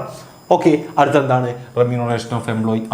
അറിയാലോ അല്ലെ, എന്താ നല്ല രീതിക്ക് പൈസ കൊടുക്കുക അല്ലെ. Remuneration should be just and equitable. It should be satisfactory both the employees and employee. Fair remuneration motivates keep the morale of the worker അല്ലെ. പണിയെടുക്കുന്ന ആളുകൾക്ക് നല്ല രീതിയിൽ എന്താ വേജസും കാര്യങ്ങളൊക്കെ കൊടുക്കുക അല്ലെ, അത് അവരെ മോട്ടിവേറ്റ് ചെയ്യും. Okay, ready. അടുത്തെന്താണ്, സെൻട്രലൈസേഷൻ ആൻഡ് ഡീസെൻട്രലൈസേഷൻ. യെസ്, എന്താണ്, കേന്ദ്രീകരണവും വികേന്ദ്രീകരണവും എന്നാണ് മീനിങ് അല്ലെ. കേന്ദ്രീകരിക്കുക, വികേന്ദ്രീകരണം. കേന്ദ്രീകരണം, the concentration of decision making authority at top level is called centralisation. ഓർത്ത് വെക്കണേ, ഇതൊക്കെ ചോദ്യം വരും കേട്ടോ. എന്താണ് സെൻട്രലൈസേഷൻ അല്ലെ. എന്താണ്, നമ്മുടെ ഡിസിഷൻ എടുക്കാനുള്ള അധികാരം ടോപ്പ് ലെവലിൽ മാത്രം ഒതുങ്ങി നിൽക്കുന്നതിനെയാണ് നമ്മൾ എന്ത് പറയുക, യെസ്, സെൻട്രലൈസേഷൻ എന്ന് പറയുക. ഓക്കെ, അപ്പൊ എന്താ ഡീസെൻട്രലൈസേഷൻ എന്ന് പറഞ്ഞു കഴിഞ്ഞാൽ അല്ലെ, there as it is dispersal to the lower level അല്ലെ. അതെന്താ ലോവർ ലെവലിലുള്ള എന്താണ് താഴേക്കിടയിലുള്ള എംപ്ലോയീസിനും കൂടി എന്താ അതിലേക്ക് ഉൾപ്പെടുത്തുന്നതിനെ നമ്മൾ എന്താ പറയുക, ഡീസെൻട്രലൈസേഷൻ എന്ന് പറയുക. അപ്പം നമ്മുടെ ഫേമിന് എന്താ വേണ്ടത് ഫയോൾ പറയുന്നത്, according to Fayol an organization should strive achieve a balance between centralization and decentralization അല്ലെ. നമുക്ക് എന്താ വേണ്ടത്, ഒരു ബാലൻസ് ആണ്. സെൻട്രലൈസേഷനും വേണം, എന്തും വേണം, ഡീസെൻട്രലൈസേഷനും വേണം അല്ലെ. അത് ഒരുമിച്ച് കൊണ്ടുപോയാലേ നമുക്ക് എന്ത് ചെയ്യാൻ പറ്റുള്ളൂ, യെസ് അതാ ചില സിറ്റുവേഷൻ നന്നായി ഡീൽ ചെയ്യാൻ പറ്റുള്ളൂ. ചിലപ്പോൾ എംപ്ലോയീസിനായി നല്ല തീരുമാനം എടുക്കാൻ പറ്റുക, ചില സിറ്റുവേഷനിൽ ടോപ്പ് മാനേജ്മെന്റിനായിരിക്കും അല്ലെ. അപ്പോൾ അത് രണ്ടും കൂടെ എന്താണ് നമ്മൾ യെസ് ഒരുമിച്ച് കൊണ്ടുപോകണം, ബാലൻസ് ആയിട്ട് കൊണ്ടുപോകണം. അതാണ് ഇത് സെൻട്രലൈസേഷൻ ആൻഡ് ഡീസെൻട്രലൈസേഷൻ. സാറപ്പാ പാടാം, സാറ് പാടും, നമുക്കിനി പാടാൻ ടൈം കിടക്കില്ല, ഇനി ഫുൾ ലൈവല്ലേ, നമുക്ക് അവിടെ പാടാം. ഇപ്പോഴേ പാടി തീർത്താൽ ആ ഒരു സമയത്തേക്ക് പാടാനൊന്നും ഉണ്ടാവില്ല. ഓക്കെ, അടുത്തെന്താ സ്കേലാർ ചെയിൻ കമ്മ്യൂണിക്കേഷൻ അല്ലെ. Scalar chain refers to the chain of superior ranking from the ultimate authority to the lowest level in the concern അല്ലെ. മുകളിലുള്ള ആൾ മുതൽ താഴെ ഇടയിലുള്ള ആളുകൾ വരെ കമ്മ്യൂണിക്കേറ്റ് ചെയ്യുന്ന ആ ഒരു ചെയിൻ, അതാണ് എന്തെന്ന് സ്കേലാർ ചെയിൻ അല്ലെ. It states the superior subordinate relationship throughout the concern and it's necessary to ensure unity of command and effective communication അല്ലെ. ഒരു യൂണിറ്റി ഓഫ് കമാൻഡിന് വേണ്ടിയും അതുപോലെ തന്നെ ഒരു എഫക്റ്റീവ് കമ്മ്യൂണിക്കേഷന് വേണ്ടിയിട്ടും നമുക്ക് എന്ത് വേണം, ഈ ഒരു കാര്യം അല്ലെ, ഈ ഒരു റിലേഷൻഷിപ്പ് കീപ്പ് ചെയ്യാൻ വേണ്ടിയിട്ട് നമുക്ക് സ്കേലാർ ചെയിൻ നമ്മളെ എന്ത് വേണം, ബിസിനസ്സിൽ ആവശ്യമുണ്ട്. സാറേ ഓയ് ജസീം പറഞ്ഞ ഓക്കെ. അപ്പം these chain should not be violate in the normal course of formal communication അല്ലെ. അപ്പൊ എന്താ ഈ ചെയിൻ നമുക്ക് എന്താ നോർമൽ കേസിൽ അല്ലെ, ഫോർമൽ കമ്മ്യൂണിക്കേഷൻ നമുക്കത് വയലേറ്റ് ചെയ്യാനുള്ള അധികാരമില്ല, അല്ലെങ്കിൽ നമ്മളത് ചെയ്യാൻ പാടില്ല. പക്ഷേ however Fayol is not favour of very rigid scalar chain അല്ലെ. അപ്പൊ എന്താ ആ ഒരു സ്കേലാർ ചെയിൻ നമുക്ക് വേണം, ഫോർമലി നമുക്കത് വേണം. പക്ഷേ എന്താണ് പറയുന്നത്, യെസ് ഒരു റിജിഡ് ആയിട്ടുള്ള സെറ്റപ്പിൽ സ്കേലാർ ചെയിൻ നമുക്ക് വേണ്ട എന്നാണ് ആര് പറയുന്നത്, ഫയോൾ പറയുന്നത് അല്ലെ. എന്താണ്, he suggest the short circuiting of chain of command where emergency decisions അല്ലെ. എമർജൻസി ഡിസിഷൻ എടുക്കേണ്ട കേസിൽ നമ്മൾ എന്ത് വേണം, അതിലൊരു ഷോർട്ട് സർക്യൂട്ട് കമ്മ്യൂണിക്കേഷൻ നമ്മൾ വെക്കേണ്ടതുണ്ട്. അതായത് ഇവിടെ ആളുകൾക്ക് ഇങ്ങനെയും ഇങ്ങനെയൊക്കെ എന്താ കമ്മ്യൂണിക്കേഷൻ നടത്താനുള്ള ഒരു ഓപ്ഷൻ അർജന്റ് ആയിട്ട് അല്ലെങ്കിൽ എന്താണ് എമർജൻസി ഡിസിഷൻ മേക്കിംഗ് ടൈമിൽ നമ്മൾ ചെയ്യേണ്ടതുണ്ട്. യെസ് അതിനെ നമ്മൾ പറയുന്ന പേരാണ് എന്തെന്ന് gang plan. Okay, gang plan മറക്കരുതേ, പഠിച്ചു വെച്ചോളാം. സെറ്റ് അല്ലേ, റെഡി അല്ലേ? അങ്ങനെയെങ്കിൽ അടുത്ത് എന്താണ്, ഓർഡർ ആണ് അല്ലെ. എന്താണ് ഓർഡർ എന്ന് പറഞ്ഞു കഴിഞ്ഞാൽ, ഓർഡറാ അല്ലെ, ഓർഡർ വേണം അല്ലെ. Order is the arrangement of things and persons in the proper place. According to Fayol, there should be place for everything and everyone. That is, right man at the right thing at the right job ആണ് അല്ലെ, right place ആണ് അല്ലെ. ഓരോന്നിനും അതിൻ്റെതായ സ്ഥലമില്ലേ ദാസ, yes ആ സ്ഥലത്ത് അതിനെ keep ചെയ്യുക എന്നുള്ളതാണ് എന്തെന്ന് ഓർഡർ. ഓക്കെ, ദെൻ അടുത്തത് എന്താണ്, യെസ് ഇക്വിറ്റി അല്ലെ. എന്താണ് equity? Okay, the principle suggest that the fair treatment of assured to people in similar position. Example, workers doing the same job should have equal pay അല്ലെ. എല്ലാവരും എന്താ ഒരേപോലെ കാണുക, ഒരേ പേയ്മെന്റ് നൽകുക, എംപ്ലോയീസിനും എല്ലാവരും അല്ലെ ഒരേപോലെ ഡീൽ ചെയ്യുക എന്നുള്ളതാണ്. ഓക്കെ, ഇക്വിറ്റി നമ്മൾ കീപ്പ് ചെയ്തിരിക്കുക. പിന്നെന്താണ്, stability of tenure of personnel. എന്താണ് stability of tenure of personnel എന്ന് പറഞ്ഞു കഴിഞ്ഞാൽ എന്താണ്, according to Fayol workers should not move from one job to another frequently അല്ലെ. ഒരു ജോബിൽ നിന്നും മറ്റൊരു ജോബിലേക്ക് നമ്മൾ വെറുതെ ഇങ്ങനെ മാറ്റിക്കൊണ്ടിരിക്കാൻ പാടില്ല. അങ്ങനെ ചെയ്താൽ time is necessary for employees to adapt the work അല്ലെ. ഒരു ജോലി പഠിച്ചെടുക്കാൻ ഒരാൾക്ക് ഒരു സമയമുണ്ട് അല്ലെ. അപ്പൊ പെട്ടെന്ന് അയാൾ അത് പഠിച്ചു വരുമ്പോഴത്തേക്കും മറ്റൊരു ജോബിലേക്ക് മാറ്റിയാൽ അത് അയാളെയും ബാധിക്കും, ആ ഒരു ജോബിന് എല്ലാം ബാധിക്കുന്ന കാര്യമാണ്. സോ ഒരു സ്റ്റെബിലിറ്റി നമ്മൾ എപ്പോഴും ആളുകളുടെ വർക്കിനെ കീപ്പ് ചെയ്യേണ്ടതുണ്ട്. യെസ് മക്കളെ, ഷുവർ ക്വസ്റ്റ്യൻസ് ഒക്കെ വരും, ഒന്നും പേടിക്കണ്ട. സെറ്റ്. ഓക്കെ, എന്താ ഷുവർ കിട്ടിയിട്ട് ഇപ്പോൾ ഫുൾ അടിക്കും. എന്താടാ അതെന്ത് ടോക്കാടാ, അതെന്ത് ടോക്കാ. അടുത്ത് എന്താ ഇനീഷ്യേറ്റീവ് അല്ലെ. എന്താ ഒരു മുൻകൈ എടുക്കണം അല്ലെ, അതിനുള്ള ഒരു ഓപ്ഷൻ വേണം. എന്താണ്, according to these principle subordinate should be given an opportunity to take initiative in making and executing the plan. It will increase the zeal and energy of employees and help them to creative ആണ് അല്ലെ. എന്താ ഓരോ വ്യക്തികൾക്കും അല്ലെ, ഏത് എംപ്ലോയീസിനാണെങ്കിലും ചില സിറ്റുവേഷനിലൊക്കെ എന്താ സ്വയം തീരുമാനങ്ങൾ എടുക്കാനും കണ്ടറിഞ്ഞ് ചില കാര്യങ്ങൾ ചെയ്യാനും ഒക്കെയുള്ള അനുവാദം നമ്മൾ അല്ലെ, ഒരു ഇനീഷ്യേറ്റീവ് അയാൾക്ക് ഉണ്ടായിരിക്കണം. അത് നമ്മൾ കൊടുക്കണം എന്നുള്ളതാണ്. അങ്ങനെ കൊടുത്തു കഴിഞ്ഞാൽ എന്തുള്ളൂ അല്ലെ, അവർക്കൊരു മോട്ടിവേഷൻ ഉണ്ടാവും. എനിക്കിതൊക്കെ ഡീൽ ചെയ്യാൻ പറ്റും അല്ലെ, എനിക്കത് ചെയ്യാൻ പറ്റും എന്നുള്ളൊരു തോന്നൽ. ഓക്കെ അല്ലേ? റെഡി? യെസ്. അപ്പോൾ ആ ഒരു ഇനീഷ്യേറ്റീവ് ഉണ്ടാവണം. പിന്നെ അടുത്ത് എന്താ? എക്സ്പിരിറ്റ് ഡി സ്കോപ്സ് അല്ലെങ്കിൽ യെസ് യൂണിയൻ ഈ സ്ട്രെങ്ത് ആണ് അല്ലേ? എന്താണ്? യെസ് ഐക്യമത്യം മഹാബലം എന്ന് കേട്ടില്ലേ? ആ സംഭവമാണ്. ഓക്കെ. അപ്പോൾ these principles imply that there should be coordination and team work among the members of the organisation അല്ലേ? ഓർഗനൈസേഷനിലെ മെമ്പേഴ്സ് എന്താ? ഒരു കോർഡിനേഷൻ, ഒരു ടീം വർക്ക് ഉണ്ടാവണം എന്നാണ് പറയുന്നത് അല്ലേ? Management must take step to develop a sense of belongingness among the members of the work group. Team spirit help develop and atmosphere of mutual trust and understanding അല്ലേ? അങ്ങനെ ഒരു എന്താണ് team സ്പിരിറ്റിലെ നമുക്ക് എന്താണ് നല്ലൊരു അറ്റ്മോസ്ഫിയറും നല്ലൊരു ടീം സ്പിരിറ്റ് കാര്യങ്ങൾ അല്ലെങ്കിൽ എന്താണ് നല്ല അണ്ടർസ്റ്റാൻഡിങ്ങിലൂടെ മുന്നോട്ട് പോകാൻ പറ്റുള്ളൂ. അങ്ങനെ വർക്ക് ചെയ്യുന്നതല്ലേ ഏറ്റവും ബെസ്റ്റ് അല്ലെ? നല്ലൊരു ഒബ്ജക്റ്റീവിന് എന്താ എല്ലാവരും കൂടെ ഒരുമിച്ച് വർക്ക് ചെയ്യുന്നതല്ലേ ബെസ്റ്റ്? അത് മനസ്സിലാക്കുക എന്നുള്ളതാണ്. ഐ അല്ല വി ആണ് അല്ലേ? I not we. ഐ അല്ല വി ആണ് സംഭവം. ഓക്കെ അല്ലേ? റെഡി അല്ലേ? 14 പ്രിൻസിപ്പിൾസ് അങ്ങോട്ട് പഠിച്ച് വെച്ചോളുക. ഓക്കെ? സെറ്റ് അല്ലേ? റെഡി അല്ലേ? അങ്ങനെയെങ്കിൽ ഇത്രയേ ഉള്ളൂ ഏത് നമ്മുടെ ഈ ചാപ്റ്റർ. ഓക്കെ, മാനേജ്മെന്റ് പ്രിൻസിപ്പിൾസ് വ്യക്തമായിട്ട് പഠിച്ചോളുക. അതിൻ്റെ നാച്ചുറൽ, അതിൻ്റെ അതുപോലെ തന്നെ നീഡ്സ്, ഇമ്പോർട്ടൻസ് കാര്യങ്ങൾ ഓർത്തുകൊള്ളുക. പിന്നെ നമ്മുടെ ടൈലറുടെയും അതുപോലെ തന്നെ ഫയോളിൻ്റെയും പ്രിൻസിപ്പിൾസും ടെക്നിക്സും മറക്കണ്ട, പഠിച്ചോളുക. സ്കിപ്പ് ചെയ്യാനൊന്നുമില്ല, കൃത്യമായിട്ട് പഠിച്ചോളുക. Okay, set. റെഡി ഓക്കെ അല്ലേ? റെഡി? അങ്ങനെയെങ്കിൽ ഇത്രയേ ഉള്ളൂ നമ്മുടെ ഇന്നത്തെ ക്ലാസ്. ഈ 2 ചാപ്റ്ററുകളും ഇനിയുള്ള സമയം 9:00 ആരും പോയി കിടന്നുറങ്ങൂലല്ലോ.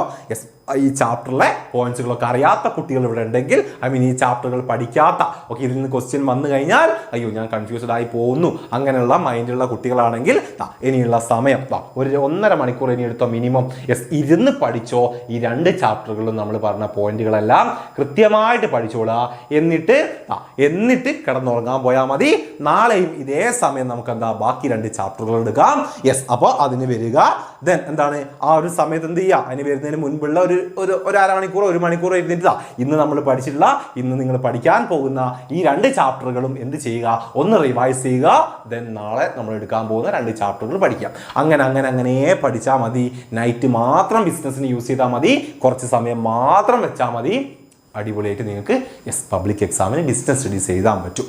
ഓക്കെ, അപ്പം ആ ഒരു കൺസിസ്റ്റൻസി കീപ്പ് ചെയ്യുക, ടൈം നന്നായിട്ട് യൂസ് ചെയ്യുക, ഹാർഡ് വർക്ക് ചെയ്യാനുള്ള ഒരു മനസ്സ് ഉണ്ടാക്കുക, അതിരുന്നോളുക. ഓക്കെ അല്ലേ? സെറ്റ് അല്ലേ? റെഡി അല്ലേ? ഓക്കെ, അങ്ങനെയെങ്കിൽ നമുക്ക് അടുത്ത ലൈവിൽ നാളെ തന്നെ കാണാം. അപ്പം ബൈ. സെറ്റായിട്ട് പഠിക്കുക, സെറ്റായിട്ട്. ഓക്കെ അല്ലേ? ടാറ്റാ.